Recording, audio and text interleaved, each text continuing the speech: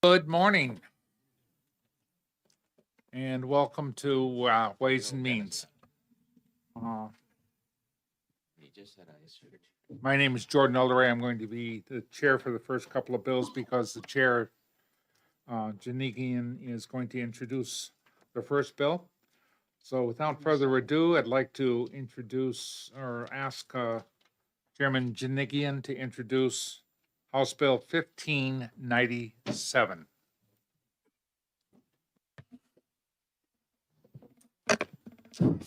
Thank you, Mr. Chairman. Okay. HB 1597, basically what it does is the business profits tax allows up to a $500,000 deduction on first year depreciation. And if you look at line 7, it's 500,000. The 2,500,000 idea is to bring it in line with the IRS code, which allows a 2.5 million deduction. The idea of this would be to incentivize companies for new investment, to buy machinery and things that would help build businesses and thereby also helping the economy as well. So it also makes it easier to keep it in line for businesses so they don't have one set of things. And there's already differences between the federal code and the state code, but this at least allows, this depreciation expense to come in line with the federal. It also would not be put in place until 2027, January 1st, 2027, because we don't want to bring it into being any time sooner would definitely be problematic. That's pretty much it. It's pretty simple and straightforward. So if you have any questions, I'll take them. Do any members of the committee have any questions? Representative? Thank you, Mr. Chairman, and thank you.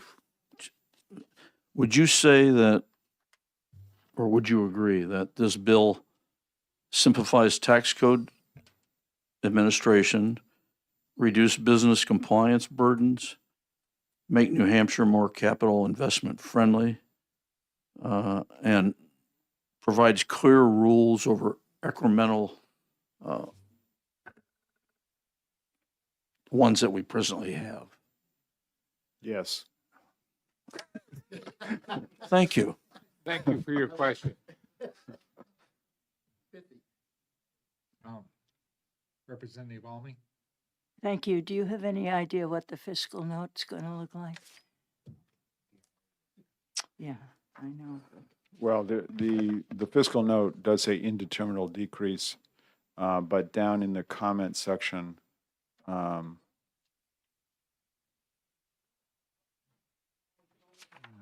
let's see. So only maximum fiscal impact. Okay, so they do state 8.3 million. 8.3 million a year. Thank you. Are there any other questions? Thank you, Mr. Chair. Thank you. I apologize, I couldn't quite reach my button. Oh, I'm sorry. Just a quick question. Okay. Is your sense, with the loss of the 8.3 million, that in some ways that will be made up by the efficiency and maybe more investments or things like that? So it's really not a straight loss? That would be the hope. This is a static analysis, and it's very hard, obviously, to figure out what the dynamic change would be. But the idea is that it would incentivize more investment, and thus hopefully create more business activity and then a higher business profit. Yes, thank you. Yeah. I have, I have a second question. go ahead, Representative. Yes. In the past, when we have considered this issue, we have found out that the federal government was changing its mind fairly often about how much it was going to allow. It's harder for us to change our minds with them. And I'm wondering if there's any way to avoid having to follow a dog wandering all over the place. That would be like predicting the future, so that would be difficult. I understand the concern. Okay, hearing none. I'd like to call Sarah Scott of Americans for Prosperity.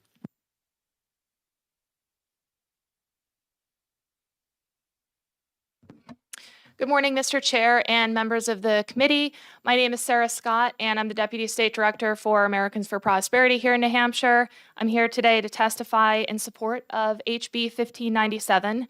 So essentially, 1597 modernizes New Hampshire's tax code by bringing the state's Section 179 expensing cap from $500,000 to $2.5 million, bringing New Hampshire into alignment with the current federal standard. This change allows businesses to fully deduct the cost of qualifying equipment, capital investments in the year that those purchases were made, rather than forcing them to recover these costs slowly over time.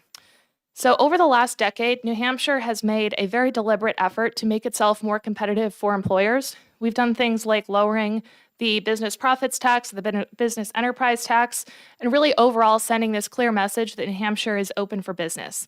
So these reforms really do matter, and they show up a lot in the data. According to the Tax Foundation's State Business Tax Climate Index, New Hampshire consistently ranks among the top 5 states nationally for overall tax competitiveness. But the same data also shows a clear warning.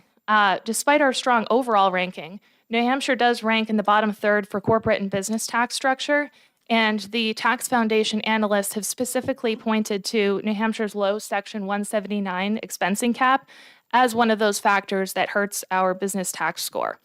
So overall, I would say that we've made real progress, but keeping outdated policies like this one can threaten to slow that momentum. Section 179 is just about capital investment, getting the equipment, machinery, and the technology that businesses need to continue to grow. The current $500,000 cap is really just not reflective of the real cost of doing business in New Hampshire today.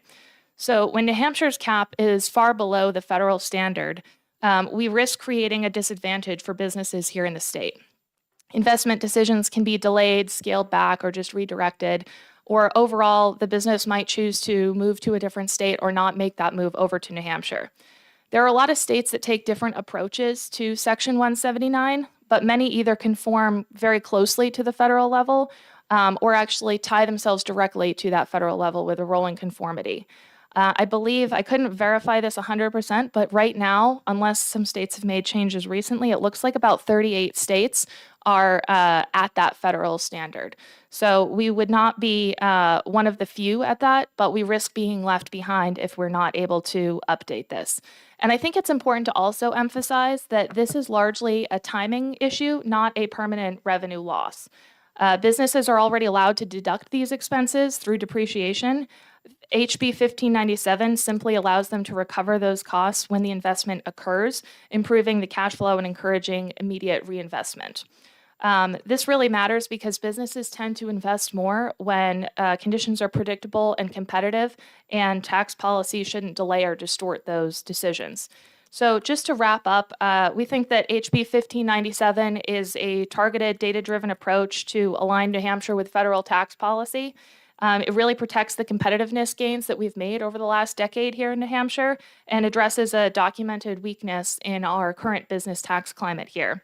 So for a state that really prides itself on being pro-growth and pro-business, I think this is a common sense change and just overall a minor update. So I thank the committee for the time. Happy to take any questions. Are there any questions from members? Representative Almy? Thank you. I think Representative Olmos had one. Okay. We know that the businesses at this point are prioritizing housing for their workers and especially and their high-level staff. They are prioritizing child care to get more people into their workforce. And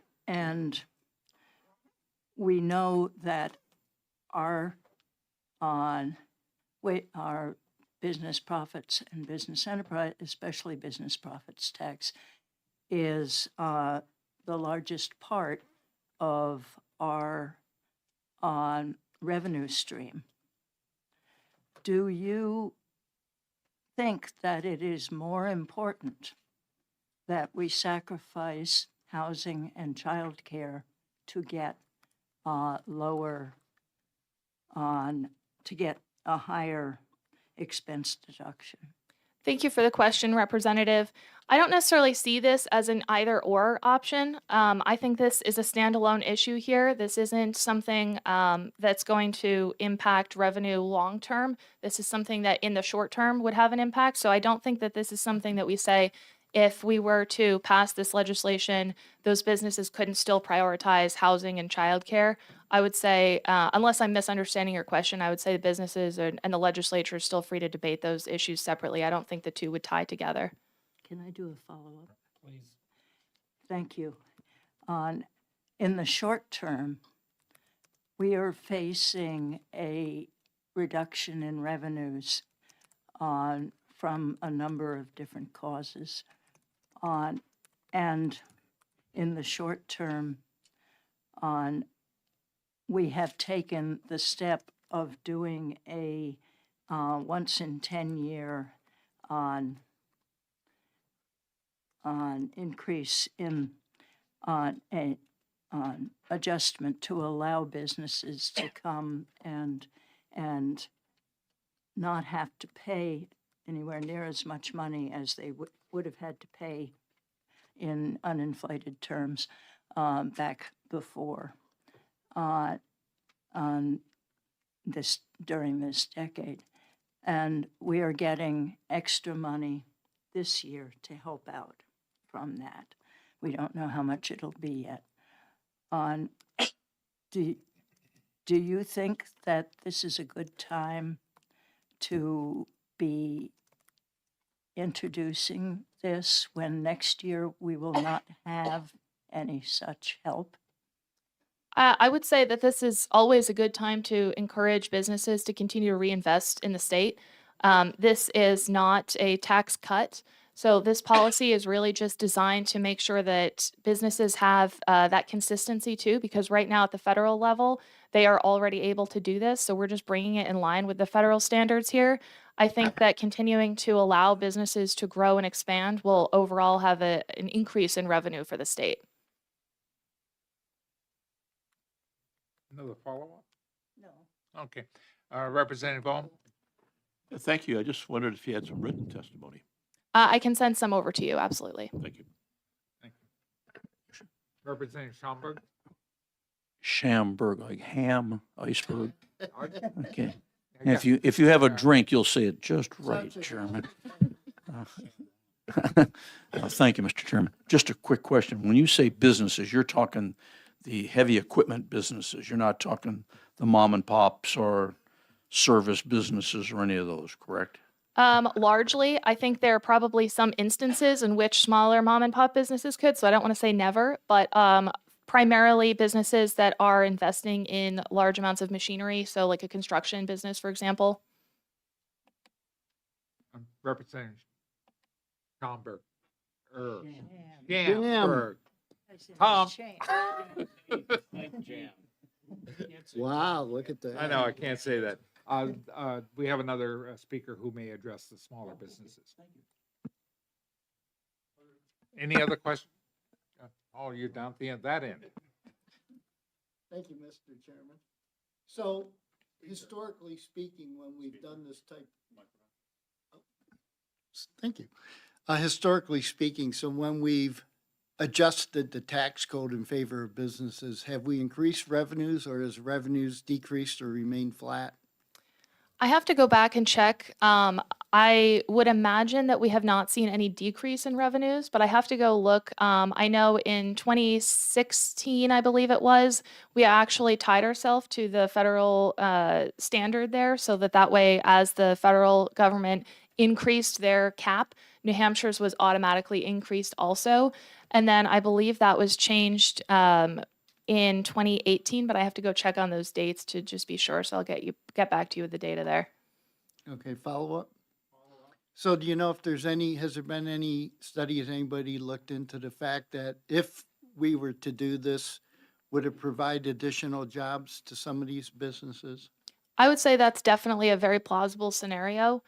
We don't have any hard data on how businesses have made those decisions, but typically what we've heard anecdotally from businesses is that as they're able to continue to expand their business, they're able to go out and hire more people. So I could give the example of, let's say a construction company wanted to go out, and that would be primarily one of the big industries I think that would go over this $500,000 cap in terms of purchasing equipment. So if a construction company right now might be limited in terms of how much they can expand because they just don't have the machinery necessary to do that. So continuing to allow them to expense this over that first year gives them greater flexibility to actually make the case to go out and hire more employees so that they can go and create more business for the industry there. Very good, thank you. Representative Tierney? Thank you, Mr. Chairman. Thank you for taking my question. It was mentioned before by Representative Almy concerning childcare and housing. If a business, probably not a construction one, but let's say one that had a large amount of employees, if that business wanted to build or whatever, a childcare center, or if they wanted to build housing for their employees, could this be used to offset their investment in that?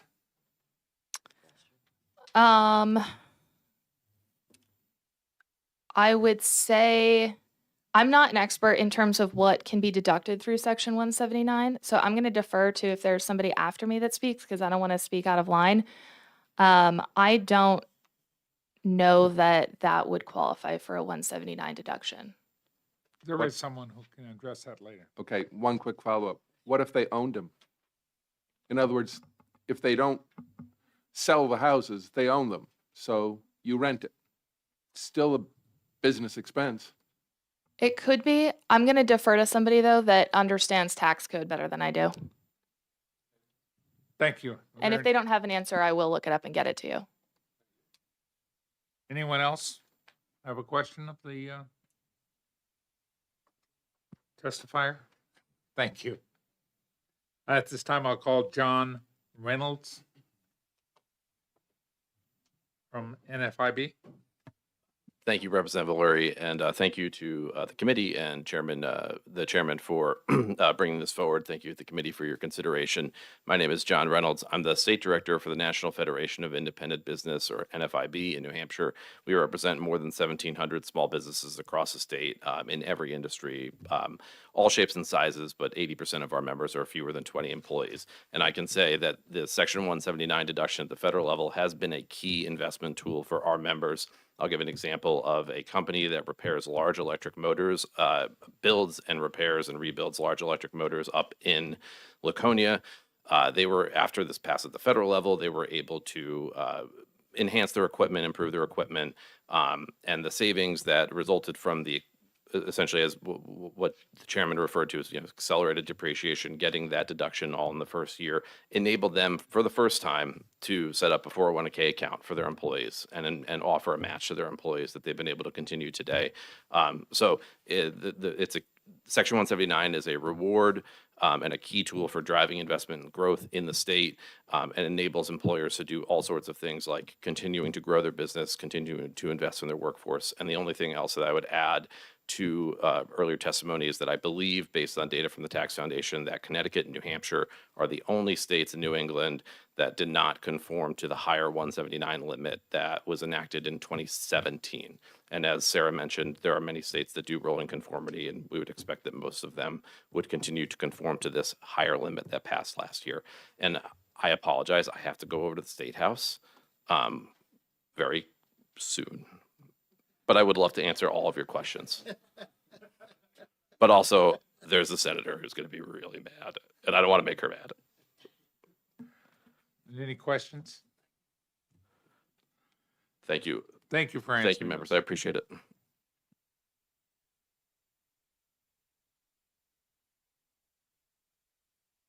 Okay. The last card is Jennifer Ramsey from DRA.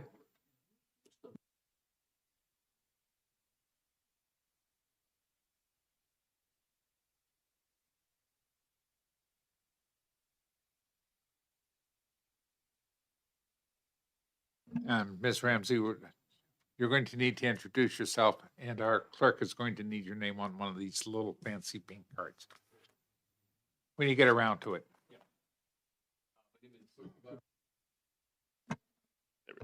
My name is Fred Coolbroth. I'm the Director of Audit at the New Hampshire Department of Revenue Administration.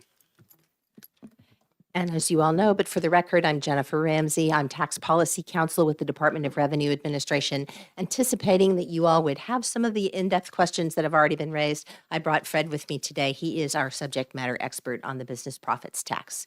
So I would like to just make one quick technical comment with respect to the bill language, and that is that it doesn't have a specific applicability date. It applies to tax year 2027, but has an effective date of earlier. It changes the date in the statute. Excuse me, I'm getting over a little cold from this weekend. It changes the date in the statute in such a way that if that were effective earlier, it could sort of call into question what was applicable for earlier periods. So I would just request an applicability sentence like you have in many bills to make clear that until tax year 27, the earlier provision would still apply. With respect to Senator Almey's earlier comments about the fiscal impact, the $8.3 million estimate was based on a tax year 23 static analysis, as Representative Janigian mentioned. That does not take into account what other effects might then flow through the tax return for a given taxpayer. So if a taxpayer is able to take a larger capital expense upfront deduction, then that same amount is not going to show up in other depreciation in that tax year as well as in future tax years. So the 8.3 million would then be offset some by other changes within that taxpayer's same tax return. I can't say that it's a one-for-one correspondence and that it's a complete wash because to a certain extent, availability of all of those deductions depends upon other factors like the business still being in business. So it may be mostly a timing question with respect to the revenue question for this bill, but I can't say that with 100% certainty. With respect to Representative Schamberg's question, whether or not as a practical matter this would simplify and streamline tax administration, I would say somewhat, and I'll let Fred comment further on how this would be implemented by his group and our organization. Also, I'm going to ask Fred to address Representative Tierney's question about whether or not this could be used to build homes or childcare facilities by businesses. Do you have anything you want to add to what I have just said before I turn it over to you? No. Thank you. Good morning. Oh, was there a question right out of the gate?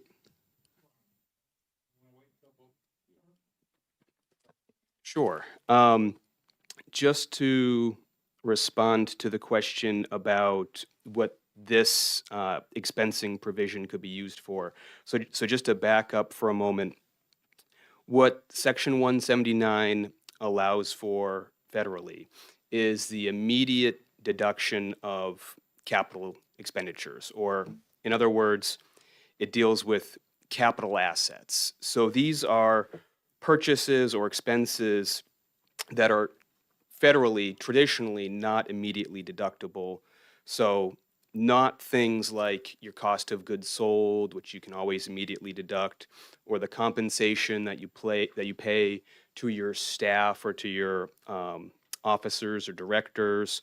All those amounts are traditionally deducted immediately in the year that the business incurs that expense.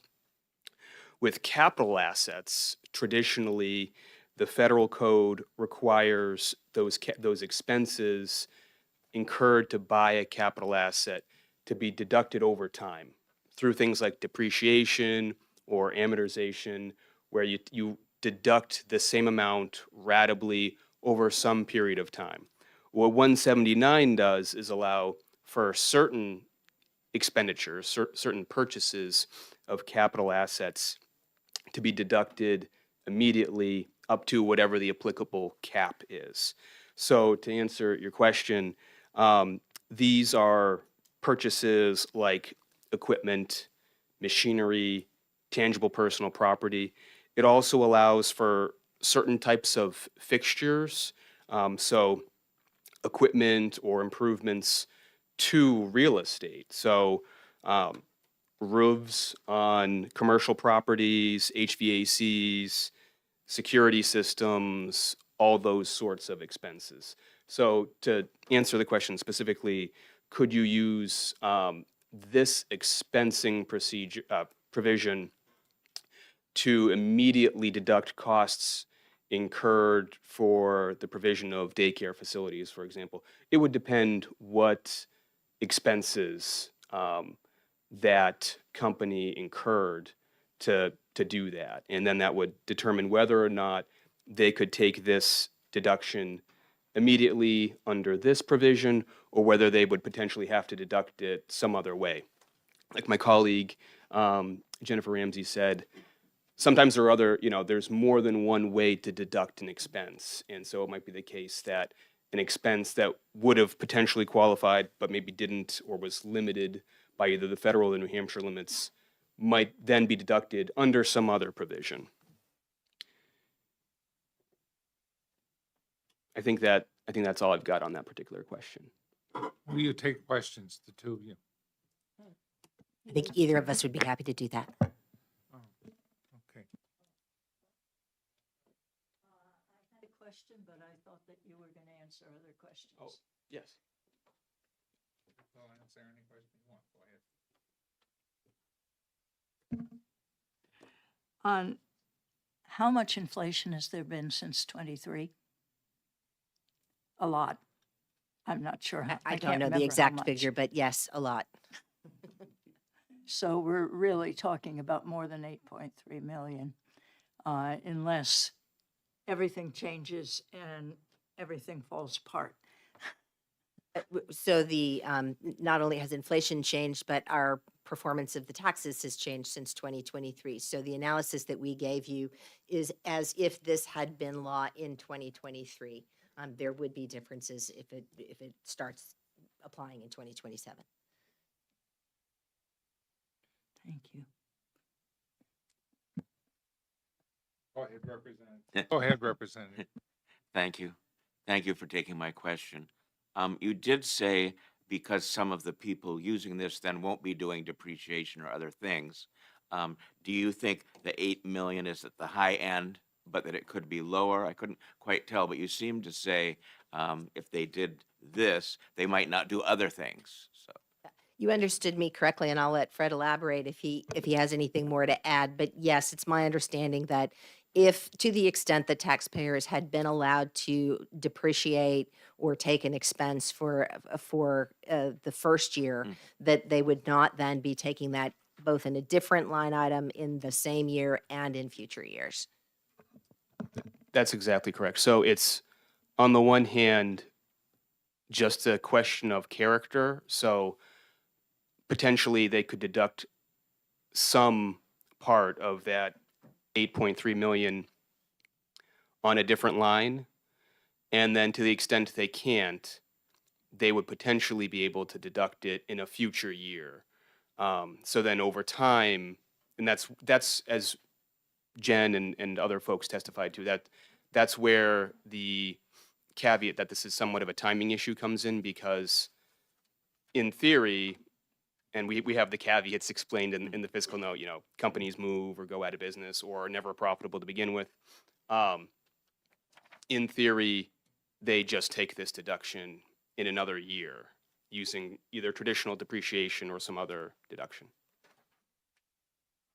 so there may be factors that reduce the 8 million. Yes. Thank you. Yes, Representative, go ahead. Thank you, Mr. Chairman. Thank you for taking my question. I'm a little confused. Is the current deduction in New Hampshire 1 million or is it 500,000? It's 500,000. Okay, and we're going to 2.5 million, is that? Yes, and that's a cap up to, but yes. Oh, okay. Follow up? What is the likelihood that a small business is going to be able to take advantage of a cap of up to $2.5 million? I would not know the answer to that question.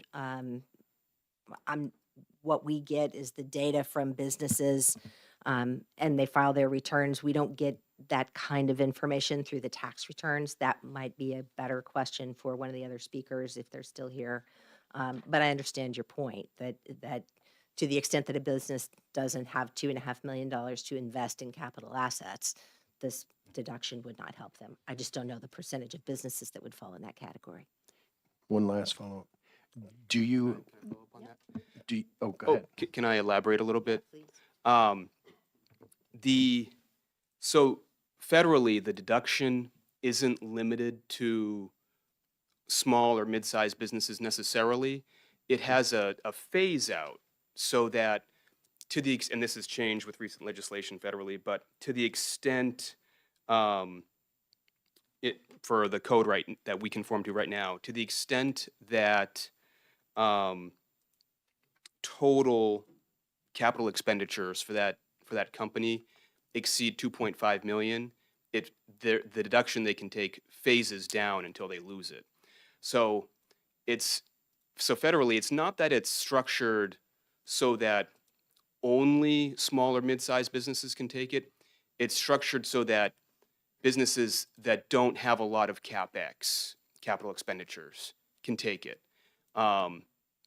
So conceivably, a large business could take it if they just don't have a lot of other capital expenditures, but they fall somewhere below the threshold amount. So that's how that works. But we don't have a sense for what that likelihood is. Thank you. Representative Ayers and then Representative Almy. Thank you, Mr. Chairman. Thanks for taking my question. So is inflation trending upward, downward, or about the same in this last quarter? I'd want to double check that and get you the exact figures. Okay, I could help you out. It's trending downward. Yeah. Thank you.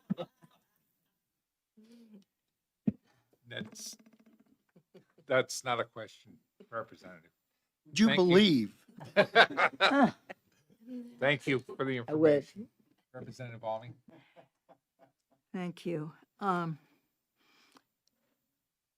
We have a great difference in this state between what is small and what is large business. For the federal government usually regards a small business as up to 500 workers.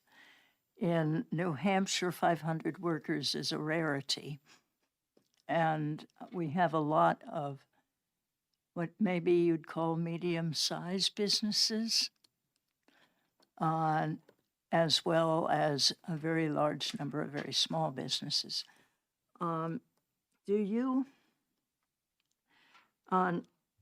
When you say it's structured so that larger businesses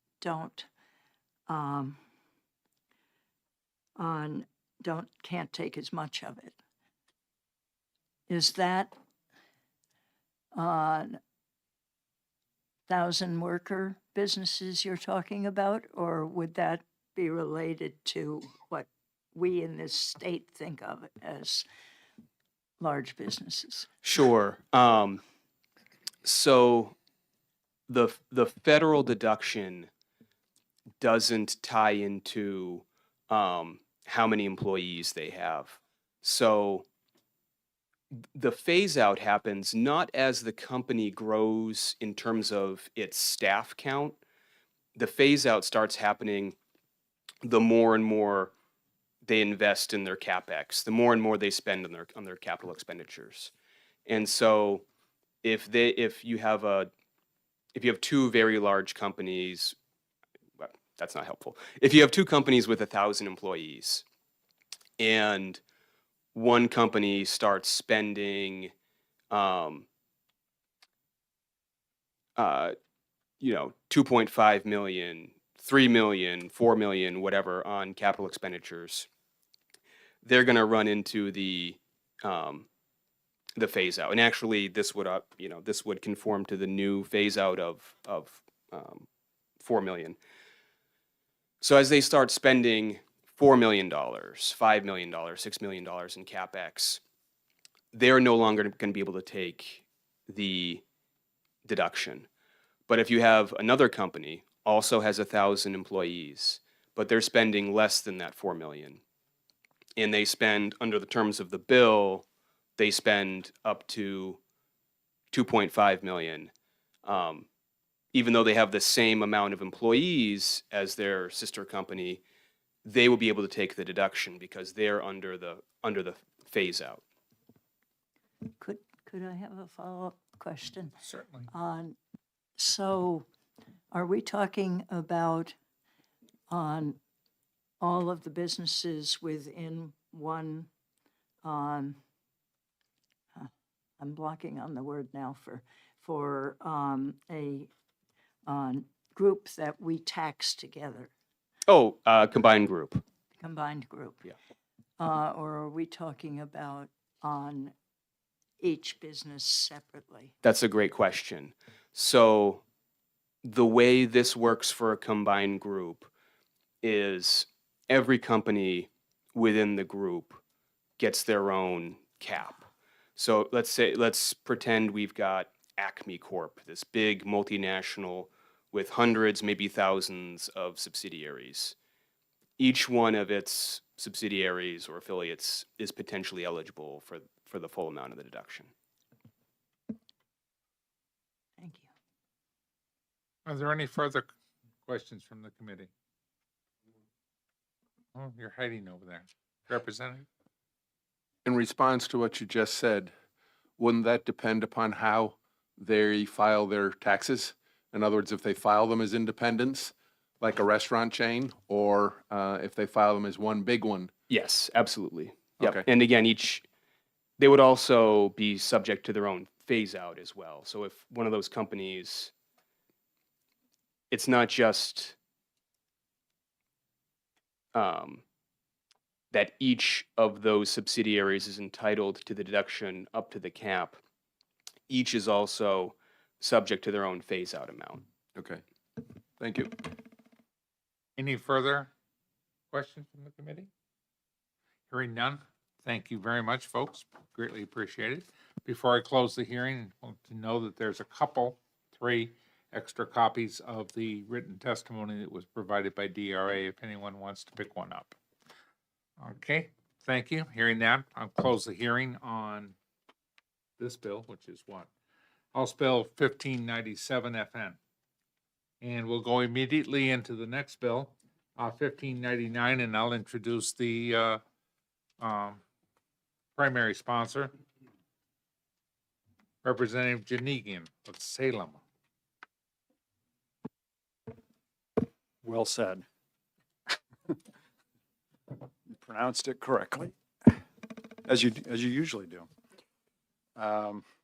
Okay, HB 1599 deals with net operating loss. And again, this is an effort to bring it in line with the federal.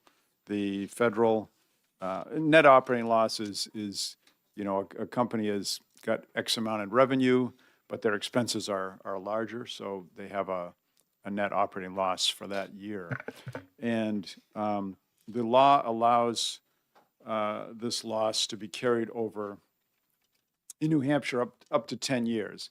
What that means is, let's say you had a huge loss, the next year you have a gain, you can take any loss that you haven't used up yet against that gain.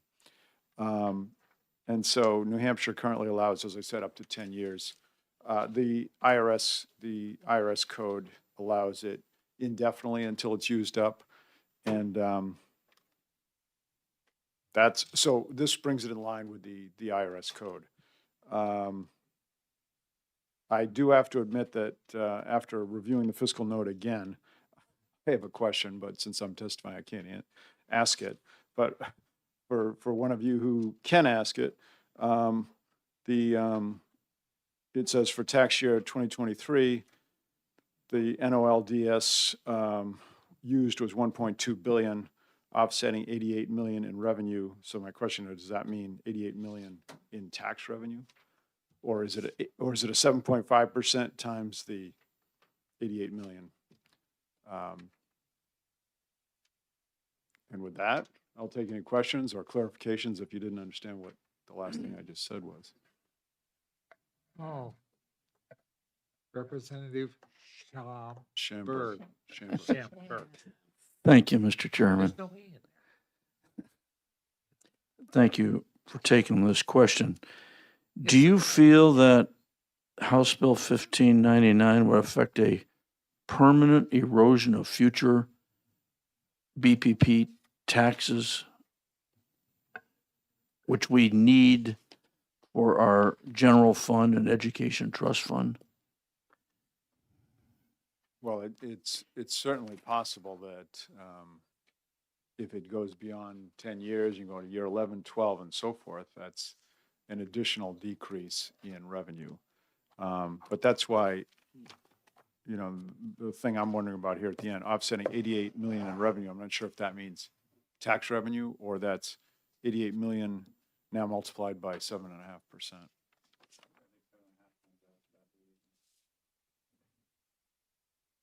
But the answer to your question is yes. You keep asking me yes, no questions and That would make things go a lot faster. Representative Almy? Thank you. By the way, I don't think that they ever put in the amount to the business. They put in the amount to the state in the fiscal notes. But this, is there any study, any long-term data that would show how much might end up being lost from businesses that manage to stay in business over a period of 10 years when they're losing money, and then start producing money, creating money, whatever. I mean, I don't have any information on a study like that. The idea here would be twofold. One is to bring it in line with the IRS code so it simplifies it for New Hampshire businesses. But the other idea would be that it is a business-friendly, not tax, but tax deduction that allows, that encourages companies to keep going.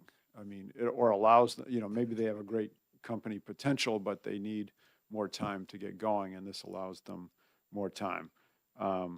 And I certainly understood that this wasn't per company. I wasn't saying 88 million per company. I realize it's to the state.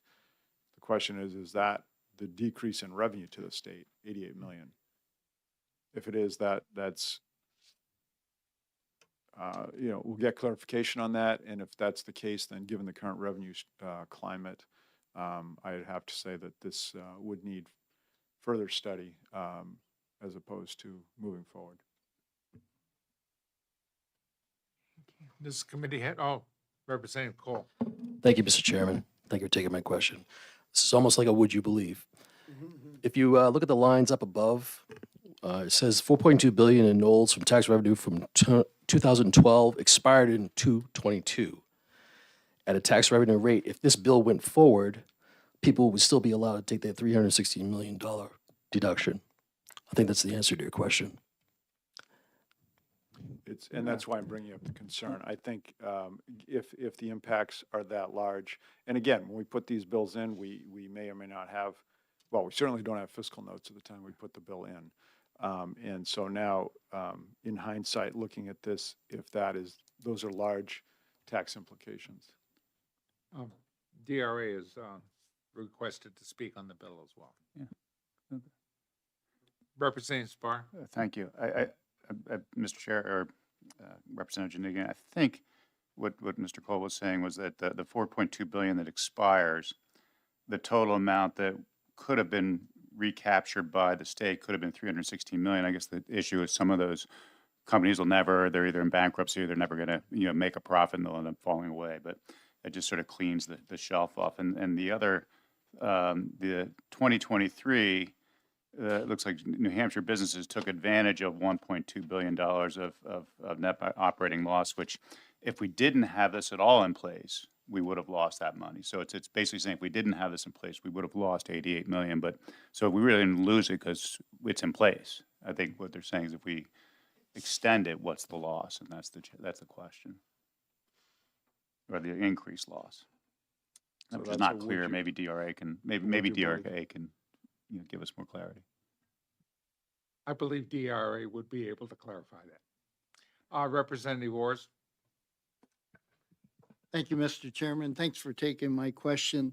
So, yes, I'd like to point out that the 316 million that's mentioned here is over a 10-year period. And my question is, though it's been mentioned some of these businesses may be or may have gone out of business, historically speaking, as we have provided more to revenue that businesses generate over time, would we be looking at pro-growth, more jobs, et cetera, or is this just a negative? Well, my sense would be it's business friendly, so it could potentially lead to more jobs. But I think we need to look at the magnitude of this and study it further. Sure, I agree. A follow-up? Yes. Thank you. So businesses that may have gone out and no longer functioning, they don't pay taxes and they don't create any revenue, do they? That have gone out of business? Yeah, Right. thank you. Representative Opal? Thank you, Mr. Chairman, and thank the soon-to-be chair again for taking my question. I'm going to go back to Tax Policy 101, just to show my ignorance. In the federal code that now has no time limit, is there an annual cap on how much a business can deduct in terms of a loss? Or is it simply up to the business's accountants to say, we lost so much this year, we're gonna deduct all of it this year or some of it this year, and or how does that work? Well, first I'll say I'm not a tax policy expert, and we'll hear from the experts shortly. But you can't deduct more than the actual amount made. So when you carry it over to the next year, let's say you have a $10 million loss. The next year, your net profit is 2 million. You can only take 2 million of that 10 million loss. Now, if your profit was 10 million, and they'll correct me if I'm wrong, you can take that remaining 10 million and wipe it out, and now there's no further deduction after that unless you have a new loss. Okay, thank you. Representative Almy? Thank you. Perpetuity is a very large word. And I'm wondering, we have examples, I only know a few of which, that of businesses that were created in the 19th century and early in the 19th century and late in the 18th century, I believe even, that started up, went for a little while, and then stayed in existence without doing anything. On one of them, well, it isn't quite a business, but the trust for the that is now on the Land Institute in Massachusetts. There's a word in there that I'm forgetting right now.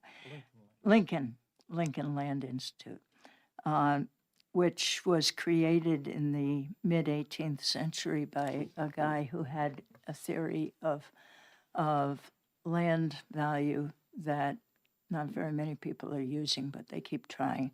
And it was, it went dormant for a long time. It was just a trust after he started it. And then it was seized on by a group that figured they can do a lot of good research on land policy. And they are thriving now. They are a nonprofit, I think, so that takes them out of the analysis. But I am wondering what would happen. Would you, if a business had been like this and was and went dormant and came back a century later, would they only get the face value of what they'd lost over that time, or would they be getting inflated value, Just the face value. face value?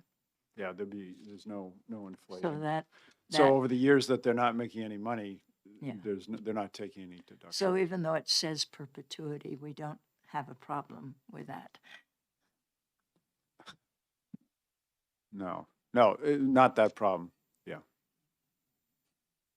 Just if, Amoskeag Corporation still exists, but they meet once a year, have a few drinks, say that they had a meeting, and that's the end of it. Benjamin Franklin set up 2 trust funds, one in Philadelphia, one in Boston, and they're still distributing money, but they don't. But they're And of course Hudson Bay Corporation still exists. But I'm not going to comment on the bill itself. Just those are examples of long-term type operations that continue to exist, if not thrive. Is that a would you believe? I can't see you. Thank you.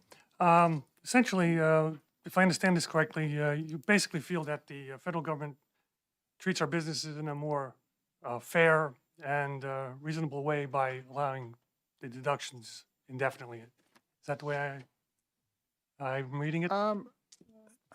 I don't know if fair is the right word, but it's, again, the main 2 impetuses of this was the more in line we are with federal code, the easier it is for our state's accountants or company accountants to work through this. Plus, it also is an incentive to, maybe a business has a great idea and their losses are, their loss in the initial, years was large, but now they're growing, and at some point, it allows them time to potentially be successful. Right. Any further questions? Being none, thank you very much. And I'll call Jennifer Ramsey and Fred Coolbroth. Yes, Coolbroth. not Shamburg. Oh, Coolbroth. Yes. Good morning again. Again, for the record, I'm Jennifer Ramsey, Tax Policy Counsel with the Department of Revenue Administration, and with me is Fred Coolbroth, who is the Director of our Audit Division and my subject matter expert when it comes to the business profits taxes. We don't have any technical suggestions to make with respect to the bill, but I anticipated there was going to be question about the fiscal note. If I can try to clarify some of the questions that I've heard so far, there's two figures that are quoted, and one is the amount of profit that is offset by the NOL deduction. Then you have a number that represents the revenue that is not realized because of that deduction. So the NOL deduction is applied before computation of the tax. So you've got both figures. So for reference in tax year 2023, the NOL actually used was $1.2 billion. That offset revenue or profits in the businesses of that amount, but it resulted in 88.5 million in revenue reduction by the time the tax rate was applied, if that makes sense. All right, and Fred is here to answer specific questions. Any questions? Representative Tierney. Question for you. Thank you, Mr. Chairman. Foreign companies that have subsidiaries over here, they have for a long time, different ones, not specific one, they charge all their expenses so that a particular entity that has a higher tax rate versus an entity they own in a lower tax rate. The higher tax rate one gets all the expenses, therefore they show no profit. How's New Hampshire? How much are we going to, not how much are we, but we're going to lose if we have entities like that. And we do have foreign companies in this state. I'm going to make a preliminary comment that hopefully will make this response less than 45 minutes. Because Fred could talk to you and has given seminars on this topic for hours. But I just would say that with respect, if I could rein that back into this, if we can focus that specifically on how that would, how those companies would treat a net operating loss deduction, I think that might make this a little bit shorter answer. Is that all right, Representative Tierney? Thank you. Yeah, so in that example, a foreign parent company with subsidiaries all over the United States that have a tax obligation in New Hampshire. Each of those companies gets its own net operating loss and its own ability to carry forward that net operating loss. And so the only impact this bill has on that is whether they have to stop carrying that loss forward after 10 years or whether they can go into year 11, 12, et cetera. That's the only impact this bill has on that situation.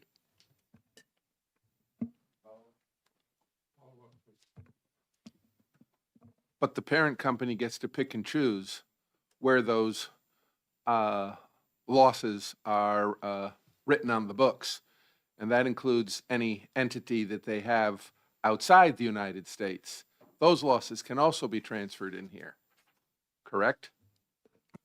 The parent company determines how their subsidiaries are structured and picks which subsidiary is going to incur an expense and have that, and ultimately potentially be profitable or be in a situation where it's going to have loss years.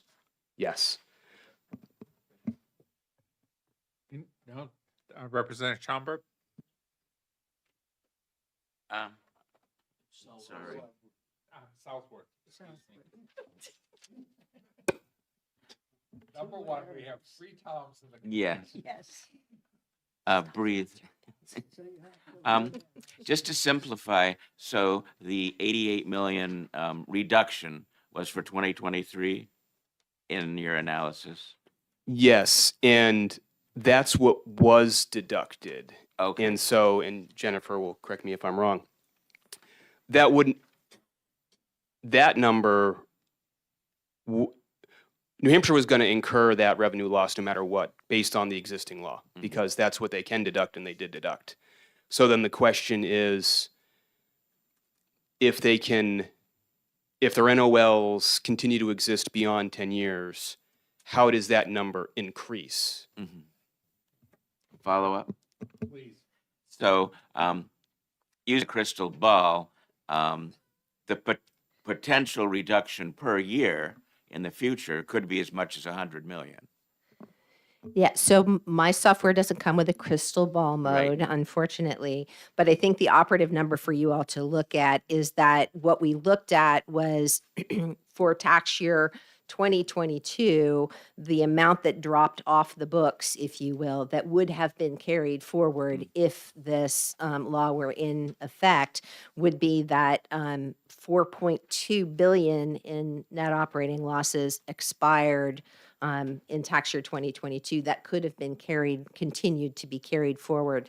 That 4.2 billion dollar operating loss would, at a 7.5% tax rate, offset up to $316 million in BPT revenue.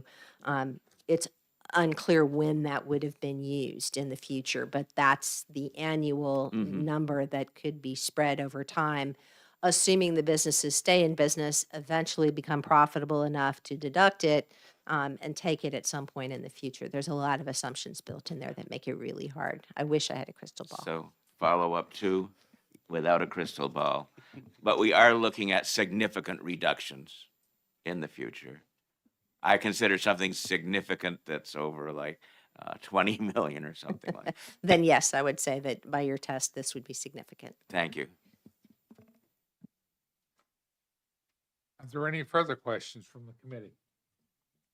I got everybody? Thank you, folks. Thank you.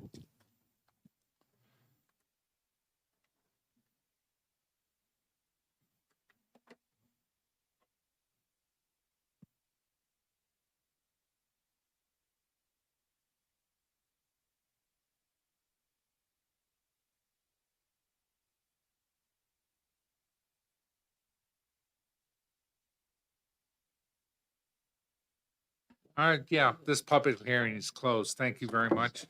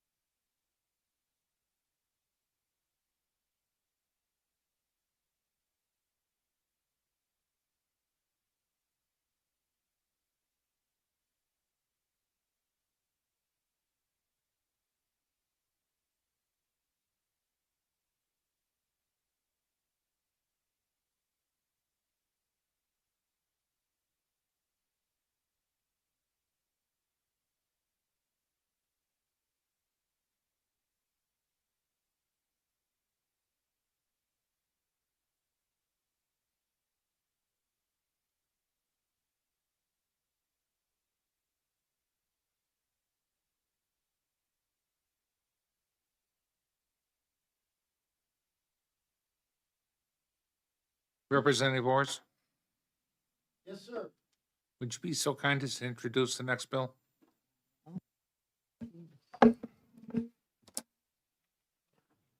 Don't introduce it yet. Hold on.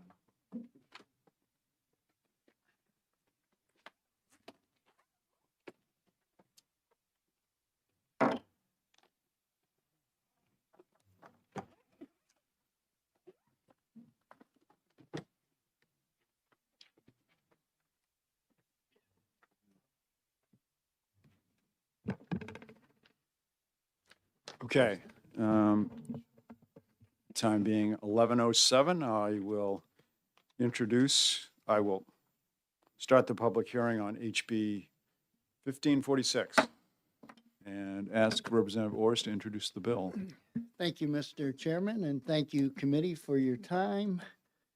This bill would eliminate the business profit tax in the state of New Hampshire. I believe the business profit tax currently is at a rate of 7.5%, and this bill would totally eliminate it and the revenue stream that it creates. In my humble opinion, seeing as how none of the co-sponsors or the sponsors here to talk about this bill, I personally believe that eliminating the business profit tax is a mistake. I also believe that if we lowered the business profit tax a little bit at a time as we have seen a bill with the business enterprise tax, we will find eventually that sweet spot that I believe will eventually, as we continue to lower, whether it's BPT or BET, we would see that the tax lowering the tax continues to generate more revenue for the state and the education trust fund. So I see lowering the BPT as a good thing, eliminating it as a bad thing. I'll repeat one more time. If we eliminate the business profit tax, we have no revenue coming into the general fund or the education trust fund. However, by slowly reducing the tax, possibly at 0.5% at a time, historically, we have seen the revenues increase in the state of New Hampshire. So in one situation, lowering the tax can be a good thing. On the other hand, when we miss the sweet spot and we eliminate all the revenue to the state, I think that creates a problem. Thank you. Thank you. I see a question from Representative Schamberg. Thank you, Mr. Chairman. And my question, if you can answer it, sir. Oh, I'm sure I can. If this bill takes away the state revenue or you try to get to the sweet spot, would the shift for responsibility be transferred to local taxpayers and municipal budgets? Oh, I imagine if you eliminate the tax, someone's got to pick up the tab somewhere, right? I mean, if you reduce the tax, you reduce the revenue. So recently I had a constituent write to me and they were griping about the fact that we increased fees last year for certain things like motor vehicles and licensing, whatever. And it was, they were offended by the fact that we increased revenues but called it a fee. So I wrote to them, I said, well, you really can't have it both ways. If we're increasing revenue, I don't care if you call it a fee or a tax, we're increasing revenue. And in this case, if we eliminate the business profit tax, as I've already stated, I think it's a mistake because now we've bypassed the sweet spot, which we don't know what the sweet spot is yet. You lower it a little bit at a time as revenues continue to increase. That's a beautiful thing. But once that flattens out, that's probably an indication you're there. And either you need to tweak it back up, leave it there, but you don't want to go below the sweet spot. Follow up. Follow-up, Mr. Chairman, thank you. Why is a sweet spot always downward and can't be upward?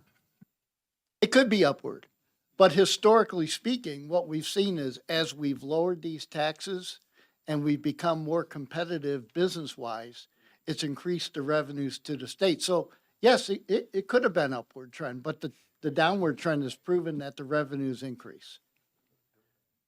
Historically speaking. Representative Opal. Thank you, Mr. Chairman, and thank you, Representative, for taking my question.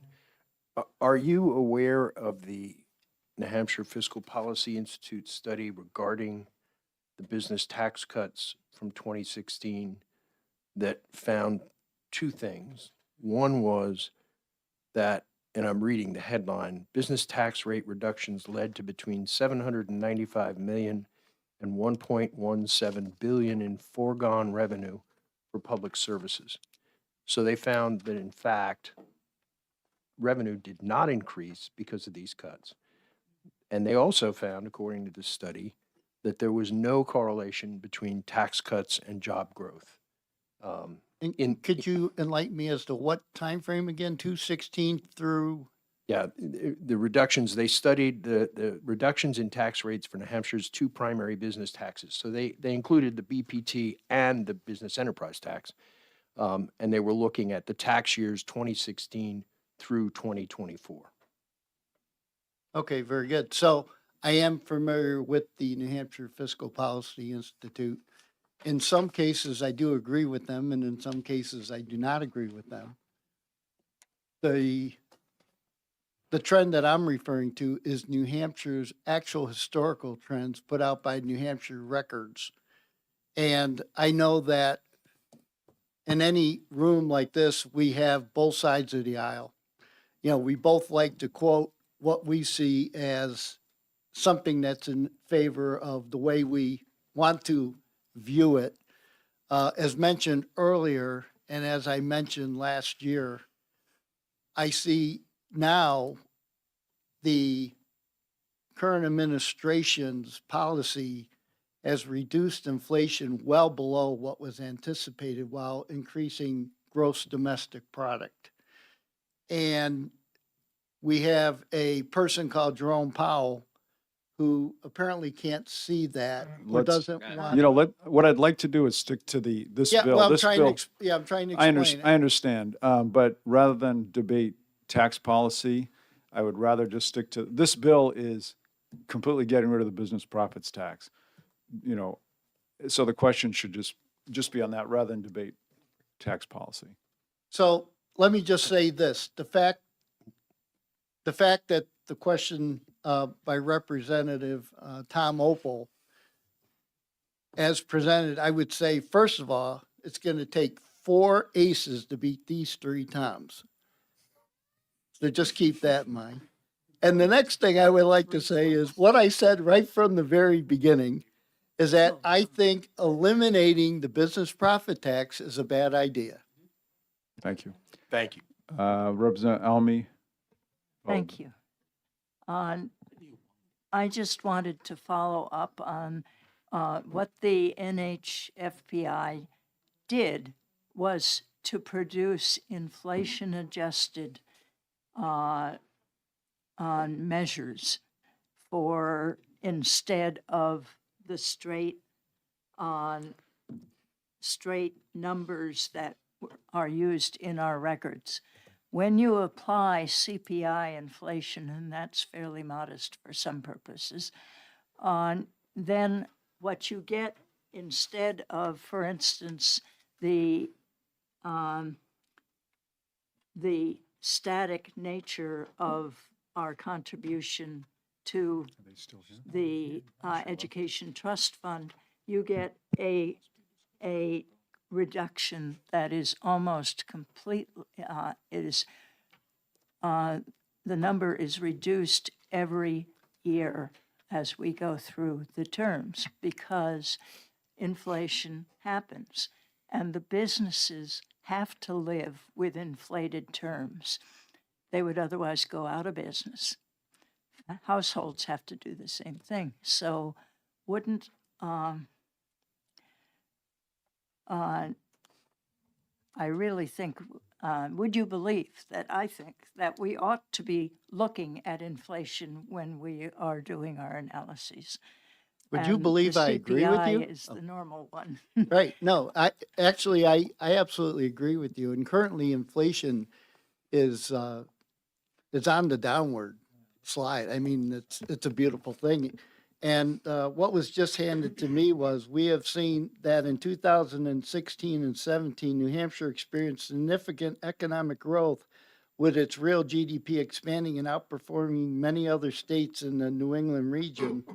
In terms of dollars gained, 2016, 81 billion, 2017, 81.2 billion.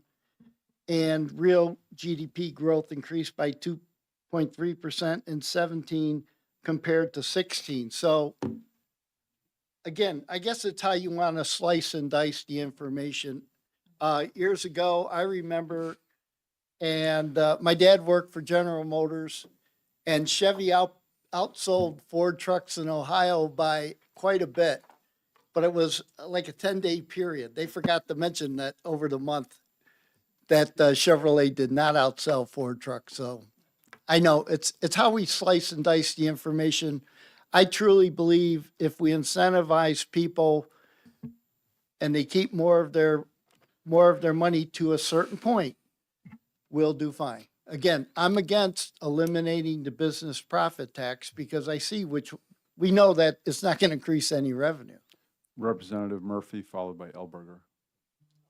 Sorry, I'm going to pass. Thank you. Okay, Representative Elberger. Thank you, Mr. Chairman. Thank you for taking my And let me question. just, again, I don't want to debate tax policy. Doesn't make sense to completely get rid of the tax. I just want to clarify that you said before you understood that lowering business taxes would have an impact on property owners, residential property owners particularly, by causing their taxes to go up because I you did still not say have to pay that. for things. Okay, just to be clear, I didn't say, I said that it could impact other taxes, yes. Thank you. Okay, any other questions? Seeing none, thank you. Thank you, it was an interesting experience.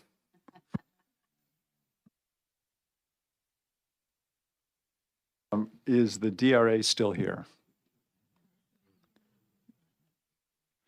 Okay. It doesn't look like they are, so 10 minutes. I think this is a fairly, did anyone have any questions of DRA? I think this one's fairly obvious. Yeah, I think they thought that, okay, whatever, I shouldn't say what I think they thought.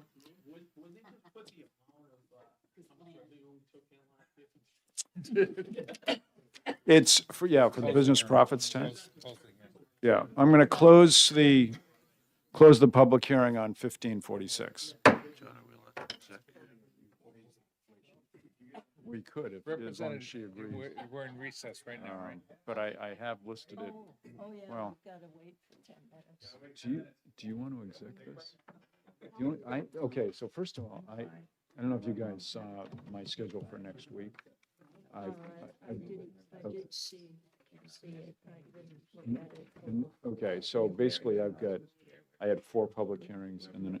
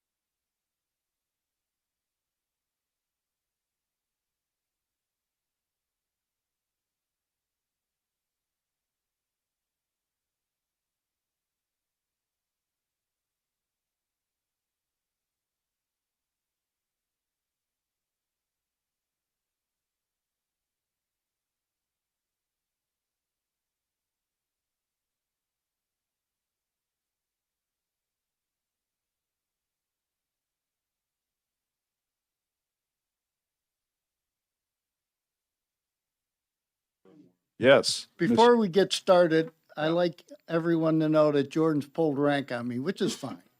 I also want everybody to know I used to do taxes for a living, being a controller and a VP of finance. And let me say this, the tax code in this country is so screwed up. It's over 1 million pages. If it was up to me, I'd change it to a flat tax and you do it on 1 page. Thank you very much.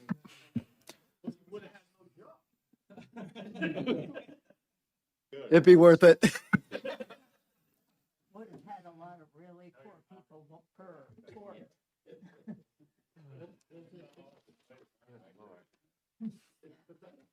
This one's going to go.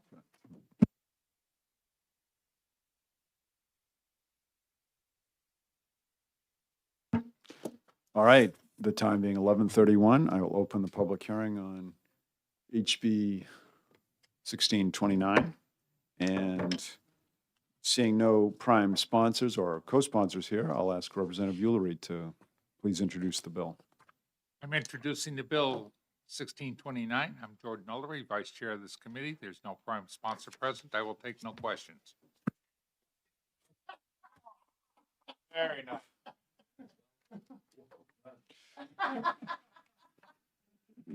Mr. Orris, please learn from Mr. Ullery.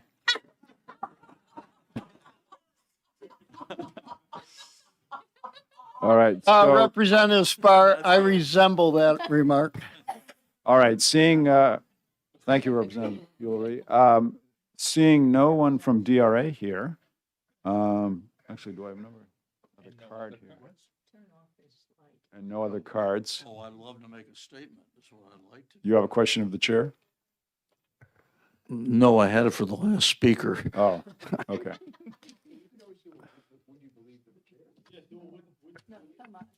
This will be quick. Mr. Chairman, Okay. would you believe that because New Hampshire towns lack authority to levy new local taxes without legislative approval, the fiscal burden would shift disproportionately onto local property taxpayers rather than being replaced by alternate local tax revenue sources if we had adopted this bill? I would believe that if we completely get rid of the business taxes, we would be in deep trouble and, yes. Okay, Mr. Chair, yes. since if there's no other questions and we have some time present, would it be appropriate, since this has previously been noticed, to have executive session on pending legislation to be held throughout the day, time permitting? Would it be appropriate therefore to go into executive session on House Bill 1546, the business profits tax repeal? It would, but let me first close the public. Is there anyone else who would like to speak on HB 1629? Seeing none, I'll close the public hearing. Okay. Question now- for the chair. Yes. Can we have our exec on 2 of them? He Yes. He listed one. He but listed I- one. This is one from last week. No, this is. No, this No. was today. Today. It was the repeal one. Yeah. So my So- question, because he said a specific one, yeah. could we do 2? Yes. Okay, yes. thank you. Yes, in fact, that was going to be my next comment. We will be execing, since we did notice that executive session could be held at any time on pending legislation. I plan on execing HB 1546, which repeals the business profits tax, and HB 1629, which repeals the business enterprise tax. So first, I will open an exec session on HB 1546, repealing the business profits tax. And ask Representative Ullery to make a motion. I move inexpedient to legislate. Do I have a Second. second from Representative Almy? All right, so it's,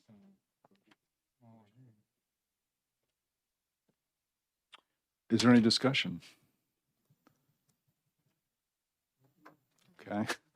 See, I think we've already discussed it. Seeing none, I'll ask the clerk to call the roll as soon as he's ready. Oh, I got a green sheet. Thank you, Mr. Oh, Chairman. yeah, that's right. We are voting on House Bill 1546 FN, repealing the business profits tax. The motion is ITL. Representative Ulrey. Yeah, aye. Clerk votes yes. Representative Sodi. Yes. Representative Ors. Yes. Representative Stephen Smith not present. Representative Tierney. Yes. Representative Cole. Yes. Representative Breyer. Yes. Representative Mary Ford. Yes. Representative Mary Murphy is not present. Yes. And votes yes. Representative Almy. Yes. Representative Southworth. Yes. Representative Malloy is not here. Representative Schomburg. Yes. Representative Bolton. Yes. Representative Elberger. Yes. Representative Jeffrey Smith, not here. Representative Opal. Aye. Representative Spar. Chairman Janigian. Yes. 18-0. Is everybody here? Are we missed? No. Steve Smith. Yes. 17? Yeah, I got 17, yeah.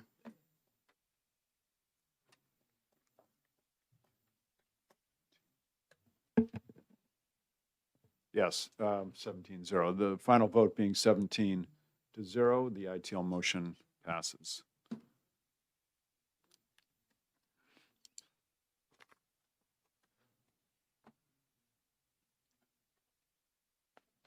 And I'll close the executive session on HB 1546.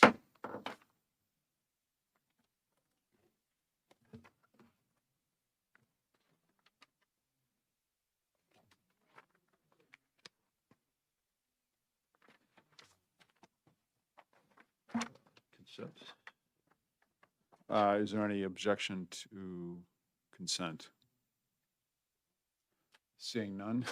Do we have Oh, a? geez, I thought, That's surprising.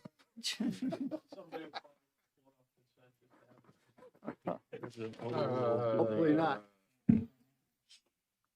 Representative Ulrey will do the report. Representative Ulrey, you'll do the report.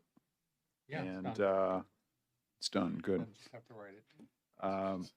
If you could get that to me, actually, what's today? About 20 minutes.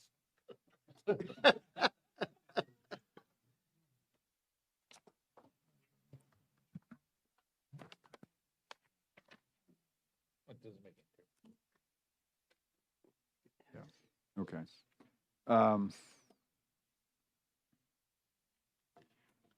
Okay, next, I'm going to open an executive session on HB 1629 and recognize Representative Ulrey for a motion.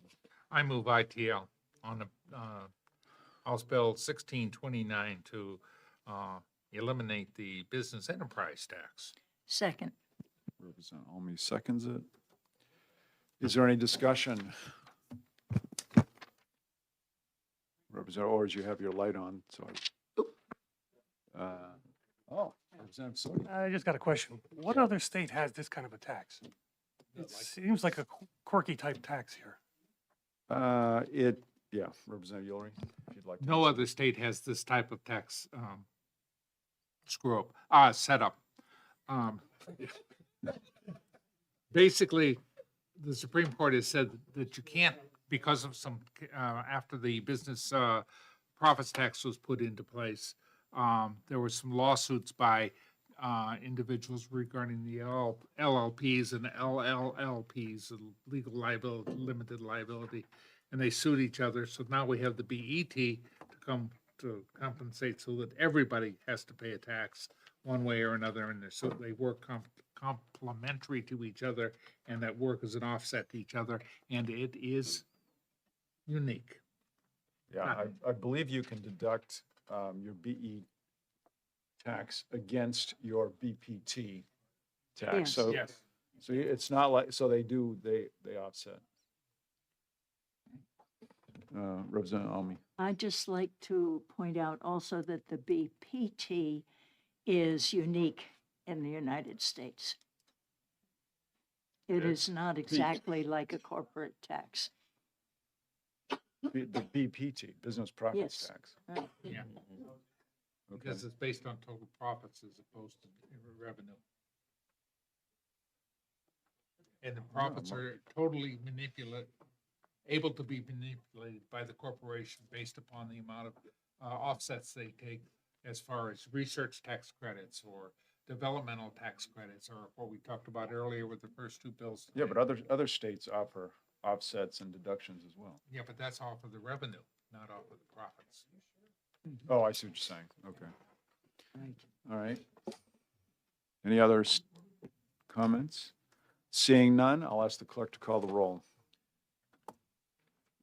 Thank you, Mr. Chairman.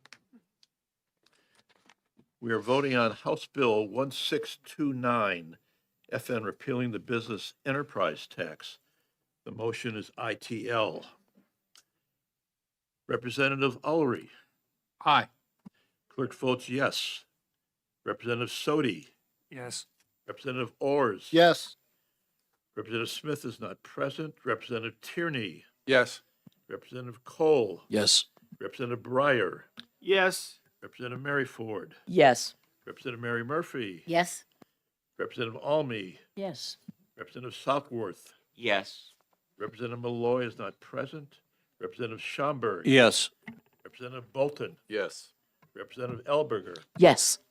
Representative Jeffrey Smith is not present. Representative Opal. Aye. Representative Spar. Yes. Chairman Janigian. Yes. 17-0, 3 absent. The vote being 17-0, the motion of ITL passes. And I'll close the executive session on, oh, yeah. Consent calendar? Yes. Any objection to consent? Seeing none, I'll close the executive session on 1629.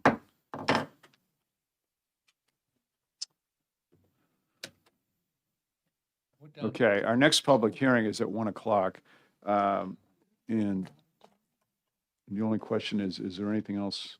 Well, there was a bill last week. Give me 2 minutes to talk to Representative Almy. We'll see if there's anything else we can exec.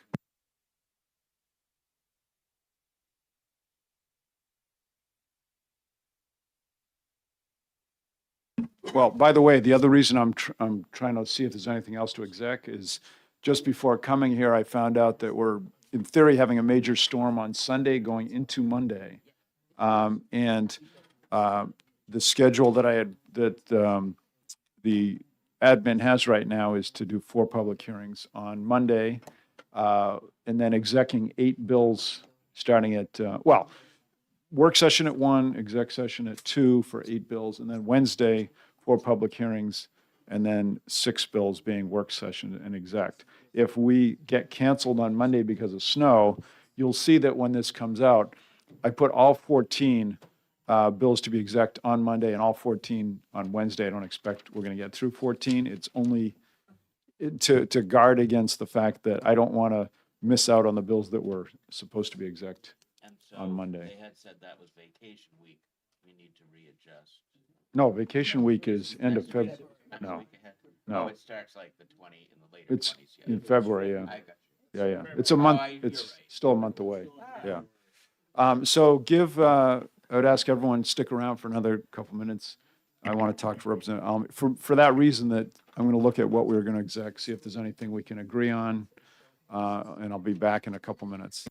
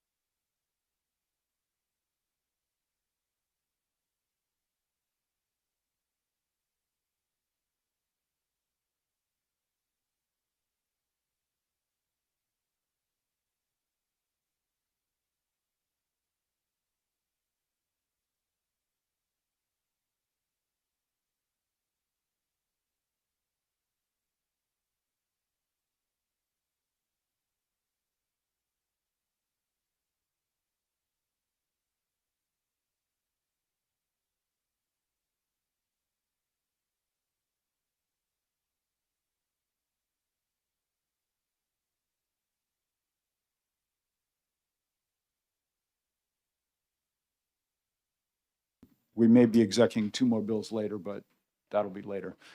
So you now can take a break until 1 o'clock. Representative Elberger. A couple of questions. Actually, one. I just want to clarify how many weeks you anticipate Monday and Wednesday, because I'm going to have to rearrange some medical appointments. Okay. I want to know too. Yeah. I'm not going to hold you to it. I just like if you have 3 months, 2 months. We're,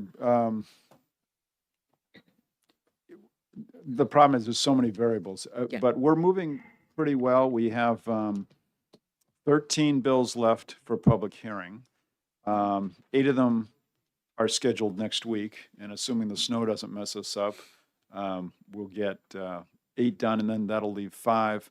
So I'm expecting that by the first or second week in February, we'll be done with all the public hearings, and then we'll just be doing work sessions and exec sessions.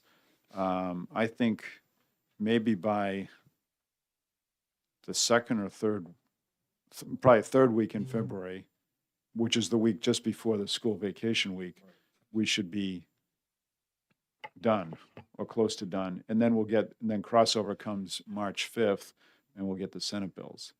And then, depending on how many Senate bills there are, we may not, actually, we don't, I guess I could find out how many Senate, well, no, we don't know because they could ITL bills too. So that's the problem. There's a lot of variables. But I would say if you're around school vacation week, that's a good day to schedule things. And then, yeah, it's hard because that brings us right to that point, and then the crossover. Okay. So, but probably the Senate bills, there'll definitely be less, and maybe we're done by the end of March unless we get second committee bills. And thank you. And one other non-germane point. I would like to suggest a contest among the various House committees for the number of multiple people with the same name on the committee, because on our committee, we've got Who are you 3 planning on Toms, removing? 2 Marys, and 2 Susans. So 7 out of 20 members have at least one other person Sharing a with name. that name. So Oh. I'm sorry, Oh, 9. I think we won. I don't know if we. Yeah, so, Wait, I thought the 2 bill was counterfeit. oh, I have seen Dunkin' Donuts people reject $2 bills. Yeah. Oh, Okay. Not a bad idea. Yes. Mr. Chairman, not to, I'm looking at the House record, and it says crossover is March 26th. yeah. Oh, I'm sorry. March 5th is when we have to March have 5th our is the last bills day to out of report bills, committee. not in a second committee. Okay. Okay. So then there may be, thank you for that. And we may have So- second See committee the DRA bills. is here. Yes. Yeah, and the Okay. last day to act on bills, last day to report all bills is March 19th. Okay. So there could be a time in there unless we get so then, the caveat is we could have Second second bills. committee bills. Right. But if, if you really need to schedule stuff, not if you need to, we all need to schedule things. But probably after March 5th through the 26th, maybe. We should have limited business. Probably meet once, not twice.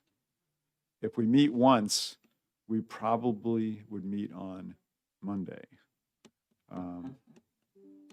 So, thank you, Representative Well, Opal. if we've got second committee bills, then we have to meet Well, during that period, so. yeah, we would have to meet, but I'm not anticipating a ton of bills. Finance gets a lot of second committee. We don't get as many. Okay. DRA is here.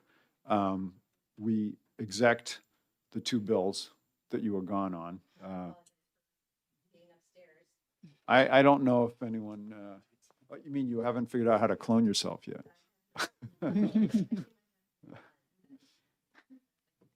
We appreciate it.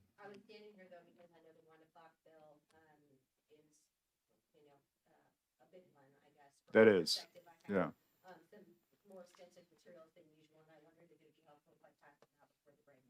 Yes, Yeah. definitely. Thank you. All right, so, Representative Almy.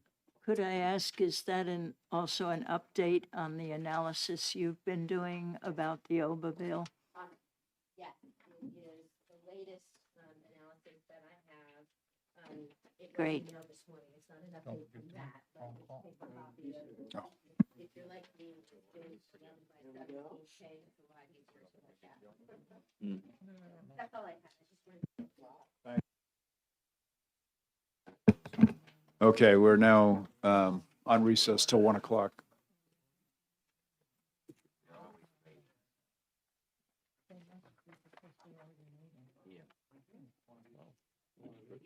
Also, the Democrats were artistic together in the cafeteria. Two bills. Yes, thank you.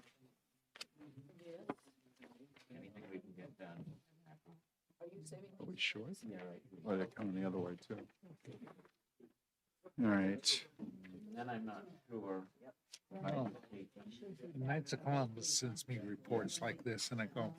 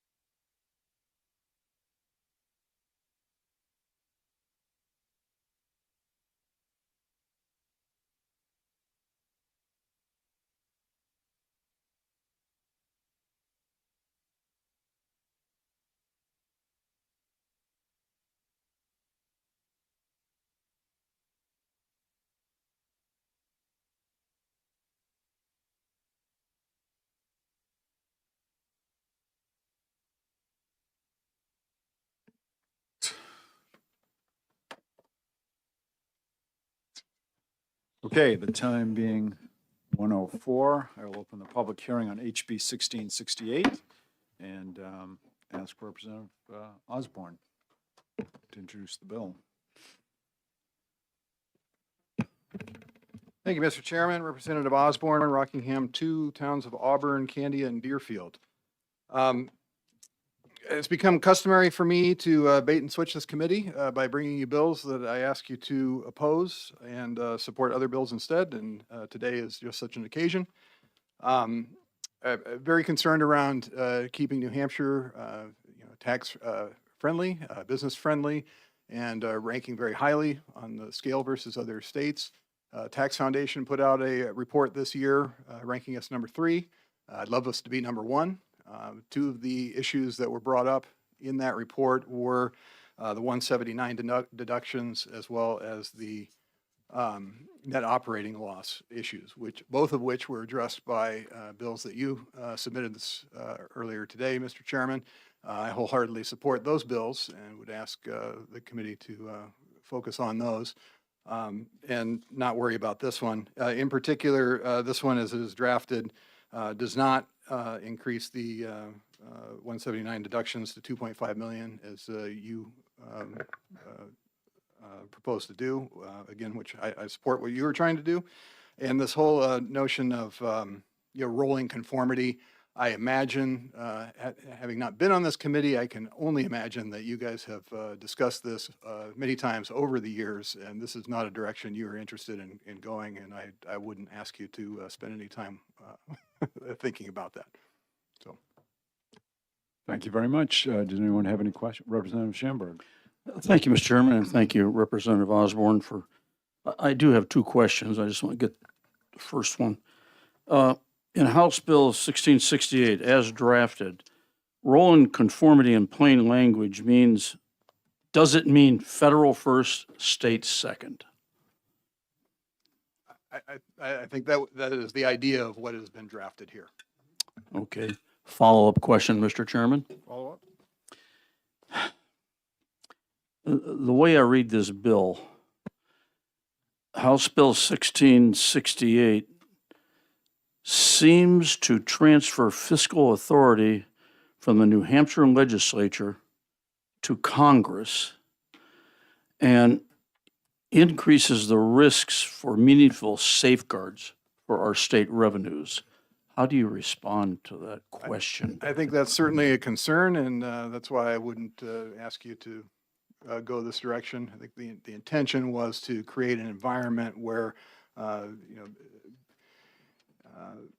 businesses have an easier time of filing their taxes, knowing that the state is doing things the same as the federal government is doing, and not trying to avoid a situation where other states are more attractive for businesses to go do their business than here in New Hampshire. But yes, I agree with your point. Any other questions? Being none, thank you very much. Nope, thank you. The only other pink card I have is Jennifer Ramsey, DRA.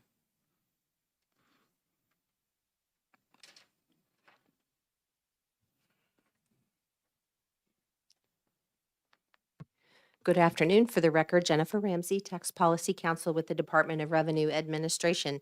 In light of the prior presentation, that may significantly shorten my comments. I wanted to share with Representative Schamberg that I think the definition of rolling conformity is a little bit different than was just discussed. I think rolling conformity means that the code to which we refer in the business profits tax when we refer to the code is currently fixed at the 2018 code. If we were to become a rolling conformity state, that would mean every time the federal government updates the code, our reference would be updated.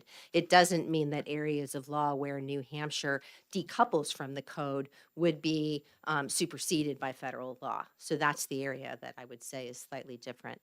I had prepared a set of materials to discuss with you the differences between our current TCJA and OB3.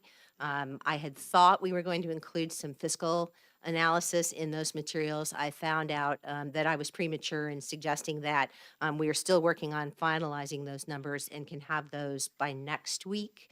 It may be that you would prefer to have a presentation specifically on that in connection with the IRC changes letter.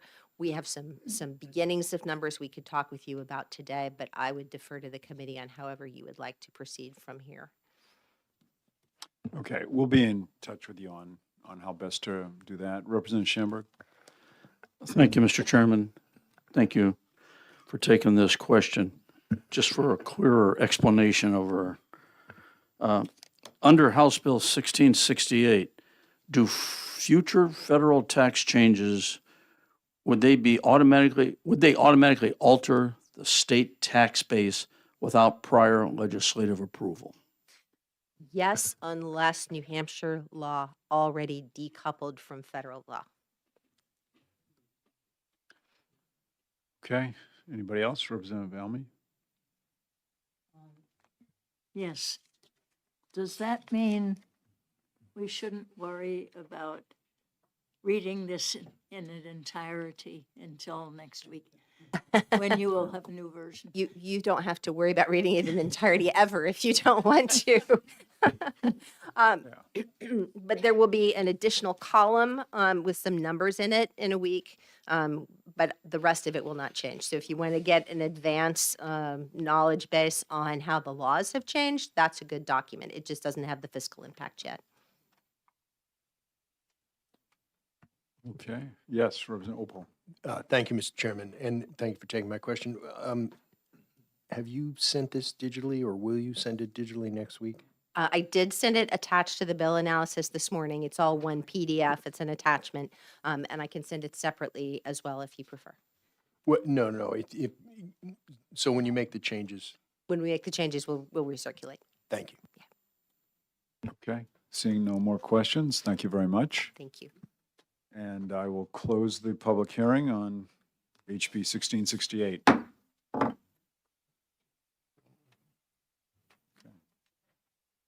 Since we have 20 minutes until the next public hearing, we're going to exec a couple more bills. What will they be?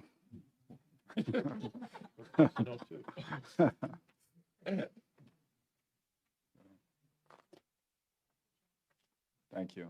I like that. What will they be? We'll find out shortly.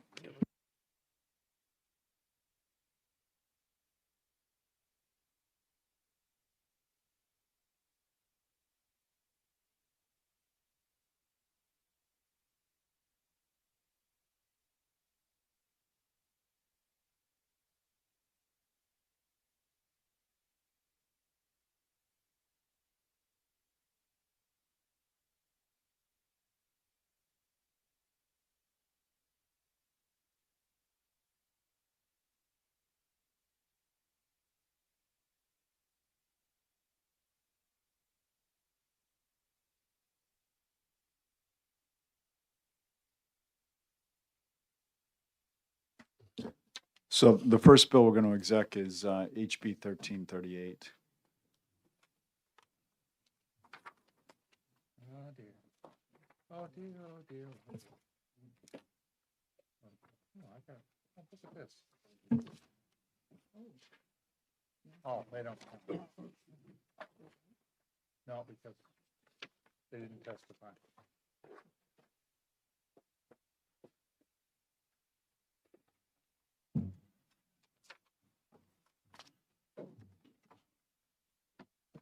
I suppose that's green, or yellow. They call it.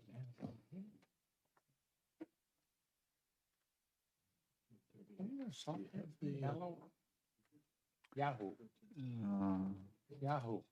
Yellow. Lemongrass. Oh, yeah, I've seen it. Or a song by Donovan. Pardon? Or a song by Donovan. Yeah, that too. All right, let me know when you're.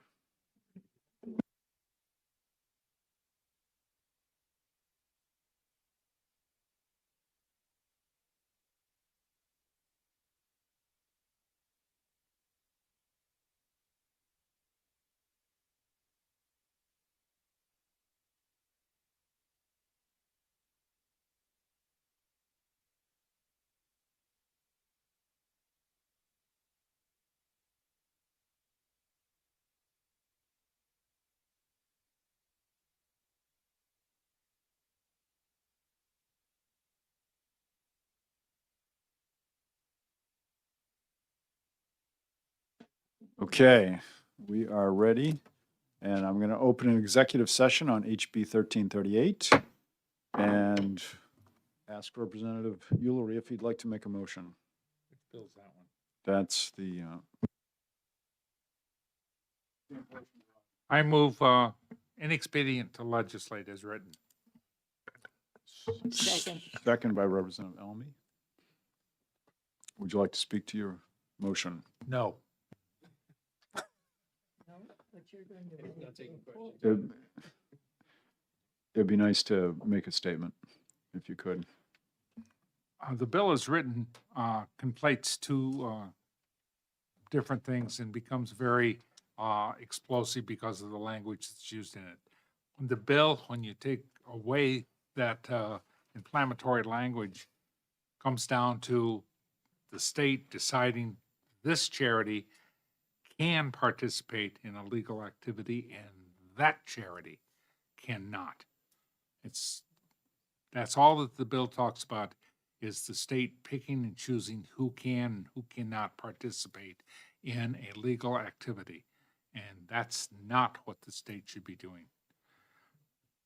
If you want to address whether or not those things are legal, that's separate from what that particular bill was attempting to do in the gaming statute. Thank you. ITL, any other thoughts, comments, questions? Seeing none, I'll ask the clerk to call the roll. Thank you, Mr. Chairman.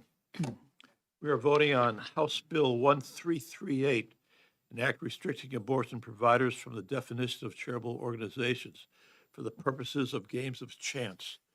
The motion is ITL. Representative Ulrich. Aye. Clerk votes yes. Representative Sodi. Yes. Representative Ors. No. Representative Smith is not here. Representative Tierney. Yes. Representative Cole. Yes. Representative Breyer is not here. Representative Mary Ford. Yes. Representative Mary Murphy. No. Representative Almy. Yes. Representative Southworth. Yes.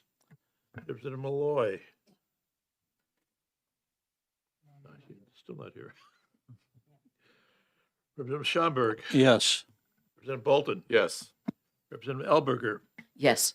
Representative Jeff Smith is not here. Representative Opal. Aye. Representative Spar. Yes. Chairman Janigian. Yes. 15 to 2. 14. 1, 2, 3, 4, 5, 6, 7, 10, 11, 12, 13, 14. Thank you. 14 to 2. The vote being 14 to 2, the ITL motion passes. Any objection to consent? Okay, we'll put it on a consent calendar.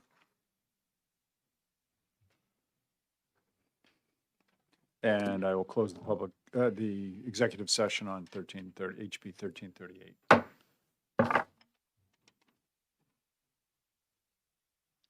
21 members. What? We have 20. So four people, yes, which is named Breyer's out. What do you have for Breyer? No, 14 and 2 is 16 and 4 is 20. I keep thinking we have 21 members. No. 20 members. Yeah.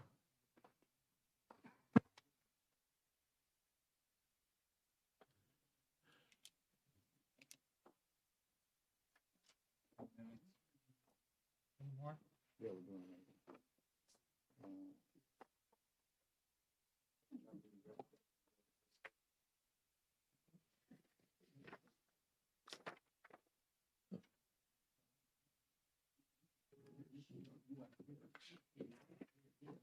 Okay, next is 1063. 1063. The next bill that we'll be executing shortly is HB 1063. Mr. Chairman, Yeah. I haven't had a chance to talk with the prime sponsor of this bill, but I think the intent, certainly on my part, would be to try and offer an amendment. I would prefer to be able to offer it to this committee, but I'm not ready today. So I would ask the committee might consider holding off on executing 1063. Give me a moment, please. What is 1060? Oh, yeah. Yeah, I have it.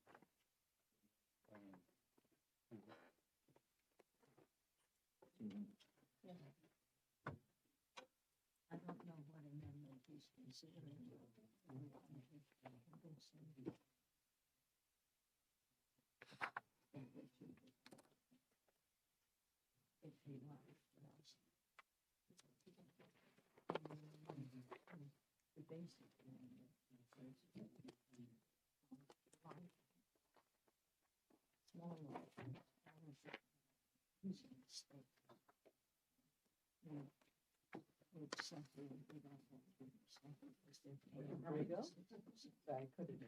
No, We're executing. we're not ready yet. And then there's also restaurants.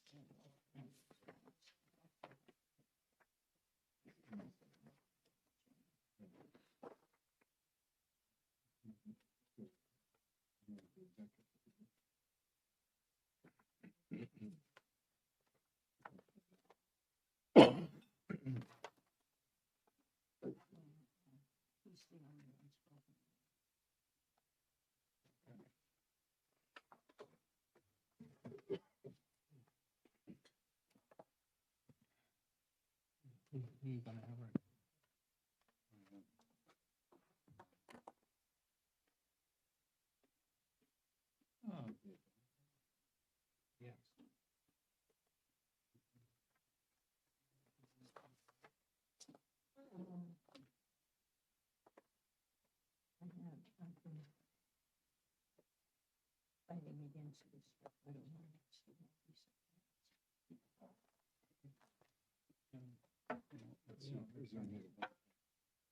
Bill. Which bill?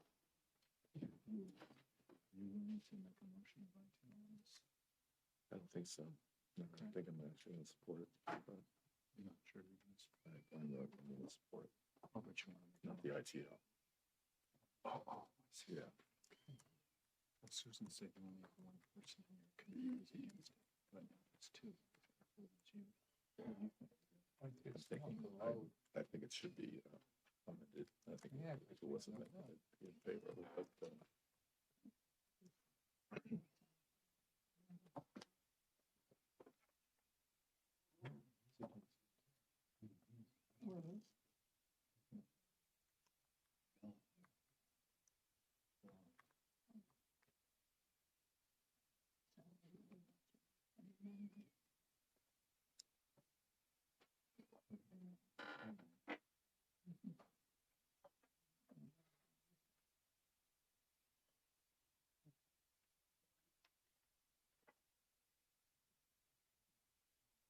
Didn't say that.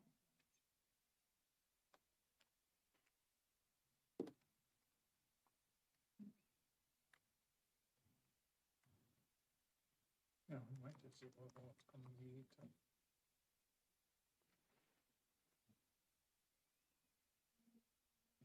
Up to you. Unless you step down. Marvel, your preference.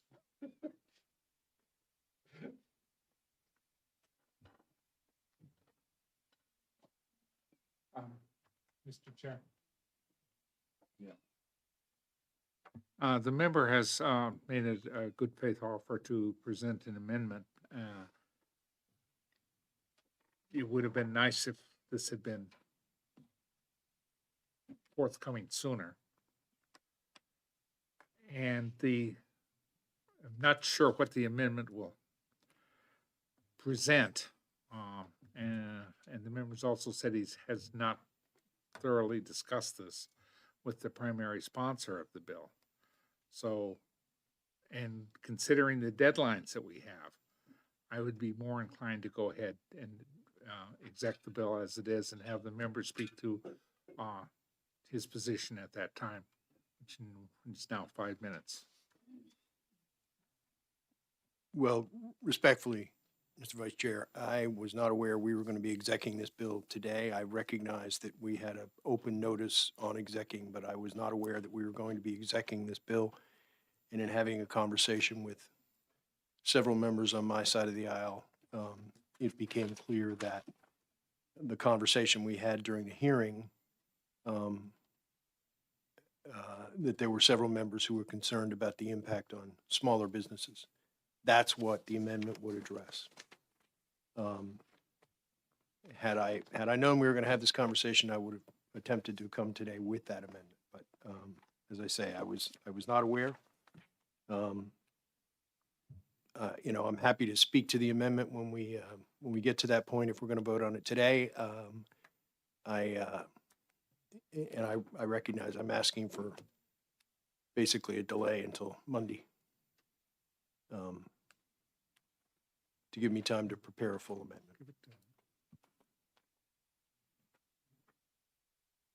Thank you for your comment. I appreciate that very much and explaining it to the committee in that process. All right, given the discussion that just went on, we will hold off on executing HB 1063 at this time. I thank the chairman and the committee. I appreciate the opportunity. Thank you.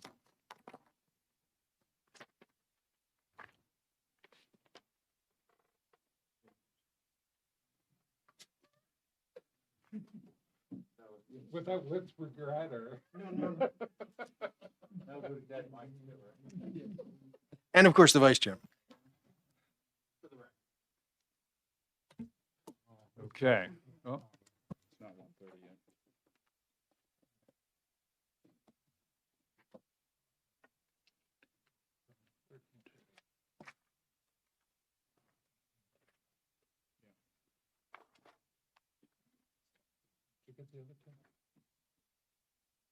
I don't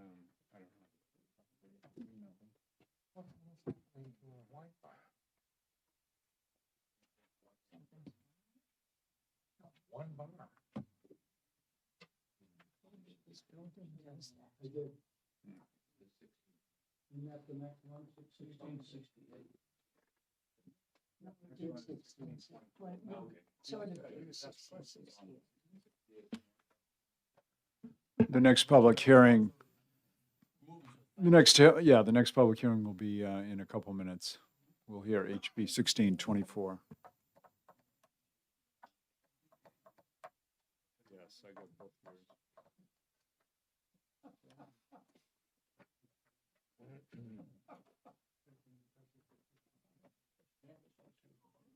You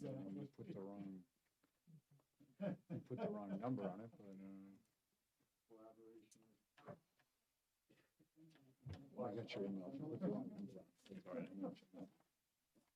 You put 16, 16.9. Oh, it must, Could be a typo. yeah, yeah. I apologize.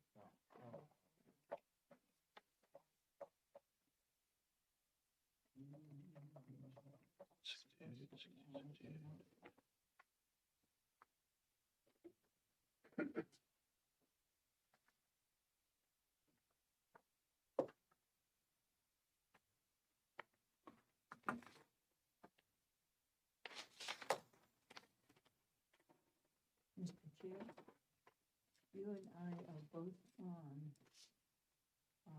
this next bill, so the vice chair's going to have to take it. No, I'm just not going to ask any questions. We can do that? Yes, you can. Yeah, that's the alternative. Or make comments. Right. So if we Oh. forget something, we'll go sit down. I'll need you to fill out a pink card at some point. Just if you speak, okay, yeah. The rule is you're either on that side of the table or this one. So even if you're a co-sponsor, you could sit there and ask questions. But you can't come here, testify, and then go back and sit there. Why not? That's more fun. Jesus. That seems like a First Amendment violation. Follow the professor's lead. Okay, the time now being 1:30, I'll open the public hearing on HB 1624. And ask Representative McGuire to introduce the bill. Thank you very much, Mr. Chairman, members of the committee. For the record, my name is Dan McGuire. I represent the town of Epsom. So you may recall a very similar bill last year. I'm the chair of the Joint Committee on Dedicated Funds. What we do, and the other sponsors of this bill are the other members of the committee. And what we do is every fall, we examine about a fifth of the list of dedicated funds. You know, we look at about half a dozen agencies and maybe about 50 dedicated funds, and see whether their purpose is still valid, they're being used, the amounts in them are suitable, are enough for what they're being used for, that sort of thing. And inevitably, we find some cleanup needs to be done. We had a similar bill last year. It's just this side of technical corrections from my point of view. But basically, we identified three dedicated funds that should be eliminated. And if you go to page, well, I guess there's only one page. One is called the Radiation Long-Term Care Fund. What that actually is a fund to decommission Seabrook. And should it need to be decommissioned. But it turns out there's no money in it. There's never been any money in it. Seabrook is licensed by the federal government. They prove to the federal government that funds are available should decommissioning be needed. That they have severe amounts of insurance to do that, and so HHS really does not regulate them or need this fund. It's never been used, as far as we can tell. So that's one. The next one is the Mosquito Control Fund. That has no money in it. It hasn't been used in 10 years. And apparently, when there's small incidents where mosquitoes need to be controlled, the Department of Agriculture and the Department of HHS sort of get together and do it. There's really no money here, and so on. And then the other one is the New Hampshire Recovery Monument. So this was an idea somebody had once to build a monument, and so they created a dedicated fund to collect donations and so on. There was only ever one donation of $1,000. The underlying RSA to create the monument was repealed last year, but the dedicated fund is still sitting there. So this is to get rid of the dedicated fund because there's no more, there's no more effort really to build this monument, and to move the $1,000 into the Alcohol Abuse Prevention Fund, because this was a fund about.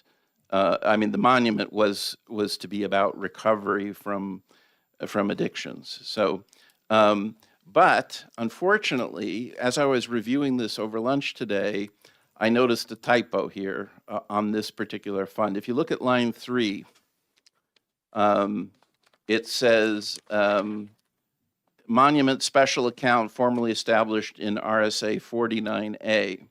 That should be 49P as it is on line 11. So, and OLS, as fast as they are, they weren't able to give me an amendment in half an hour. So I'm going to have to get you something to change that A to a P. But that's basically it. I didn't bother to make a lot of copies of our report, but I made one for your clerk so you can browse through it if you want. I also have the 3 pages from the dedicated fund book, which show you the balances over the last 5 years of all these funds, namely 0, 0, and $1,000. And I'm happy to answer questions. Any questions? Representative Murphy, did you have a question? Okay. Representative Ulrich. Yes, just to make sure.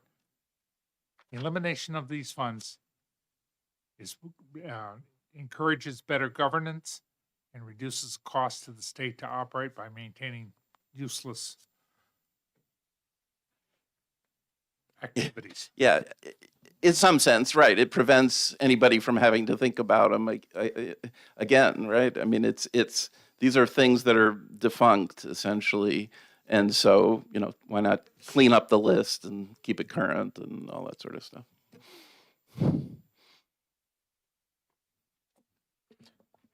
So you're having an amendment drawn up?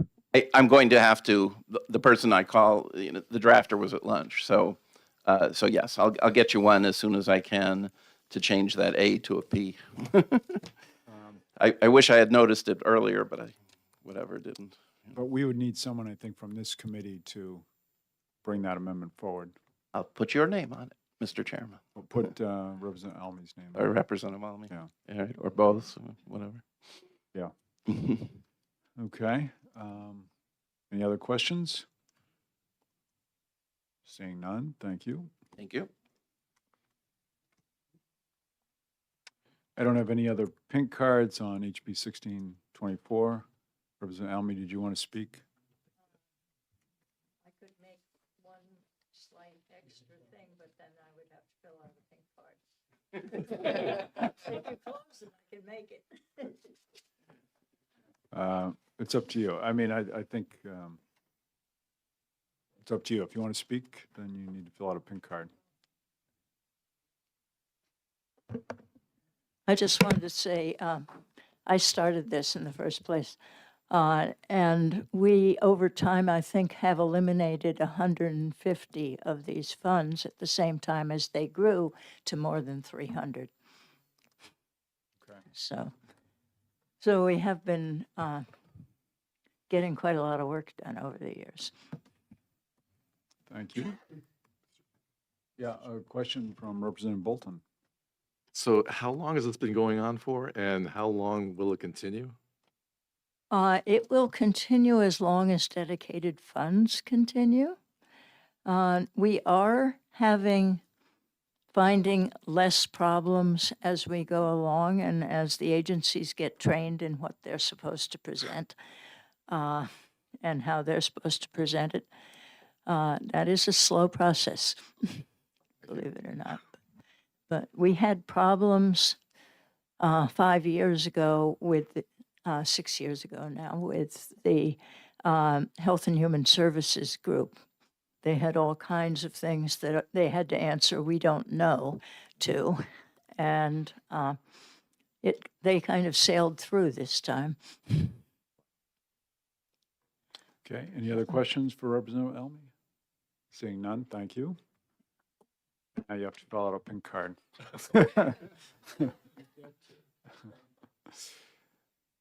Is there anyone else who would like to testify on HB 1624? Seeing none, I'll close the public hearing on HB 1624.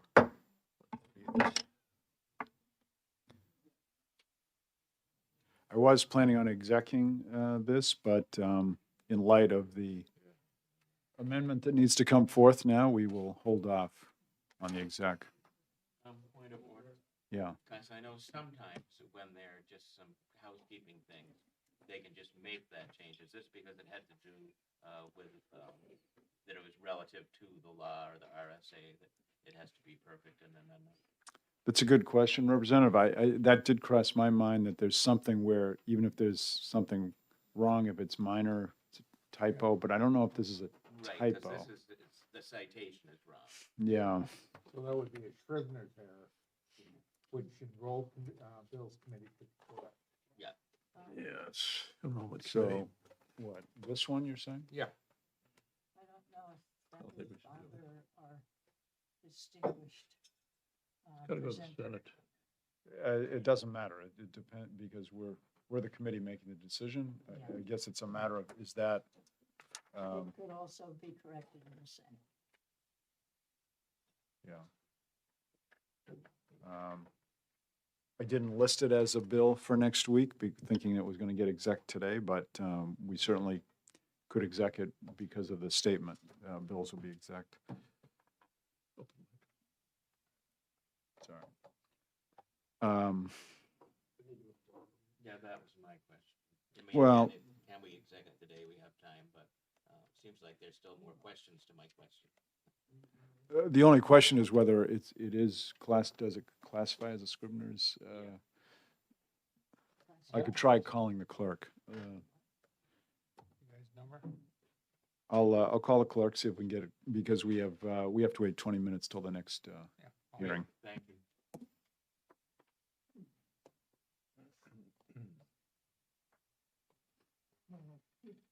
People have done this before.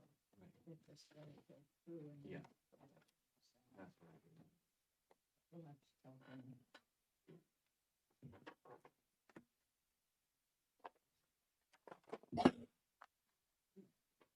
Oh, this is gravel now or something, isn't it? Let's just check with the clerk's office.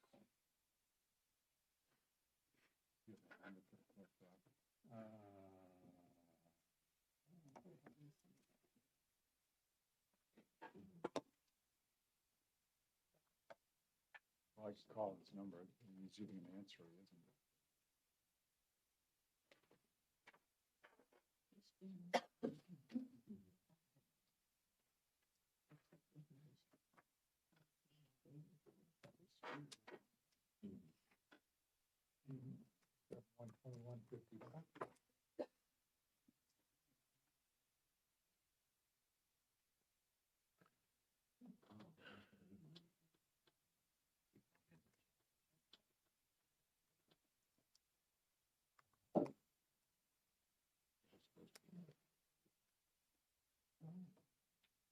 I said it blew up before on a busy day.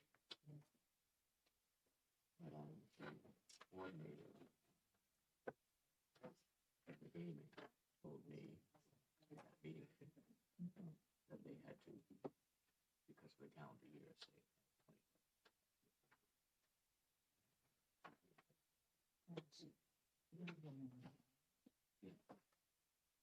Did you get a number? Karen Wadsworth, 271-2548. 271, sorry, what? 2548. Oh, that's clerk's office. Oh, yeah, I did have it in my phone.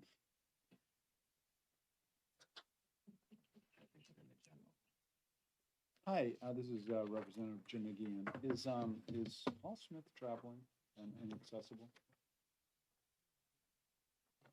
Oh, is Paul Smith, this is Representative Jim McGeehan, Chair of Ways and Means. We kind of, we're ready to exec a bill, and we found that there's an RSA that's incorrectly labeled. And we wanted to talk to the clerk or someone who would know whether, it's like it refers to RSA 49-A and it should be 49-P. Is that a Scrivener's error? Or do we have to? Yeah.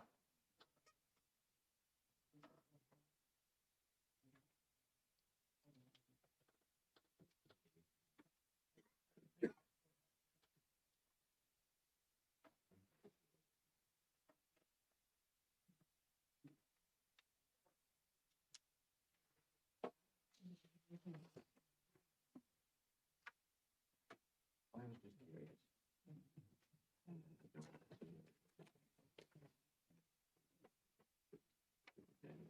Hi, Michael. This is Representative Janigian, Chair of Ways and Means, and we were trying to exec a bill just now. And then it was noticed that it refers to an RSA 4:9-A, and it should be 4:9-P. Are we still able to exec, and if it's a scriven, is it, referred to as a scrivener's error, or do we have to get an amendment for that?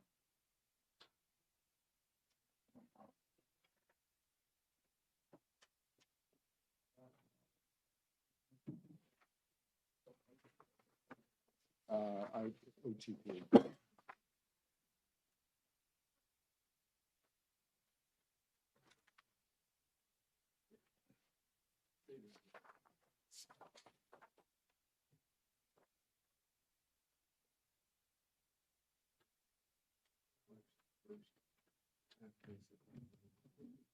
Yeah. An EVA. Okay.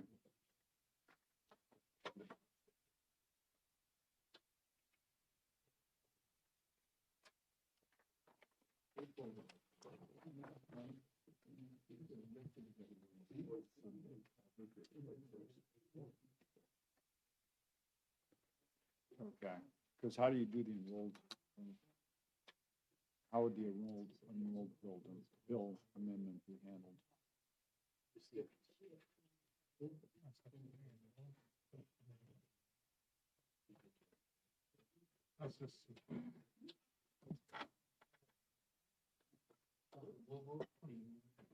All right. Okay, so it sounds like it might be simpler for us just to get an amendment done and passed. Okay.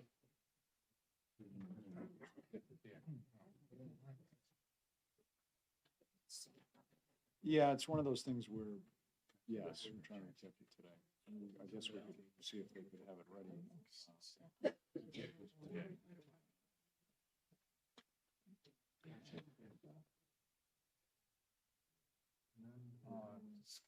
Yeah.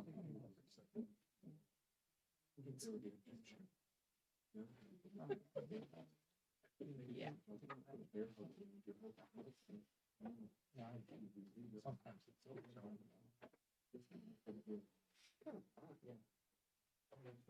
Yeah, okay.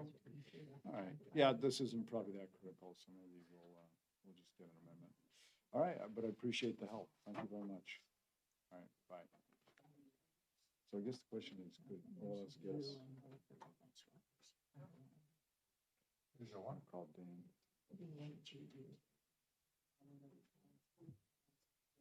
Okay, didn't show up when I looked at. You, they were.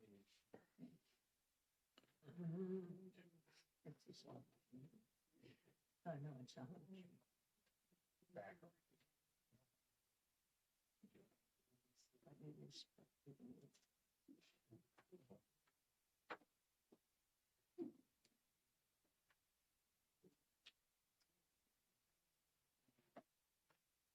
Take up,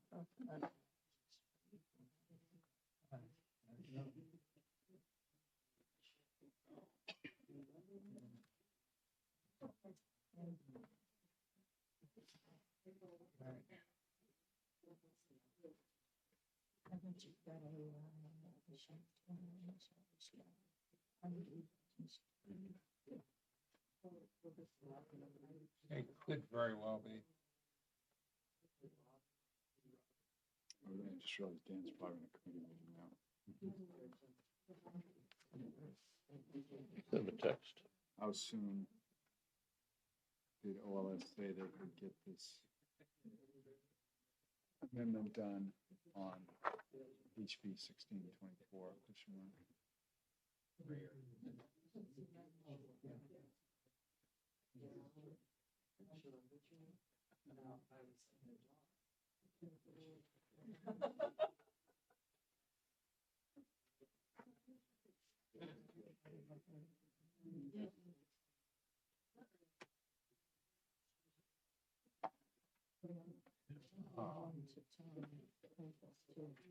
It's not critical, but we were hoping to execute today.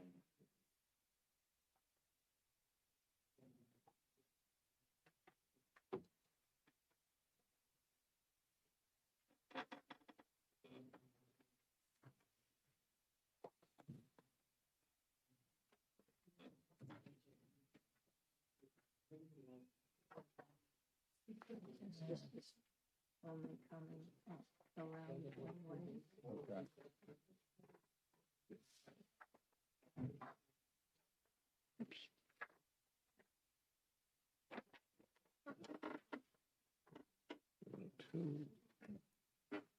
Oh, wow. Thank you very much.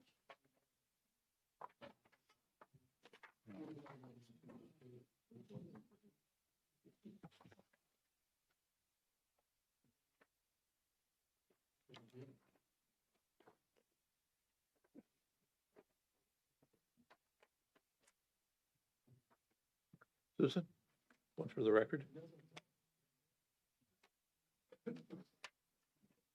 We exec on this today? Can we exec on this today? I don't know. Don't forget that. If you could check with the We could if people are ranking agreeing. member. Well, I think we might be pretty damn close. What? I think we're pretty close, I would think. Yeah. I could do a straw poll, Yeah. beforehand.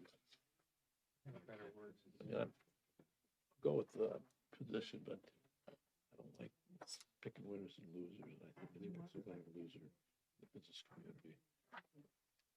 Yeah, Well, pick Jason expressed that to me too, but I said, the thing about this being different is, if you want, you could do the research and development. And many of these can turn into, very huge companies like, to Apple, Dell, Microsoft. A lot of these started in a garage. And now it's, more like bioengineering, biotech and stuff like that. And they potentially could blossom into a huge company. So this initial help is I think, So how much would an individual company get out of this $10 million? you can't get more than 100,000. Right. I ran a small company, it's 6 scientists. Yeah, we had something like this come up. It wouldn't make no difference to me, but I would not hire a scientist because of this amount of money. Despite from personal experience, it made no difference in my hiring. I think small companies, if you can't get a serious amount of money, like $500,000 or more, it's not gonna move the needle on a decision. So I would, Well, we're gonna, in the past, I voted against these. I'll mention Yeah. to the But I committee don't wanna to be check the- your emails. You've got I'll go with the a flow, notice but on next week's Yeah, schedule. if I'm the only one opposing, I'll go with the position. If it's gonna be debatable, I'll vote against it. okay.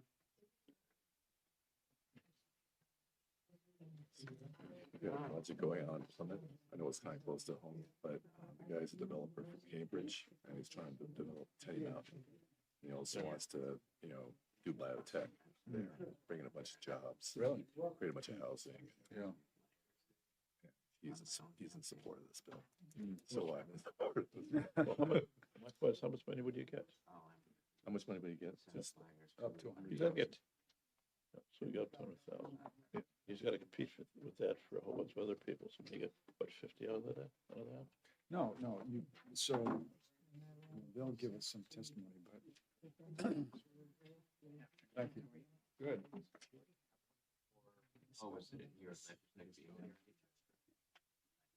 Yes. you did have one here. I was talking about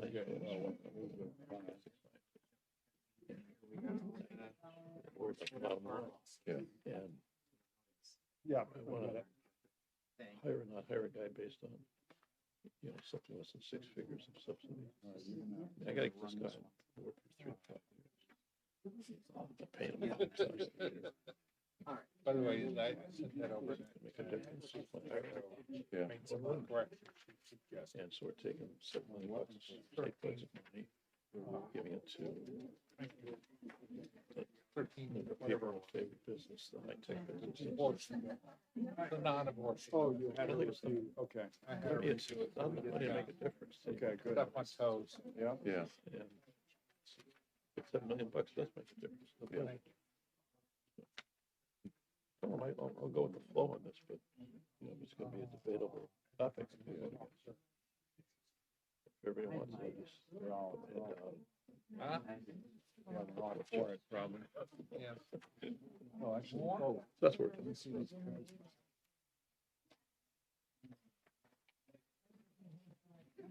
I suspect there's a lot of special interest coming here. Well, Sure, that is from me. The clerk, that's from the rep.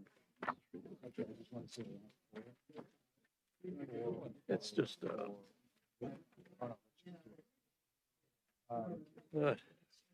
Hi. That is 2:30 hearing. 2:30, okay. Thank you so much. Thanks. when you give out money, everybody says, give me a piece. Susan,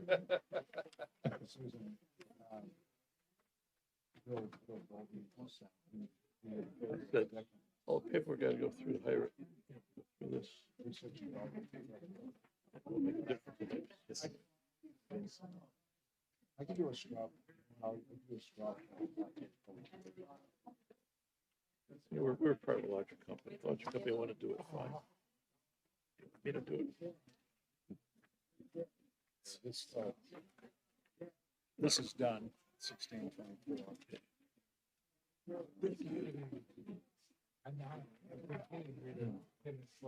Okay, I can see that everybody wants.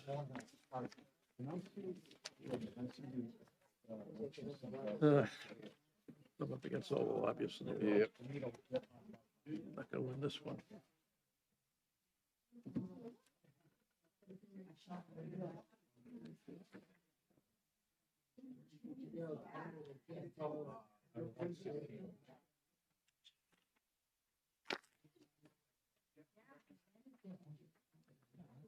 Don't show up, there you go. Well, you don't like it very much.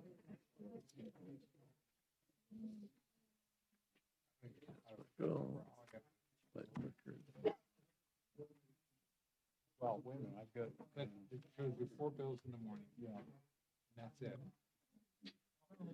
No, and then there's this weird little squiggle underneath. That means that the afternoon is the same group as the morning. And when you click on it, it doesn't do anything. At the bottom? Wait a minute. Now I'm getting concerned. This is 10.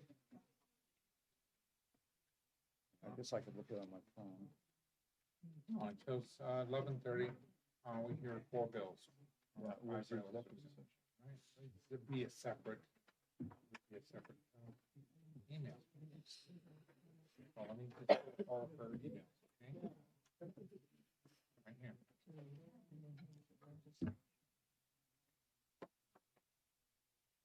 That just Monday? Should, the last one should have Monday and Wednesday. Oh, no, they're all set. Yeah, so she should have 4 emails. Let's see, 1, 2. A lot of orange badges. A lot of orange badges. Yeah.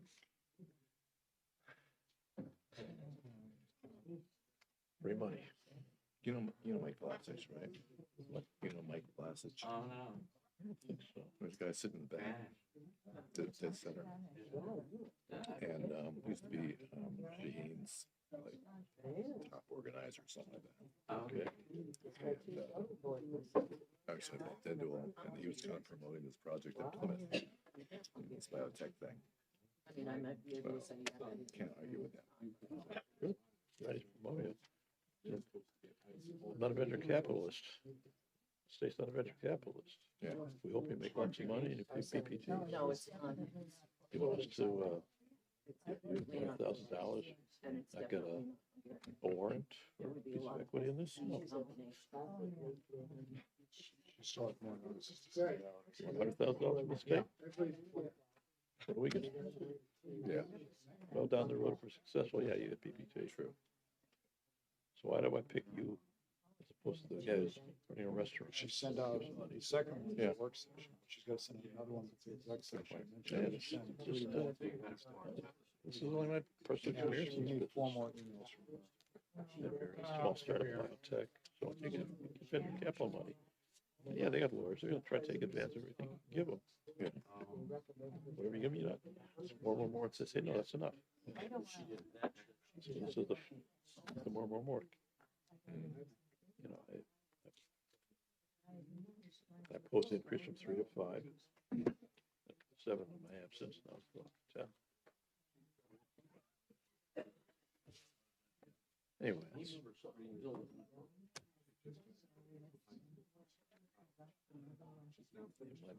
Basic issue is pick winners and losers.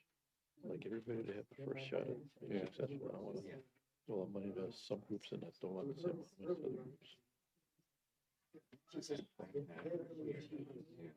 November 24. Yeah, these people really have a big business. Why can I have a T-Mobile will take money too and spend their restaurants?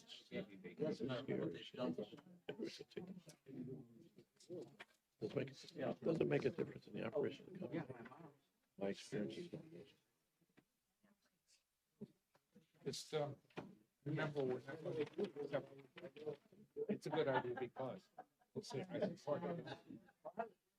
Have an hour. And share that, would you please? Thank you.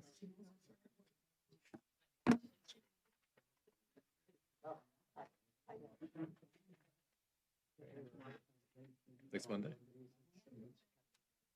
What, the bill?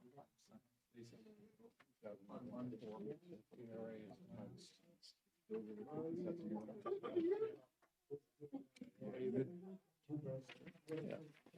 The current is $50,000. Yeah. Well, I do one time, you do the other, okay?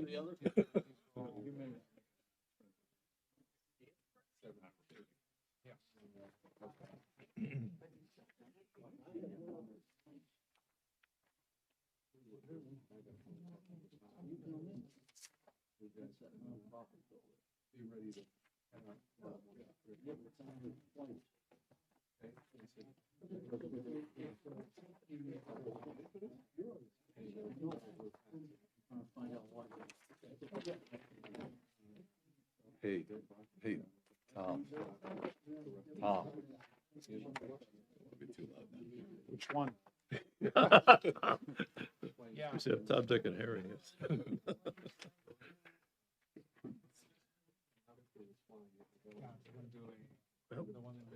Tom. Brody called. He said, "You're doing the first one. I'll do the second one."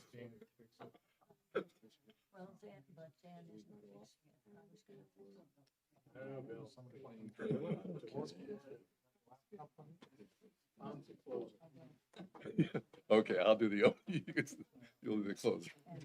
In between, we get a review picture. Go into your office.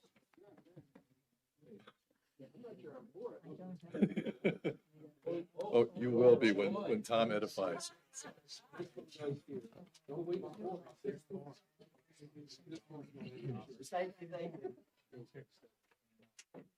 There you go, sir. What's today? 23rd? What time are we starting? 2 o'clock? Oh, good. All right.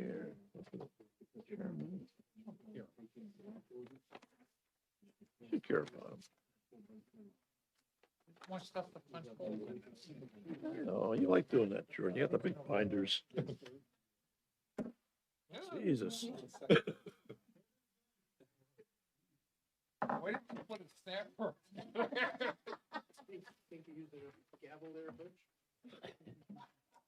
Yeah, the living daylights out of me. Thank you. The hour being 2:03. I will. The hour being 2:03, we'll open the public hearing on House Bill 1102, and I'll ask the prime sponsor to introduce the bill, please.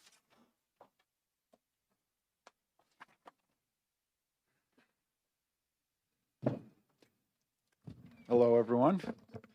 I promise this is the last bill I'm introducing today. Oh, For the record, I am Representative John Janigian, representing Rockingham 25, which is Salem. So this bill, 1102, does one very simple thing. It increases the research and development tax credit cap from 7 million to 10 million. And it has been 7 million for many years. The idea here is that we want to encourage research and development. A lot of times these companies can turn into very large companies. case in points are companies like Microsoft and Dell Computer and Apple that started with one or two people in a garage. In this case, there's a lot of, whether it's technology companies, whether it's bio engineering and so forth, a lot of potential. And this credit has been the same for, I believe it's close to, it may not quite be 10 years, but it's been 7 million for quite some time. And we have seen some new companies. In Salem's an example. We've got a couple new companies that have come up, where the states are always in a battle with each other. And in our case, Massachusetts, right next door, has a lot of universities like MIT, Harvard, Northeastern, many others that end up spawning off, people who start small companies. And this is an opportunity to encourage more of that to come to New Hampshire. So I don't have a whole lot to say. There's a lot of experts on this that want to talk about it. And so, but if you have any questions for me, I'll take them. Don't look other directions. Are there any questions, Representative Chamber? Thank you, Mr. Chairman. And thank you for taking this question. First, I'd like to thank you for sending us the Life Science Economy about growing up by Patrick Hines at Novus Public Affairs. Very enlightening. The question I have is, why do we not have a performance and accountability requirements about, it doesn't require jobs, in-state retention figures, or outcome reporting tied to the increased credit? That probably goes beyond the scope of, it's a good question, but it probably goes beyond the scope of this bill. Because here we are simply trying to recognize the fact that it's been 7 million for a long time. It does seem to be a program that's being utilized. And actually, the other thing I forgot to mention is the cap that any one company could get was $50,000. This bill also increases that to $100,000. But otherwise, yeah, I mean, you raise some points that might be good for the future, but yeah. Follow up. Follow up. Thank you, Mr. Chairman. Mr. Chairman, maybe for you, maybe you could, if we have other speakers coming up, maybe they might be able to address that question of mine. Because I hate to see, we give money, but we have nothing here to say, wait a minute, what are you doing with it? Let's see some results. Let's see some verification that this is being used and developing what they say it will develop.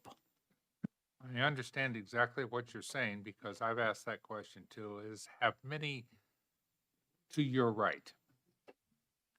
And I'm not necessarily sure that is the point of this bill. That would be an oversight type activity, which maybe DRA has the capacity to answer. Mr. Clerk. Yes, Representative, go ahead, please. And then you, Tom. Thank you. I'd like to follow up on my friend Mr. Schamberg's point about efficacy of the bill. And my question, Mr. Chairman, is in the past, has there been any success stories that anyone might cite about people who've taken advantage of this tax credit and have done well in New Hampshire? I can't give you specifics on that, but I know some who are following me will be able to give you that specific. Thank you. And from the cards that are up here, I can advise the committee that there are several individuals with widespread, not individual businesses, but multiple businesses that can perhaps shed some light on that. Representative? Okay. Is there any other member? Representative Almy. Thank you. Just briefly, we argued about this a lot early on, would you believe? And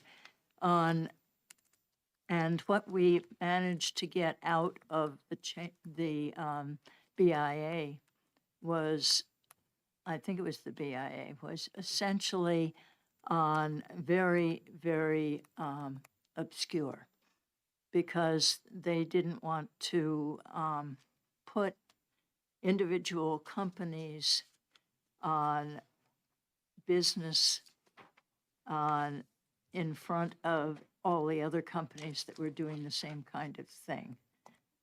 And it did make it quite difficult for us.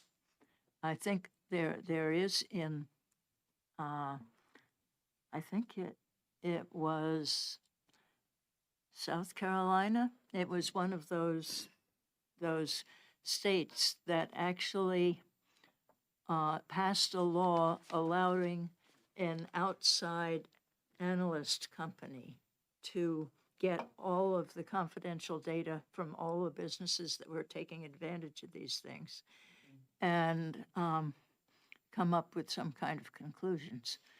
But I can't imagine New Hampshire doing that. Would you believe? I almost started with one. I started with one in the second sentence. Representative Elberg. Thank you, Mr. Chair. Would you believe that there's no reason why we should not be doing this with any organizations that we fund? And as individuals, if we want work done on our homes, we ask for accountability. There's no reason we should not be doing the same with taxpayer money. Thank you. Representative Ohm.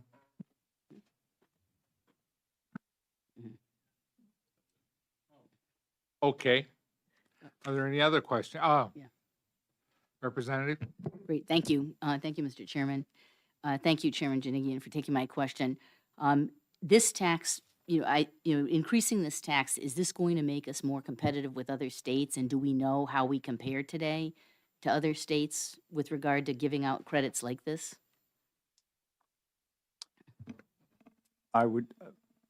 I believe that we are on the low end of what other states give out, but I will let some of the experts behind me answer that Great, question. thank you.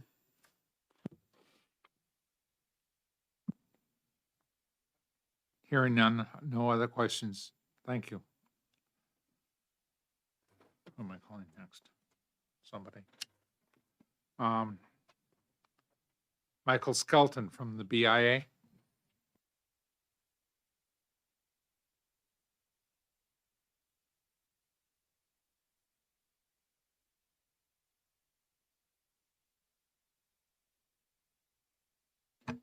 Good afternoon, Mr. Chairman and members of the committee.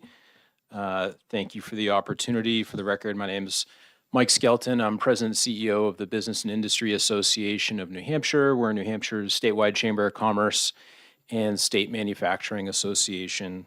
Pleased to be here today in support of House Bill 1102. I've circulated written testimony, but I will not read it. I think instead I'll address a few of the questions that were just raised, and I'm happy to address any others. Just a few key background points. As Representative Almy indicated, the BIA has been engaged on this issue for many years. Actually, before I came over today, I wanted to get the date right and looked back in our records, and the BIA first sponsored a study in 2007 around the time that this tax credit was initially created. And I think it's been a great success for New Hampshire. And to some of the questions around what the impact has been, I would direct your attention to two relatively new reports that were conducted by our state Office of Business and Economic Affairs. One was a report on the state of the life sciences industry, which I know the speakers behind me and our friends from New Hampshire Life Sciences will certainly speak to, that discussed in detail the growth and growth potential in the life sciences industry in New Hampshire. And the other was a recent report on the state of the advanced manufacturing industry in New Hampshire and the growth and economic impact of that industry. Those two industry clusters, of which there are many different subgroups and different industry groups within are really indicative of the types of businesses that this policy benefits and allows to grow and expand, creating jobs, capital, and investment in our state. I would also point to a couple really interesting data points that often surprise folks when I share them about the state of our economy. New Hampshire is an innovation state. I don't think that's widely known enough, and we're working hard to make that a bigger part of our story. But we really are an economy of innovation, and the BIA has sponsored a report called Blueprint New Hampshire 2030 that looks at a forward-looking vision of the future of our economy, and as part of that, looking at some of the attributes and benchmarking our performance against other states. New Hampshire has ranked 13th over the last few years in advanced industry job growth nationally. And I often find folks are surprised by that. They wouldn't have associated that with their their current understanding of our economy and where we've been growing. New Hampshire has also been ranked 11th in the country in innovation by the Innovation Foundation, and that's a state-by-state innovation ranking that compares each state across dozens of different metrics that attempt to measure the level of innovation happening in our state. So 11th in innovation, that's something that I think many folks would be surprised by. It again is indicative of the growth and potential that we have here. There was some question about, I think, around how this policy stacks up to other R&D tax credits. R&D tax credit policy is very common across the country. I believe it's close to 40 states have some form of an R&D tax credit on the books, but the variation between them is quite significant. I think New Hampshire's is pretty limited compared to others. I believe it has been a decade since the overall cap has been raised, and 17 or 18 years going back to the original creation of the R&D tax credit since the individual business cap has been addressed. So we view this bill as a pretty modest step forward to keep pace with how policy around this area has continued to evolve. And I think if we step back and look at how are the industry sectors growing that are benefiting or interacting with this area of public policy, I think we're long overdue to expand this and see some additional growth. So with that, I'll close, and we're happy to answer questions both obviously today, but throughout the committee's deliberations on this bill. I would say in terms of the overall economic competitiveness of New Hampshire, policies like this are absolutely critical. And when we look at where is the future growth in terms of jobs, innovation, capital, expansion, technology, innovation, these sectors in this area of public policy has to be at the cornerstone of our strategy. Thank you. Will you take questions? Sure, absolutely. If I push this button, it works better. You had mentioned, I think, the Army report that is out. I don't think we've got that. Yeah, we didn't. No. So it would be nice if we got that, because that was one big, massive tax policy that was put into effect about 5 years ago. Oh, more than that. Yeah, I would love to see what the result of that is.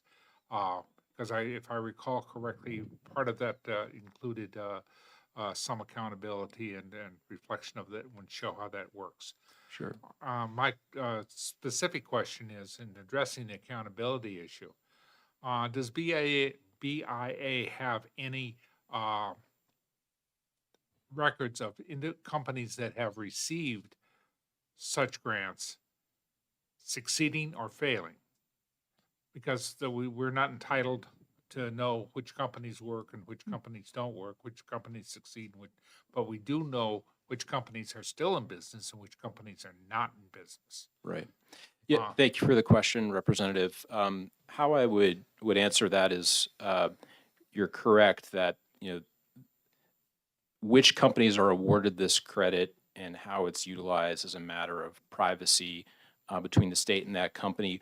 What the BIA has done is we have regularly invited the Commissioner of DRA to come and talk to our policy committee each year.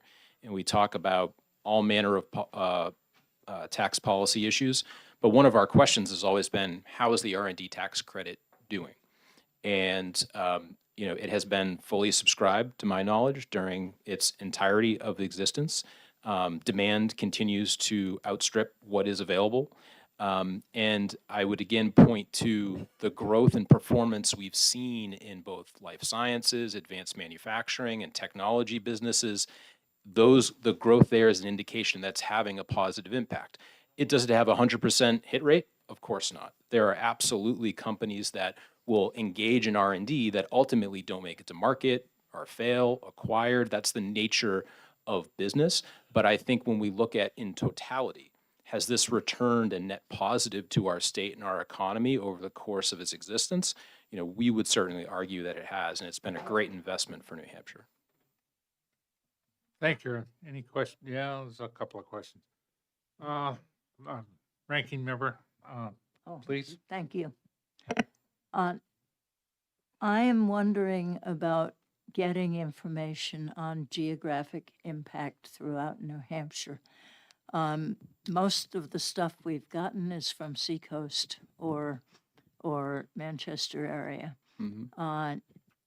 I live in Lebanon, which is extremely innovative in itself and has quite a large number of businesses that people are surprised to hear about. But I remember a long time ago, the BIA took us on tours, and we went to the, I forget the total title of it, but the wire company up in northern Grafton. New England Wire? Yeah. Which it now, when we first went through it, it looked like a dump except for the industry. It now looks like a model town with an industry. And it is famous around the world for having provided the wire for the cyclotron in Europe, as well as for wire for shipbuilding, wire for very, very tiny purposes and such. We have such a thing in Hypotherm that is not wire but laser cutting.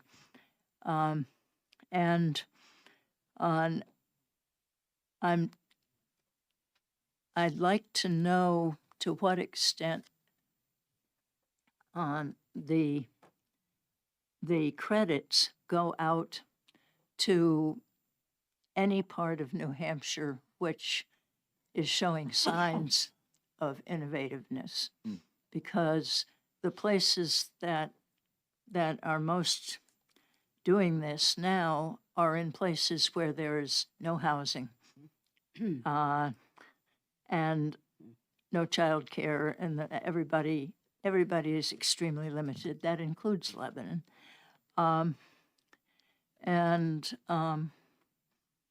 not sure if considering smaller places at this point would be as useful as increasing the capacity of the largest places. Thank you for the question, Representative. I think it would be a useful analysis to perhaps talk to the DRA about providing maybe a county level view of deployment of the tax credit. That's not a view I've seen recently. Anecdotally, you are correct. There are pockets all over the state. And I think it would help us understand the growth potential that exists here. And that for companies looking to expand and grow in different footprints of the state, whether it's the Upper Valley, there's a lot of innovation happening in the Keene area as well, in the Monadnock region, certainly in the Seacoast and southern New Hampshire. The communities surrounding some of those metro areas, I would argue, have immense potential to help support and benefit from that innovation growth. So I think that's perhaps a question that DRA could answer and perhaps generate a report of some sort that would respect the privacy of companies that are receiving the credit, but give policymakers a view of how it's being deployed statewide. Representative Vaughn. Yeah, thank you, Mr. Chairman. And thank you for coming before us with the BIA's perspective. I understand that it's difficult to get individual companies to understand just what the benefit is by this tax credit. It's pretty clear that a large company with a big legal staff and tax people will take advantage of any tax credit that's offered.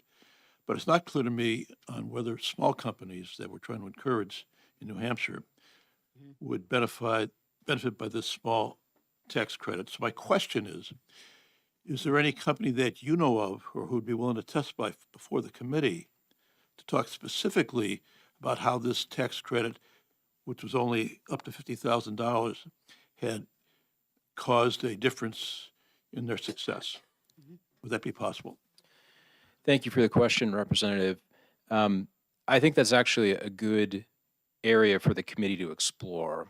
I would say it's not a reason, I think, to hold up consideration of this specific bill, but we would certainly argue for a broader expansion of the R&D tax credit. And I am familiar with policies in other states that provide multiple tracks where you ensure that businesses of a certain size are able to access certain incentives such that you're both supporting the growth of larger companies that have the resources and ability to invest in R&D, and you're also supporting entrepreneurs and startups who are at an earlier stage and have different needs. I think there's a legitimate and significant opportunity for public policy to support both of those areas because R&D is happening at both the entrepreneurial startup level as well as at the mature business level of a company that could already be a national or multinational company. And I think both are really important to the health of our economy and provide real benefit to New Hampshire citizens. Follow up? Yeah, if I may follow up. It's clear that the larger companies would benefit by this. So again, I just wanted to see if there's any way you can get some evidence to us that from other than large companies with big tax departments who are looking for any tax break of any amount. And I acknowledge that it's important in the checklist of companies looking to do business in New Hampshire on the portfolio of benefits that New Hampshire offers. And it's clear that an R&D tax credit is a box that they want to check off.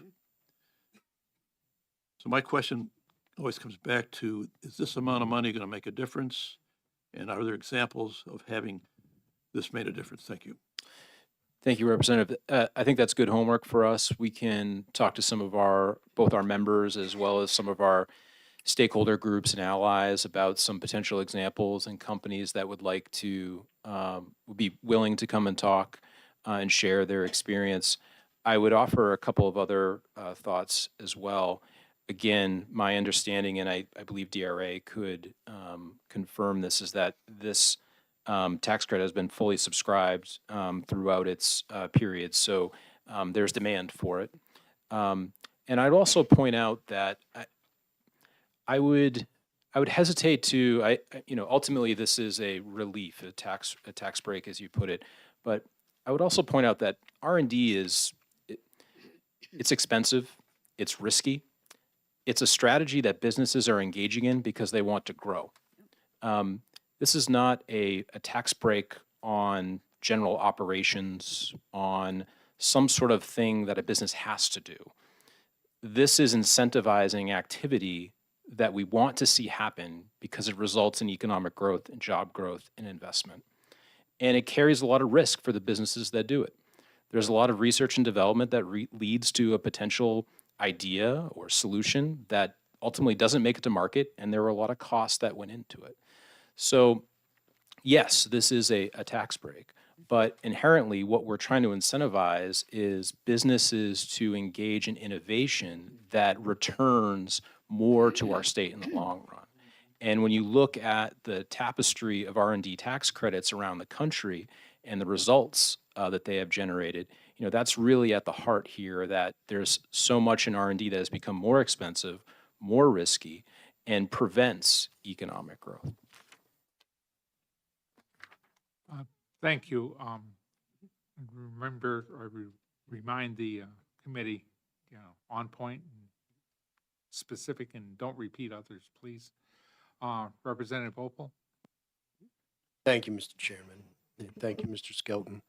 I believe this will be on point. I will say that I certainly understand and support the notion of R&D, both from a business perspective, individual businesses and their ability to grow, but also obviously providing innovations that benefit all of us generally. And certainly as an economic strategy for the state, I think it makes a great deal of sense. One of the things that I think is related, though, and I'm just wondering if anybody is addressing this, and that is obviously a significant portion of R&D these days is involving AI, artificial intelligence, which in itself creates certain demands on our power system and creating additional expense in many cases for local communities and the state.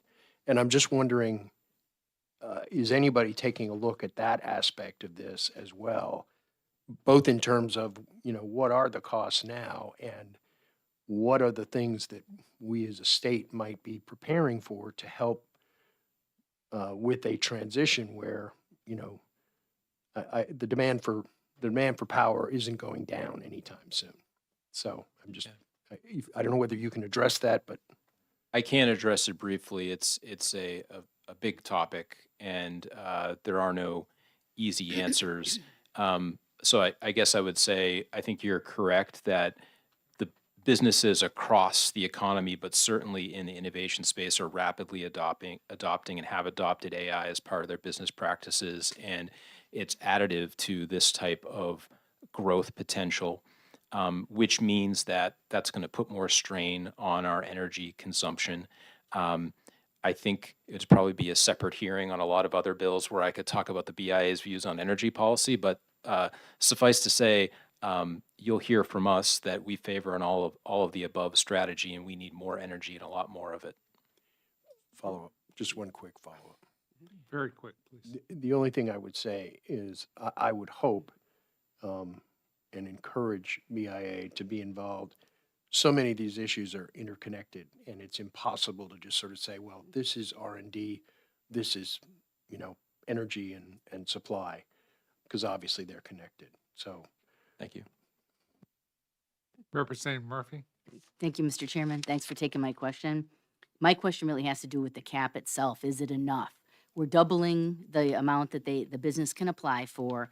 The DRA provided a helpful exhibit that shows that qualified wages in New Hampshire specifically grew from approximately 113 million to 765 million between 2008 and 2025. So I would submit to you that looks like a success story, even though I recognize there's other factors involved in this growth. So I think this is a program that the state probably should encourage.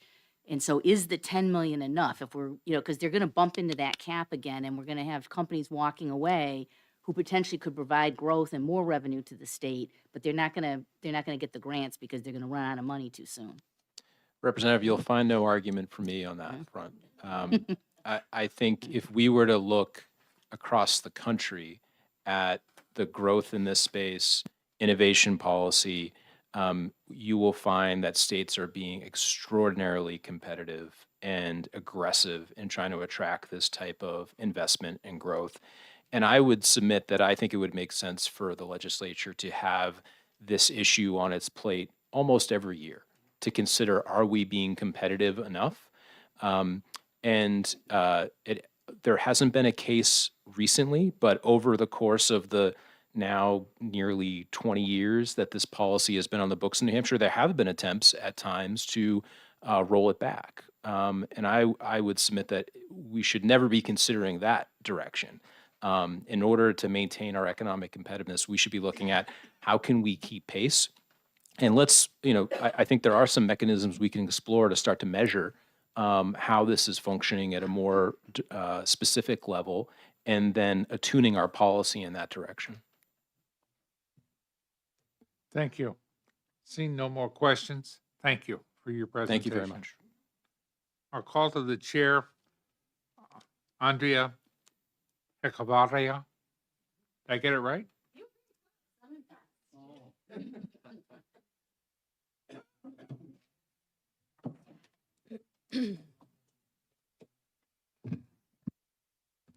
Hi there, it's Andrea Hechevarria. So very close. Thanks for having me today. I'm the president and CEO of New Hampshire Life Sciences. We've been working very closely with the BIA on this, so I want to thank Mike for his comments.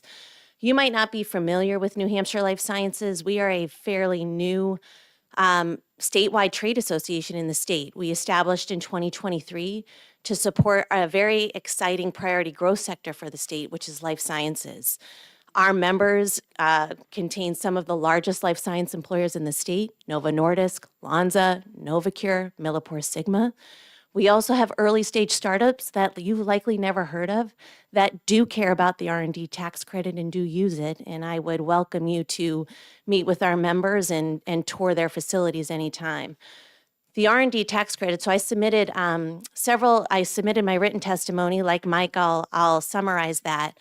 Also in the packet I provided for you were statements of support from the MedTech Collaborative, which is in the Upper Valley, supports a lot of innovative MedTech companies in the Hanover, Lebanon area. Also support from AdvaMed, which is an affiliate out of DC that supports the MedTech companies, and also Bio, which to one of the questions earlier had talked about how do we fare in comparison to other states. And one of the reasons NHLS was created was to really unlock and unleash this really exciting industry in the state. In 2023, the state of New Hampshire, through the Department of Business and Economic Affairs, did a very thorough statewide assessment on life sciences. We are home to 600 plus companies. The average wage of a life science employee in the state is $130,000. We contribute over $4 billion to the economy here, and we're growing because people want to leave Massachusetts and come to New Hampshire because of our business-friendly policies and grow their businesses here. And where these link, to Mike's point, is with manufacturing. We have a real niche in pharmaceutical manufacturing and other areas where we can link that life sciences growth. Our R&D credit here in New Hampshire is actually meant for those small to medium sizes. That's why the caps were created. So that $50,000 cap essentially makes it more fruitful for an early stage company or a small to mid-sized company to use. The larger companies are going to use the federal tax credit, and that's okay. Our credit is linked to manufacturing, which I think to an earlier point really targets and where you can see the results. There was reference to the Department of Revenue's charts, which really showcase the wage growth. The R&D tax credit is a strategic investment for long-term economic growth. And the chart that DRA provided showcases really an incredible success story. The annual growth rate for the R&D credit is 12.7% over the last several years. The simple growth rate is plus 500%. The cap, I should say the program is so popular that it is oversubscribed. So what's been happening with our small to mid-sized companies is they will go for the full amount. And here we are in 2025. No one's going for $10,000 because that's not going to bring your product to market. They go for that $50,000. They're lucky if they get 2/3 of that. So on the far right of that chart, you'll see the percentage that companies get. That can be anywhere from 60% to 75%. So we have small to mid-sized companies here in New Hampshire that go for that $50,000. They might get $20,000. The reason why the R&D tax credit is so important to life sciences is because on average, it takes about 10 years for your product or technology to come to market. The cost to innovate is huge. It's high risk. It's high cost. And once you have this idea, you got to bring it through FDA to get covered. Okay, you get FDA approved. Now you got to go to CMS to get reimbursed. It's a long haul, and it's quite an intensive process. The R&D tax credit gives you a little bit of runway to continue that investment. And it no doubt leads to economic growth based on that chart. Because that $700 million, I think it's 750, I looked at it this morning, is the highest number on record the state has ever recorded. What we're doing here with New Hampshire Life Sciences is showcasing the industry not only to the region, but across the country and the world. We've participated on Governor Ayotte's trade missions to showcase what we have here. Our nexus to Boston in this sector is a huge value add. Boston is the global hub for life sciences innovation and leadership. That corridor has been expanding north for several years and was certainly accelerated during COVID. And now you're seeing that corridor expand into places like Worcester, Mass, Lowell, Southern New Hampshire, Salem, Nashua, Manchester, the Seacoast, the Upper Valley. We work with a number of early stage companies in the Dartmouth-Hanover region. This is important to our members. They have submitted a lot of written testimony today that you probably haven't seen. And we're happy to continue to chat with you about this. But it's hugely important. And I would say we are lagging behind in some of these other states. We're not here to say, oh, let's compete and see what Massachusetts is going to do, or California or New York.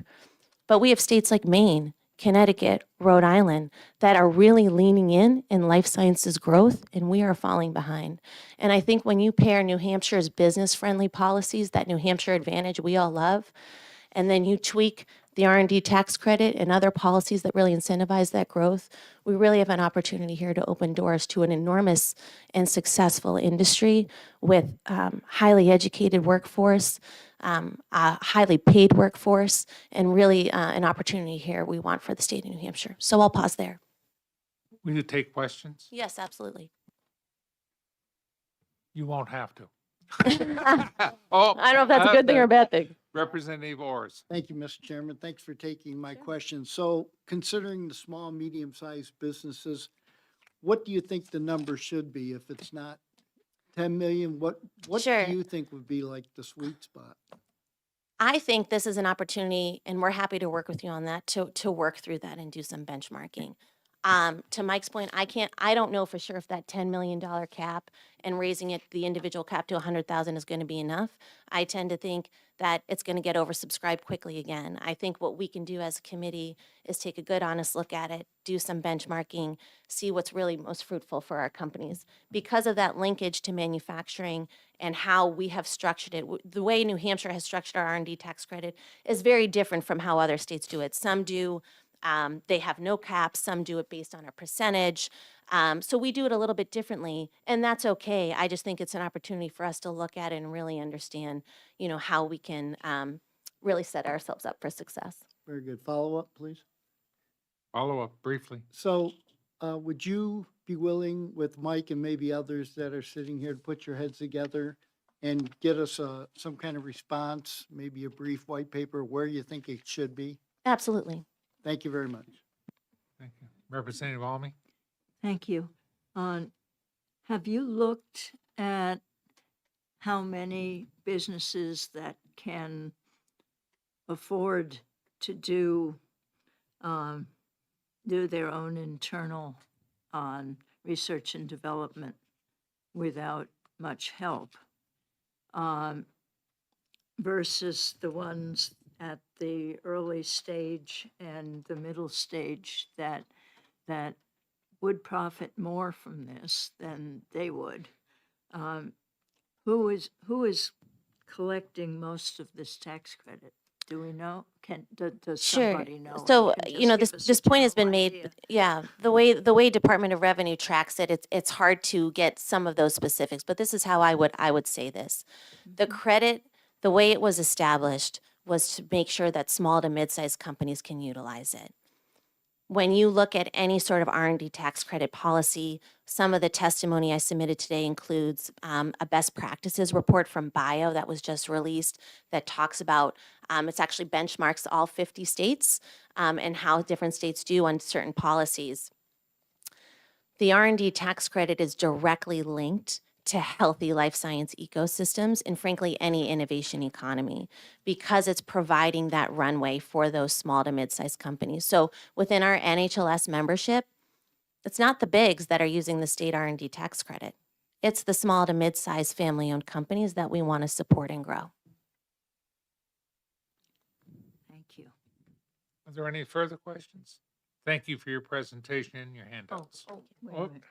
Just, can I make a comment? Or rather ask you a question? How long does she have to provide any extra information? Tomorrow. Tomorrow sounds like a good time frame. As you are aware, we are under a time crunch because the bills needing to be reported out. I will not speak for the chairman, but it seems as though for a little bit of leeway is available, but not much. So the sooner the better, please. Appreciate that, and we will work very vigorously to get that to you in an appropriate time. Thank you.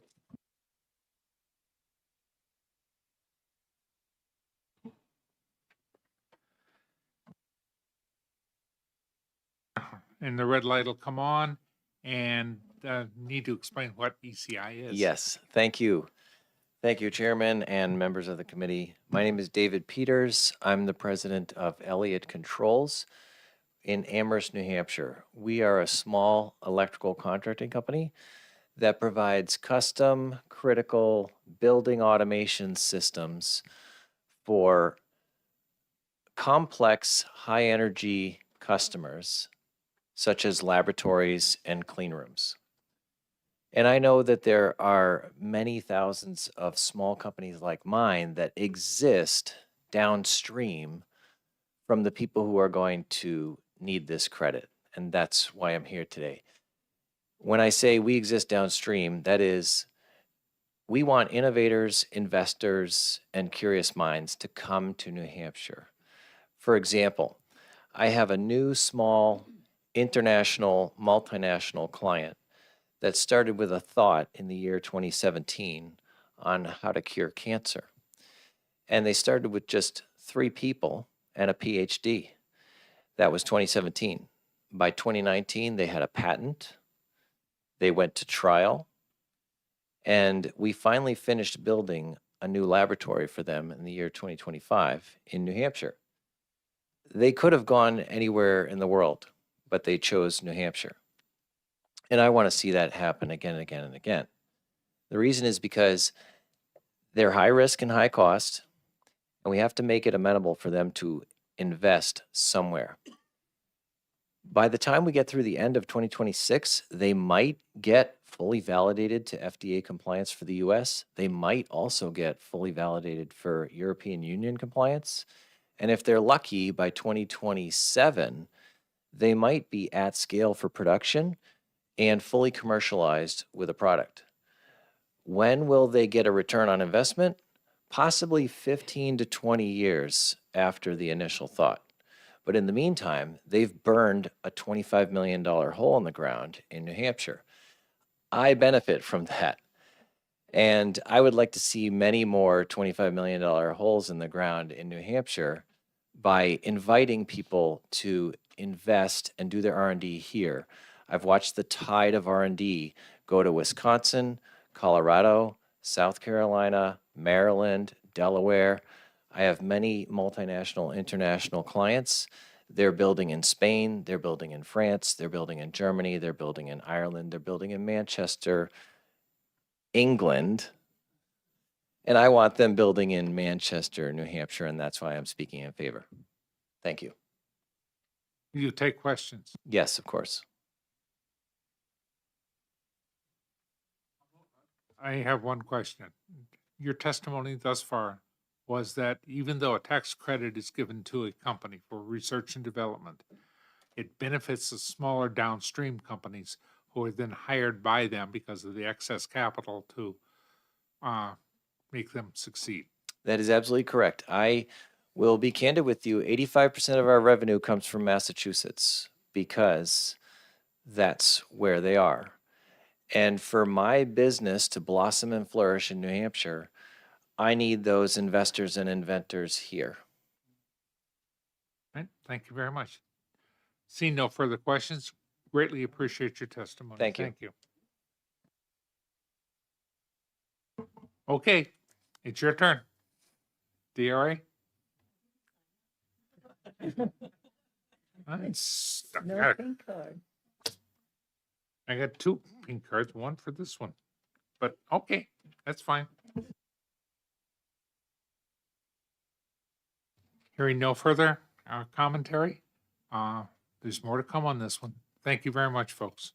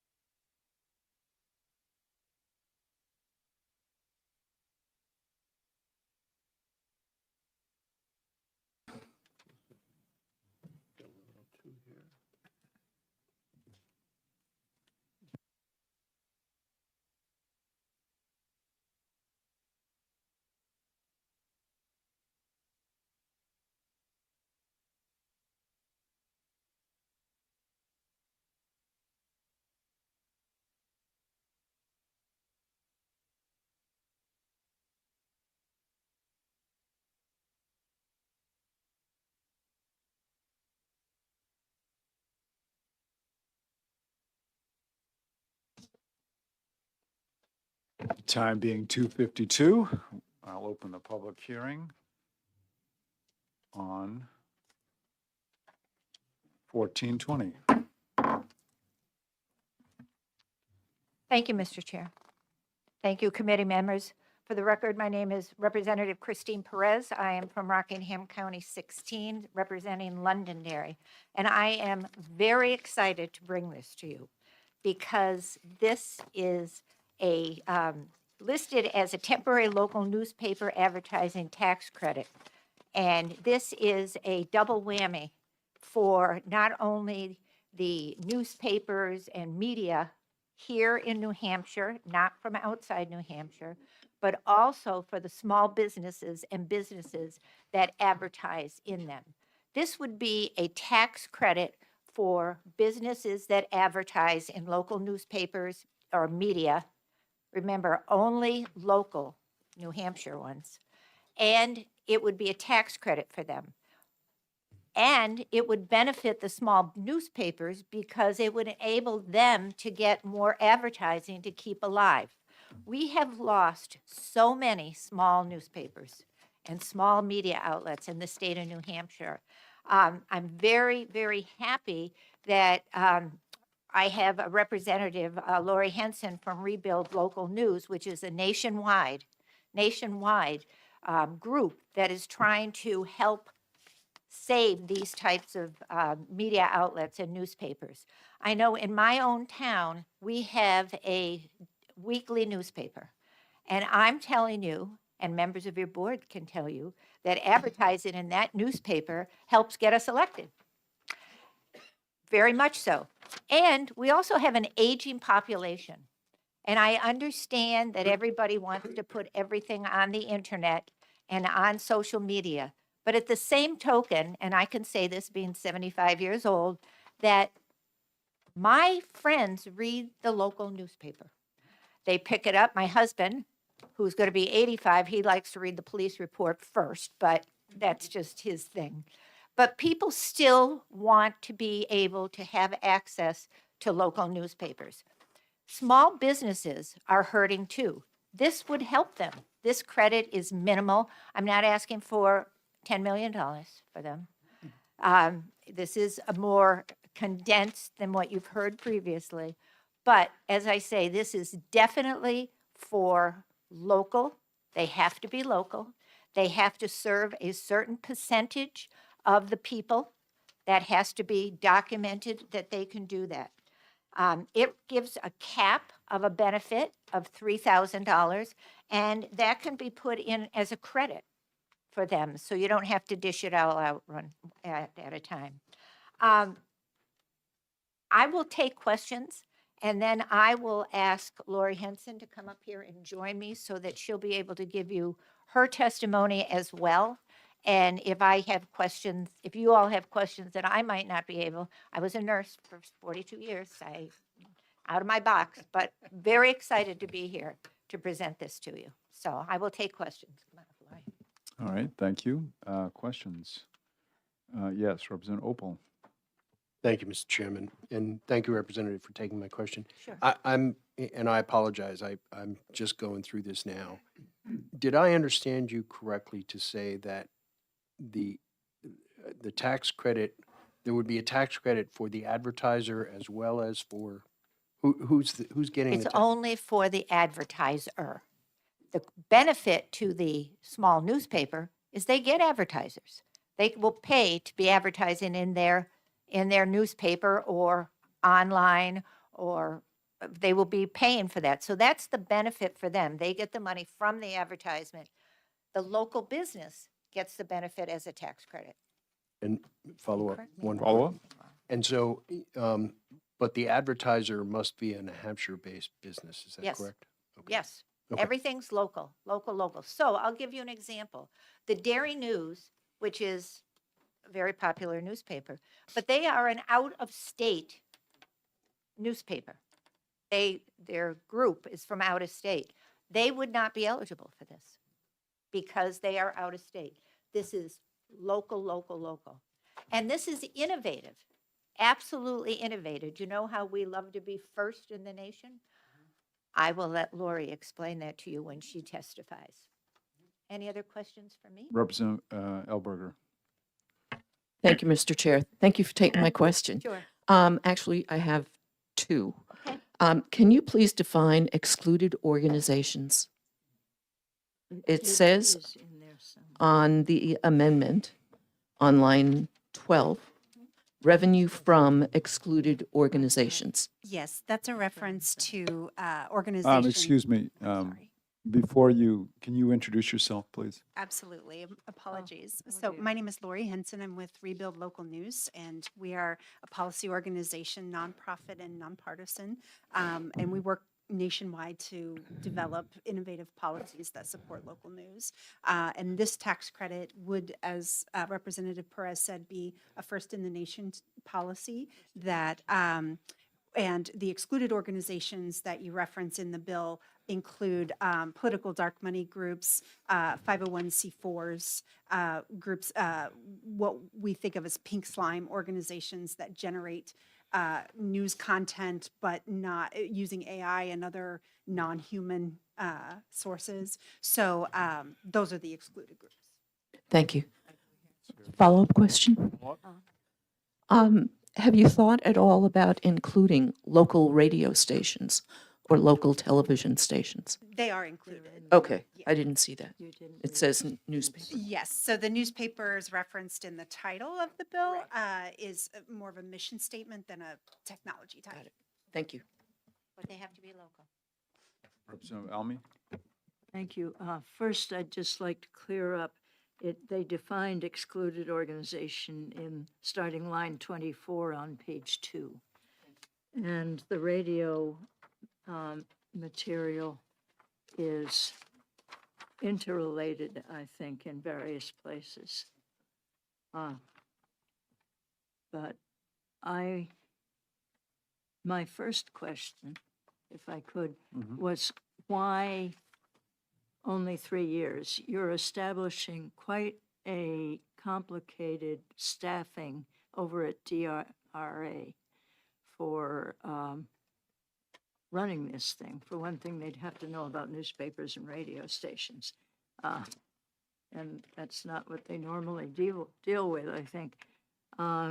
But it disappears again after 3 years.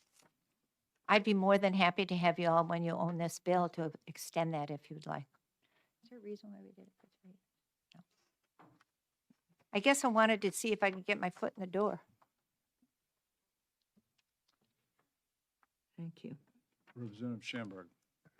Thank you, Mr. Chairman, and thank you for taking, either one of you Thank you. could take this question. I do have 2 questions, but this will be the first one. Does this bill favor certain advertising channels like local newspapers and qualifying broadcast media over digital platforms and other marketing methods that small businesses might rely on or use non-traditional marketing to rely on? So Representative, I would say that the bill is written to not favor any particular type of media.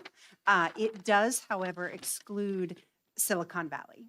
And so Meta and Google do not qualify under this. And the follow-up question, Mr. Chairman, either one of you again. Do you think that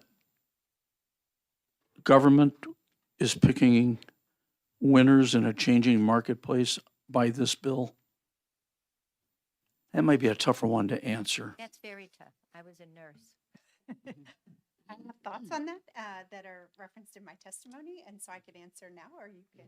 Okay. Representative Murphy?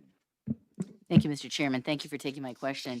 My question relates to the financial note attached to this bill. I generally support the concept of the bill, but DRA is stating that because the bill reads that the credit won't be carried forward, it would be any excess would be potentially subject to refund. Does the bill set up, or I don't know if your amendment addresses it, Yeah, we but does did. the We bill? changed it to, we Okay, you changed it. addressed No that? refunds. Okay, great. Okay, thank you. My question's answered. Thanks. Any other questions? Seeing none, thank you for your testimony. Can we have Lori do her testimony now? Okay. I will keep this brief. Thank you so much, Mr. Chairman and Mr. Vice Chairman and the members of the committee.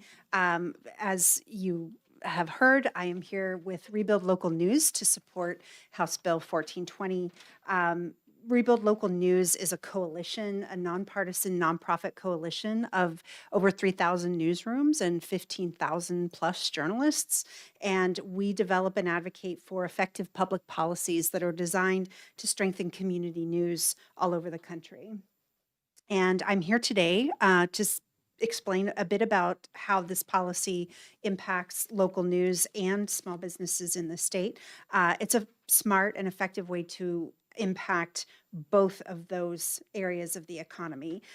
Tax relief is good for the economy and for small businesses generally, but in this case, there is a double benefit, as Representative Perez was explaining, and that double benefit is that this tax credit incentivizes small businesses to advertise more with local news, and they get 80% of their costs back, up to $3,000 for advertising with local news. and those advertising dollars are spent locally. So not only is this a tax relief bill, but it is a buy local bill. And as Representative Perez was saying, New Hampshire could be the first in the country to pass this policy. Kansas also has introduced this policy, and it is working its way through their legislature as well, and we have other states that are interested. But this credit, by returning advertising costs to small businesses, ultimately supports the essential news coverage in communities all over the state. Small businesses of all kinds, from restaurants to roofers, would be eligible for this tax credit when they advertise their products and services in local news. And local news outlets, many of which are small businesses themselves, are then turning those ad dollars into news coverage in their communities. That is happening through newspapers on paper, as well as news on digital websites and in broadcast and television and radio stations. That incentive is needed now more than ever. My organization, Rebuild Local News, partnered with Muckrack last year, and what we found in a study of the data is that nationally we've lost an average of 75% of journalists all across the country. And New Hampshire is smack in the middle of that data. It ranks about 26th in the number of journalists per 100,000 residents. And between 2013 and 2023, in that 10-year period, New Hampshire lost 740 local reporter jobs, or about 57% of that workforce. Right now, we estimate that fewer than 9 reporters serve every 100,000 citizens in the state. So the need is urgent. And these numbers are not just bad for local news, they're bad for communities. What we know is that when a news source closes in a community, we see higher borrowing costs, we see lower voter turnout, we see fewer choices of candidates on the ballot, we see more government waste and corruption, we see more corporate crime, and more political polarization. So local news benefits communities in countless ways, and this tax credit is not a cure-all for everything that ails local news, but it is an effective way to keep public dollars and reliable news and information in New Hampshire. So I thank you, and I'm happy to take any questions you might have. Do you have any idea in New Hampshire how many companies would want to be or apply for this 3K cap? Do we have any sort of numbers on this? We don't have good numbers on the number of small businesses that would apply, but because it is a tax credit that is, a pretty simple calculation of their advertising costs, I would assume a lot of small businesses would benefit from it. And if you imagine that Deb Paul could speak more to this and the number of advertisers in her publications, but you figure a few dozen advertisers, regular advertisers to a local news organization times the number of news organizations. That's the best estimate I could do. Representative Elmy. Yes, thank you. I'm very sympathetic to the idea. The problem is more in the details of how this works. And the first one is that only $5 million for each year would be allowed to be dispersed out of the state revenues. And you include two different ways. I guess it's just the BPT and the BET for that. We faced this when we did the research and development credit. What do you do when you reach 5 million? If you've got about 50 applications after that, do you take the cap and take how much money you've got and divide it up and give everybody reduce the less, which benefit. is what we ended up doing for research and development. So that's question one.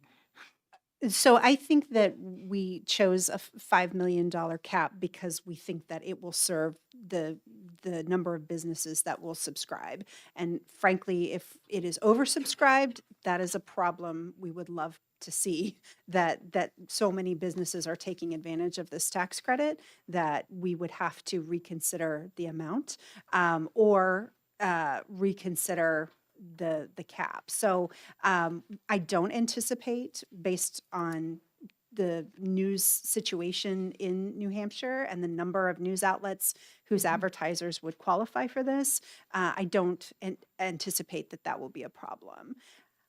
So this, if I Follow could up. follow up, this would not include the, what do you call them? The small town papers that are just for advertisements. That's correct. It is for news organizations that are producing news content with But- human beings. Are you referring to like Spectrum, that type of thing that goes out that's just advertisement? The what? Coupon books and Yeah, stuff like coupon books and Yeah, that kind of yeah. thing. They would not be- sometimes also have a small news article in them. Right, this would not be, coupon books would not be eligible. They'd have to be news organizations, correct? That's correct. Yeah. And as So- far as if you reach the cap, I think we pretty much say we're out of money. I mean, we've done that with some other things, like when we ran out of money for water, abatements and things. I mean, and then maybe in 3 years, we can look at bringing it back and seeing if we need to raise a cap at that time. And I would just add, Follow up. because this is an innovative policy, we don't know exactly what to expect, but I am encouraged that the 3-year time period would give us time to gather some data and to improve the policy as we need to. Follow up. Yeah. I'd like to try to understand which organizations we're talking about. I'm from the Upper Valley. The Upper Valley is Valley News Territory. There was someone that tried to restart one in Claremont. He failed immediately for reasons other than money sometimes, I think. But would we qualify? Or where do you decide, how do you decide what level you're at? Sure. So the definitions in the bill consider local news eligible, those advertising expenses eligible with any organization that is employing journalists in the coverage area of their local community to gather and report news. It eliminates, as we were saying, any purely just advertiser coupon-based kinds of publications. It would exclude any kind of political, C4 kinds of organizations. It would exclude the big Silicon Valley companies, but it is designed to benefit lots of different kinds of news organizations, from radio newsrooms to television to newspapers to digital websites. And, Follow up. sorry, I've got 2 more questions now. One of them is, so the Valley News and the Concord Monitor, which are sister corporations now and run together, would still qualify because they're running mostly their own materials. Some of it's from Vermont, some of it's from the Concord Monitor. May I leave and let Deb Paul, who Oh, okay. owns a small business, come up? She's there to testify as well, because she, being local and being one of these newspaper people, has the answers to those questions, and she's chomping at the bit. Would that be all right, Chairman?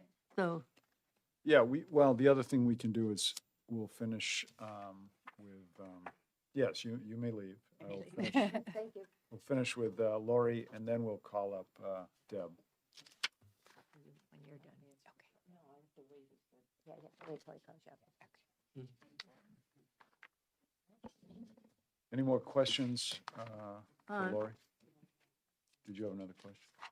I did have another question. Now I'm trying to remember what it is. I'm hitting 80 soon. No, please. I'm Uh, happy to answer but, questions. Oh dear.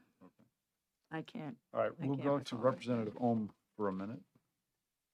Yeah, thank you. I'm very sympathetic to newspapers, having delivered them as a little kid and still reading every one I can get a hand on in print. But I'm curious as to the ownership restrictions. Many of the weekly newspapers are typically bought up by larger companies who then may be out of state. The National Telegraph, my local paper, I believe, is owned by an out-of-state company. Would the bill cover these local papers who are actually owned by out-of-state people? It is intended for in-state ownership. So, if I may follow Follow up. up. So I know the weeklies tend to be amassed by other companies. Have you looked into the weekly situation? So we think a large number of weeklies will benefit from this, including the ones that Ms. Paul owns. But we, according to the definition of local, we are focused on the news organizations that are serving New Hampshire communities and are based in New Hampshire.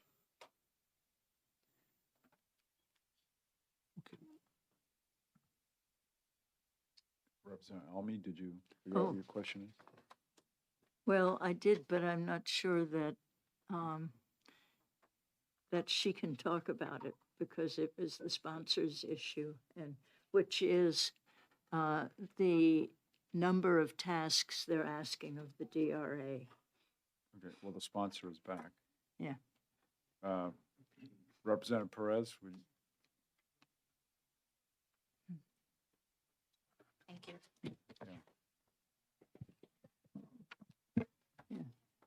Thank you. The problem is you're asking the DRA to hire extra people who have expertise in these areas and release them again in 3 years if it doesn't work. So. Are we asking for that? Are we sure? I'm not. Well, you're saying that the DRA will take care of a large number of items that starts, where'd my glasses go? Welcome to my world. That starts basically with the advertising tax credit sections. That eligibility and recapture, the duties of the commissioner, and the ways through which the people would be able to get this credit and to report on it, and certification of tax credit issued by the department may be revoked, which is another procedure that hasn't been developed yet.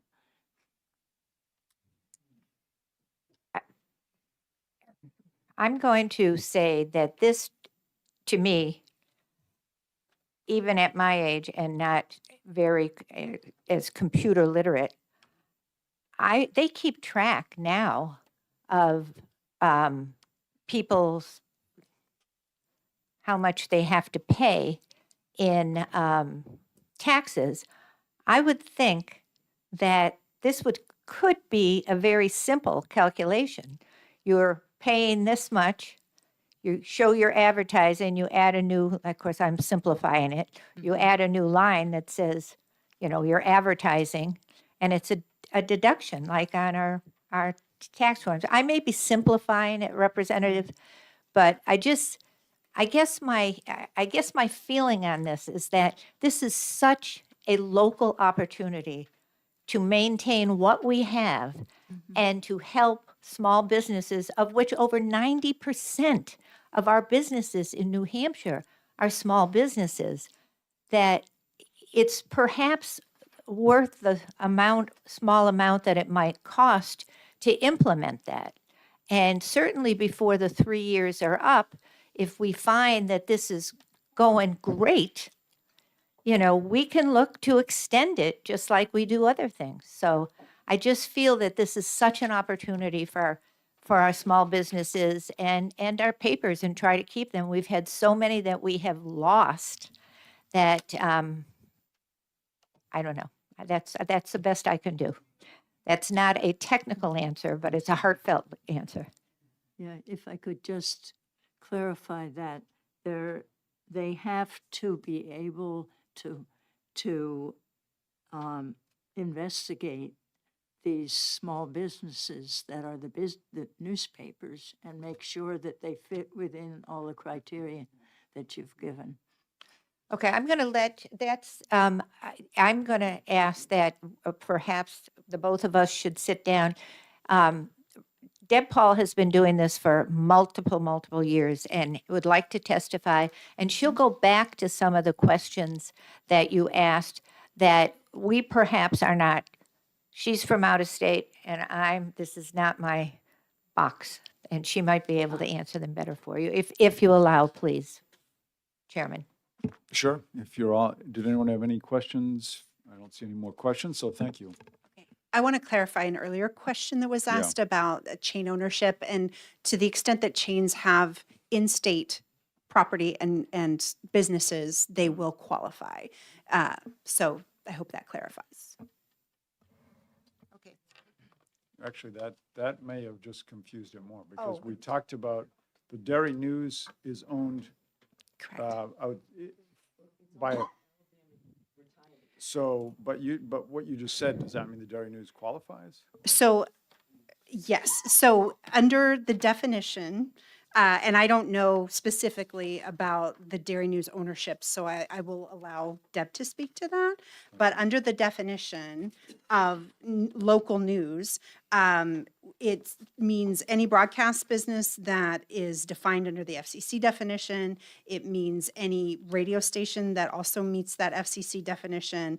It means local news journalist employed by these businesses has to be a person who's collecting information, and local newspaper means a print or digital publication that is publishing news content primarily focused on local events and communities, employs at least a full-time news journalist, publishes and distributes news content at least once a week, carries media liability insurance, and has 33% of its audience over the previous 12 months on average within their coverage area.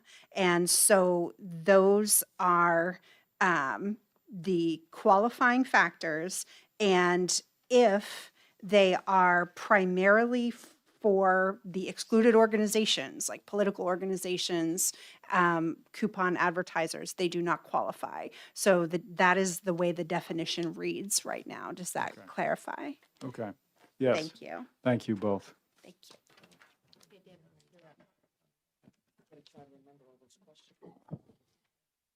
Introduce yourself and where you're from. Okay. Thank Okay, next up, I have Deb Paul. Hi there, people. My name's Deb Paul. I have never been to one of these things before. It's very exciting, kind of scary. But I was listening to you talk. So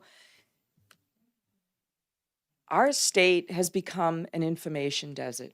Y'all sit here and put out all these bills and these great programs in the state, great programs. And that information is not getting to the people because the outlets for that information is less and less. And I will give you a prime example. Not too long ago, Brian Chiricello, who was a county commissioner in Rockingham, they had created a program to help with the nursing issue at the elderly care facility that they have in Brentwood. The program was anybody could apply and go to school to learn to become, and they would pay for it. And that was to help get more help for this facility. Brian came to me because he knew about what I did and how I did things, and I got him in front of a bunch of people. Because of that, Rockingham, the most people that applied for it were the towns in which I had papers. So the only way that information got out was because of the paper. People didn't know to go to your website and find this.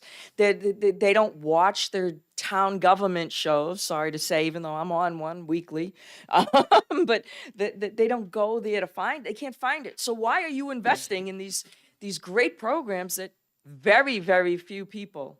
So the average was 72% of the people in Rockingham County that took advantage of this educational tool to become an elderly care nurse came from a news outlet. See, so it benefits the state, which was not emphasized at all in the presentation. So it also emphasizes local government, legal notices, making sure that the people in the town know that, oh, by the way, that beautiful farm that was next to you is sold and now it's going to be condominiums. Instead of people getting all upset that, oh my God, what happened? They actually know what's coming and can prepare. If I knew it was coming, I'd probably put my house on the market and say, see you later. But my point is they have an opportunity to speak. They have it's democracy. And we, as a state, are in a sad state of affairs with the amount of ways to get information out. It doesn't have to be a newspaper. It can be a radio show. It can be something like In Depth, that she's more opinionated, but it's information you can't get online. And here's the other clincher, the online stuff. I guess you guys are probably sick of it in your line of work. False information, misinformation, not full information. Nobody's held accountable for what's put on the websites. Nobody. Internet, somebody gets out there, those little warriors that hide behind whatever, and they put them all out there. If we put something in a legitimate news source that is inaccurate, we are responsible. We are held accountable for it. So we're the ones that have to take responsibility for putting out there and making sure that the correct, and if it's wrong, I've always run it. I've run, in the 26 years I've been doing a newspaper, I have run a total of 9 corrections.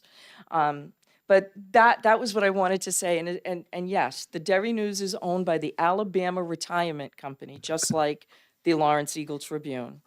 The Seacoast Media is owned by Gannett. Foster's is owned by Gannett. Nashua Telegraph is owned by Ogden out of Virginia. And to be honest, I think that this helps with sustainability of what we have, but encourages other people to maybe step up and want to do a newspaper or some sort of a news outlet in other towns. I helped somebody produce a newsletter in Brentwood. I have helped someone in Raymond who's about to do a newsletter that's going to be put out there. Teaching, I didn't have any of that. I started 26 years ago. Do not have a journalistic background, just so y'all know. My major was psychology. I did diagnostic testing in the Boston school system. So I have no idea what I'm doing half the time, but I know those pitfalls to tell them not to fall against. This hopefully will fix that. It is a sad day in the state of New Hampshire when the state of Arkansas has more community newspapers, more news outlets than we do in not only New Hampshire, all of New England. I think that statement right there says it all. We were the founders of this country. We were the ones who were putting out stuff, standing up for stuff, being the watchdog. What happened to that? What happened? And I'm not trying to showboat or anything, but it's a sincere problem. And so, yes, I will now take any questions. I don't know what I'm doing, but whatever. I'm nervous as Haiti. Need a fidget. Representative Schamberg. Thank you, Mr. Chairman, and thank you, Ms. Paul, for taking this question. Sure. On page 3, Oh, God. under Roman numeral 8, God, hold on. Page 3. I don't have what Jake, they- I have whatever maybe you handed Representative out. Perez has it. I don't know. It says what a local newspaper is, A, B, C, D, and then it goes to E if they're a newspaper that distributes only in digital form. It talks about at least earned a revenue of 100,000. Does the local newspaper in A, B, C, D, E, paper form, does it have to have revenue of 100,000 also, or can it be under 100,000? Oh, the amendment took it away? The amendment, where is it? The amendment removes the. The other thing I wanted to tell you, I'm sorry, I can't, the microphone there. The amendment removed the amendment removed that requirement. I had everything under there. Thank you. I also want to tell you that I am part of the New Hampshire Press Association and the New England Press Association, the Independent Papers of America Association, and this is a hard battle for us little guys against the big guys who are just eating up our little papers and destroying them like they did the Telegraph. I'm sorry, they did. Anyway, the Press Association is behind this because the majority of the papers and outlets, the online outlets that are in there, are for this because it's about sustainability. It really is about sustaining us and being able to, we can't cut the rates. And I'll give you an example.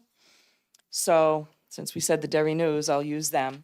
They would go to my advertisers and say, oh, I see you've got an ad in the paper. What are you paying for that? Oh, she charges me $100 a week.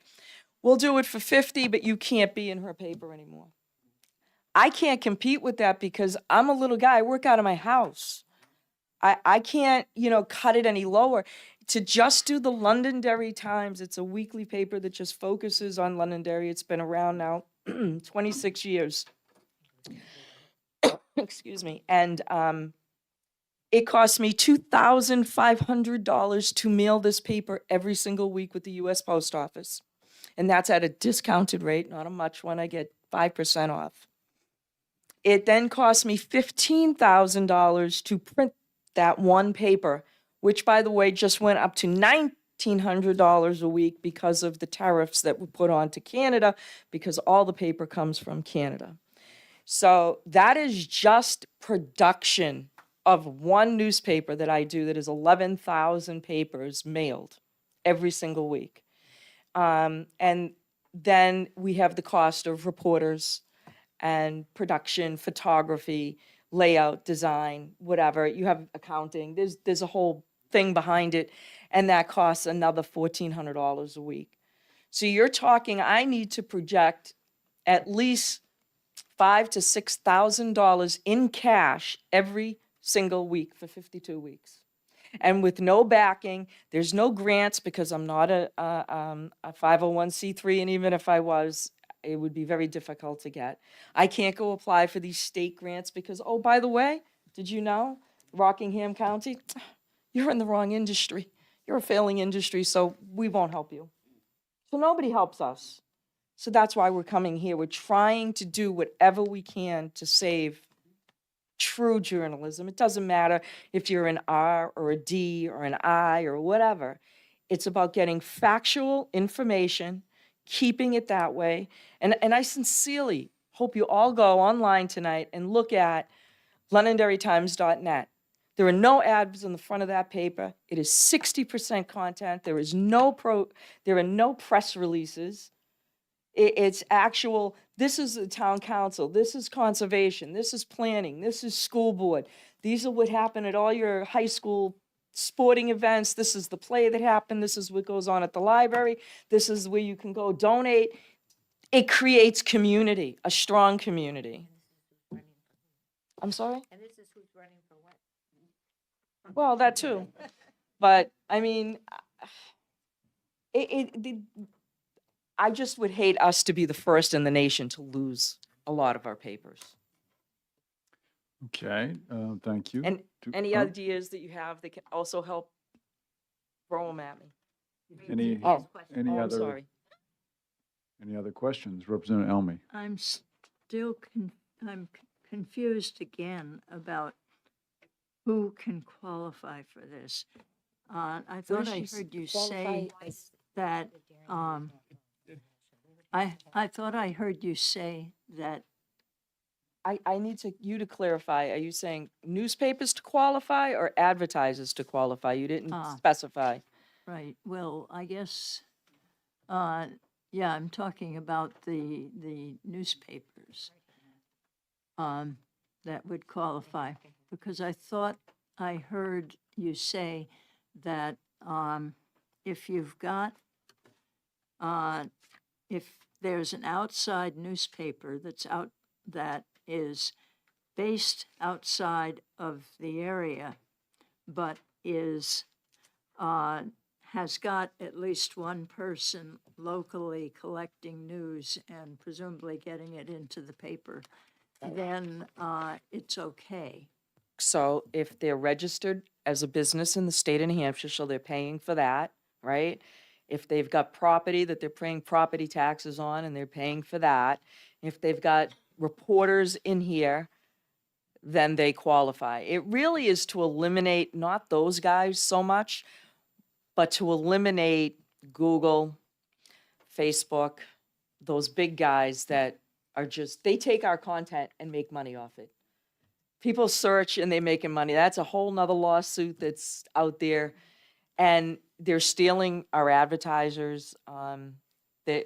People, I'm getting them back now because people are spending $2,000 a month on Google and finding out that, yeah, they got, 600 hits, but only 3 were in the state. So was it worth that is it worth that $2,000? And personally, I work with every single business, and I even tell them sometimes, this is the best way to do it. I create logos for them because little papers like myself, we become partners with these businesses. And we try to make them sustain because we want them to do well, because if they do well, they stay in the paper and they advertise more. If they don't succeed, we don't succeed. So it's an embryonic sort of relationship with businesses that we have to have in order to do that. I don't know if that answered your question or not. I'm sorry. I don't want you to be confused. I think you answered it in the first couple of sentences, so. Representative Spar. Just real quick, I just want, did you say it was $1,900 for the increase in the paper cost because the tariff? Was that a weekly went thing or from- annual? No. I'm nervous. That's I'm all right, sorry. fine. I was paying $1,500 a week for paper. The tariffs kicked in, and now I'm paying $1,900 a So week. $400 more, Yeah, but every week. every single week. So it's $20,000 more a year in Yes, just sir. the tariff cost. Yes, sir. That- And every time postal goes up, since they lift it before postal could only go up like every 2 years. Now they go up 3-4 times in a year. Literally in 1 year, I went from $1,800 to $2,500 in 1 year, every week. And I do a paper in Hudson, and I want to be able to mail it because I really think it's important. Hudson had a paper, and the owner had some stuff going on, and he was a very nice man, and he ended up closing down. And I went there because there was no paper, and I didn't have to fight people like a Derry News and Hudson in Derry or Sandown, Hampstead, Chester, because I had those 2 papers during COVID. I couldn't compete anymore. I just shut it because I as one business got nothing. No PPP, no help, no nothing. I have survived for 26 years with nothing. I got no loans. It's businesses and people in the community and nonprofits that actually care and donate. I'm not a nonprofit, but they will go out of their way to make sure that we continue because they know how valuable getting their information to their community people who are going to use their services, how important that is. Why have these services if nobody knows about them? I'm sorry. Okay. Any other questions? Seeing none, thank you very much for your testimony. Thank you. And thank you for your patience with us back and forth. Oh, sorry. Okay, I have Lauren O'Sullivan from the New Hampshire DRA. Say something before she begins Yeah, regarding time. sure. The vice chair would like to make a statement. Lauren, just suspend for a second. Go ahead and distribute your papers. Members of the committee, just a reminder that the building closes at 5. Oh, my goodness. Well, So we need to be out of here before then. let's hope, We've got about an hour, let's hope we're out well before that. unless that's wrong. No, It's close. Yeah. No, we're fine. Should be done pretty soon.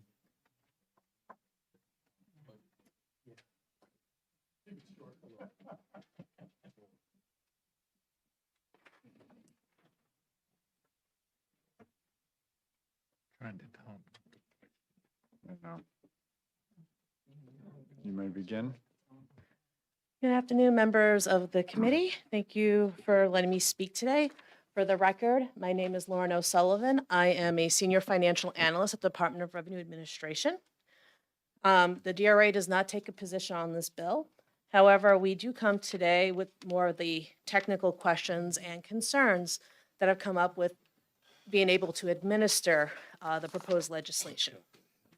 So with that said, my first point seems to maybe have been addressed by the amendment that was put out today. I looked at it very quickly, so I'm not sure 100% if it addresses that, but I'll wait for that to become public.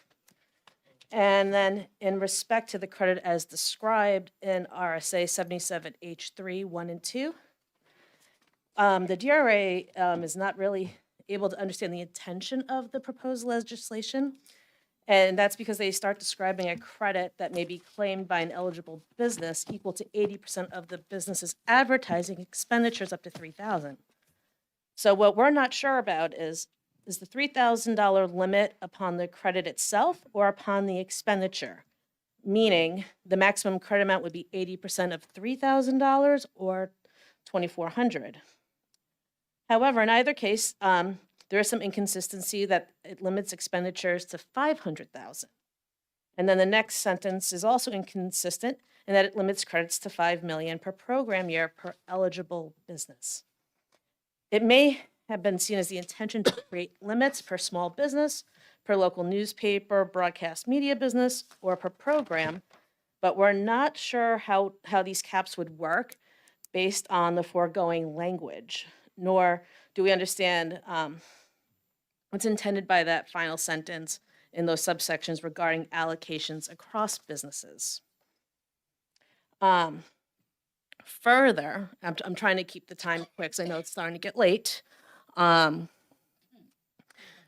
DRA assumes that the criteria would be applicable as of the date the credit application and believes that the definitions could be developed for all the criteria in the statute. With respect to the criteria, DRA's customary practice would be to have the credit application include declarations that these criteria are met and signed under oath.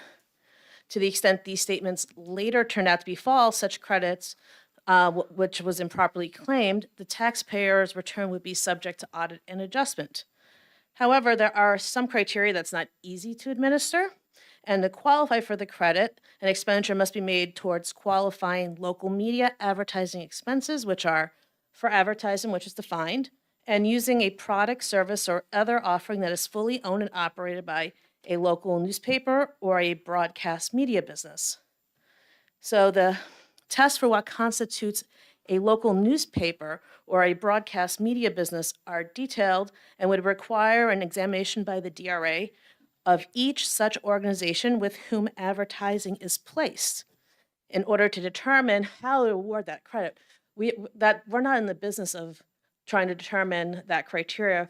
We would have to hire like a third party organization that's an expert in that can help us understand who are these eligible newspapers for which the taxpayer can then claim the credit. And if that's so we would need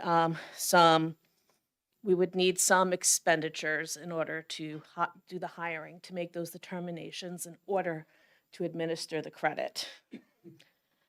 And further, this is some technical language things that we've picked up on. In RSA 77H2, paragraph 2, subsection B, there is a reference to the Department of Taxation and Finance sharing information with the department, which is defined as the DRA. So we're just wondering if perhaps, I'm not sure who that department is, but we're thinking that this, and it sounds like from the testimony I've heard, this may be patterned on another law that maybe has been presented at another state. So, we would be interested in seeing exactly how that was written. And then also in RSA 77H1, paragraph 2, subparagraph B, there is a reference to the commissioner, which may be intended to reference someone that is not the commissioner of the Department of Revenue. And finally, with respect to the repeal that's in the bill, the proposed legislation is currently drafted, could be read to eliminate the use of credits in the year following the final year of the program in which credits are earned and awarded, although we're not sure if that is the intent there. So we, one thing we will say is the DRA is happy and willing to work with the bill sponsor to address some of these language issues that we've come across. And I'm available for any questions if anyone on the committee has any. Thank you. Questions?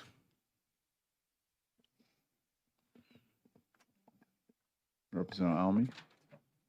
Well, just a comment on, would we have sufficient time this year, which means in the next 2 months and a half or so, to get this straightened out or not? Or would Well- it have to go to study? Yeah, well, that's a question we'll have to Yeah. talk about. But it's also a question for the DRA and what they could do in that time. Well, I think what they can do, I mean, because there's two things. One is the language issues that she's brought up. The other is the policy part, which we need to discuss, figure out, and see if we would change. So, I do. I think mean, in terms of, the part of correcting the language part of it, do you already know what needs to be corrected? Or, I mean, or do you need our direction on that? Well, for the two sections that we pointed out, I think we would know what to do to fix those. And that's why we want to work with the sponsor, just to make sure that we have the intent correct Okay. when we put those, make those corrective suggestions. Okay. Yes. I did have a question that I was unclear on about having to hire an outside firm to handle the newspaper and radio connections, and the determination of whether they are legitimate inside of the bill or not. Is this something that could be done on just by us rewriting a part of the bill and then sending it through the governor and executive council, or is it something that would have to appear in the budget, which is finished for this term?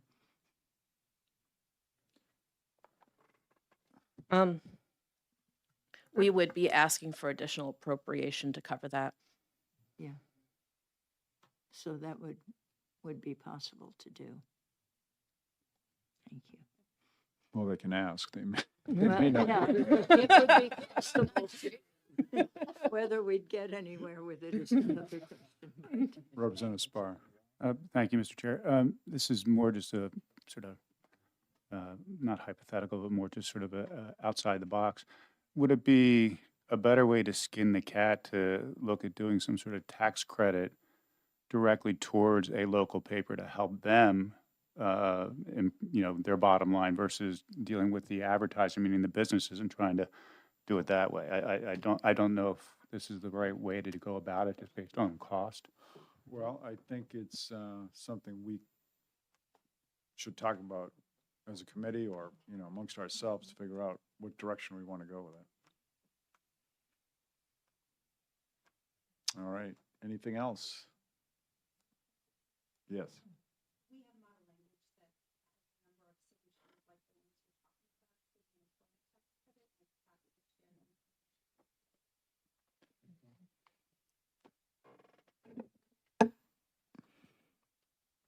Okay, seeing nothing else, thank you. Thank you. All right, is there anyone else who would like to testify on 1420? Seeing none, I will close the public hearing.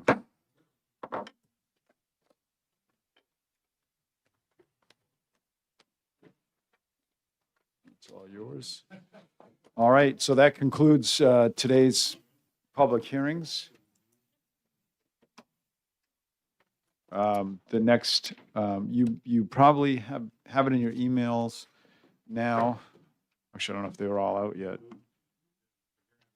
You should be receiving 6 emails regarding, 6 emails because on Monday, there's a public hearing, there's a work session, there's an exec session. On Wednesday, there's a public hearing, work session, exec session. Each of those comes with a separate email, so the big question is going to be Monday. Obviously, check the state website to see if things are canceled or not. If they're not canceled, we will meet. And I know some people have county delegation meeting. Yeah. Monday morning. So that's why I scheduled the executive session for the afternoon. Whether the snow, makes a mess of that, I don't know, but. Anyways, that's it. Any questions?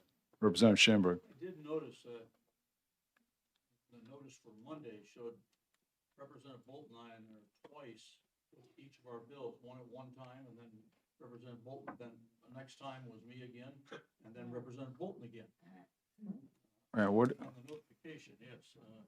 Don't worry about it. Don't worry about it. I don't do it well, No, we just ignore it. no, I want to understand what you're saying. We want to make sure that, Janet, she may have corrected it by now, but which, is it for Monday? Which, yeah. okay, for Monday, and it's which one? The public, listed sponsors twice.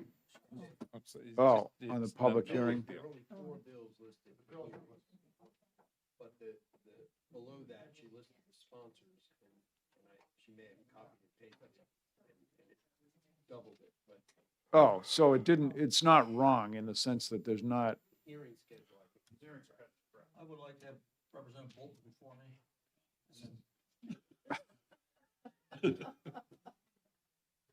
well, they should be listed as they are on the bill. Okay, okay. All right, so there's no error per se. No, there's no error. Okay. All right. He's just gotta have some. Why are you getting on the airplane? Was the question. Why are you getting on it? Yeah, why are you getting on the airplane? Same reason. To fly? Okay. Well, I could ride the top of it. Have we Right, that I have. Have you gotten the rewrite for 1624 back yet? 1620, no, so you submitted it, right? No, I didn't submit it. You said you had already done that. 1624, relative to the elimination. Okay, so I texted Dan and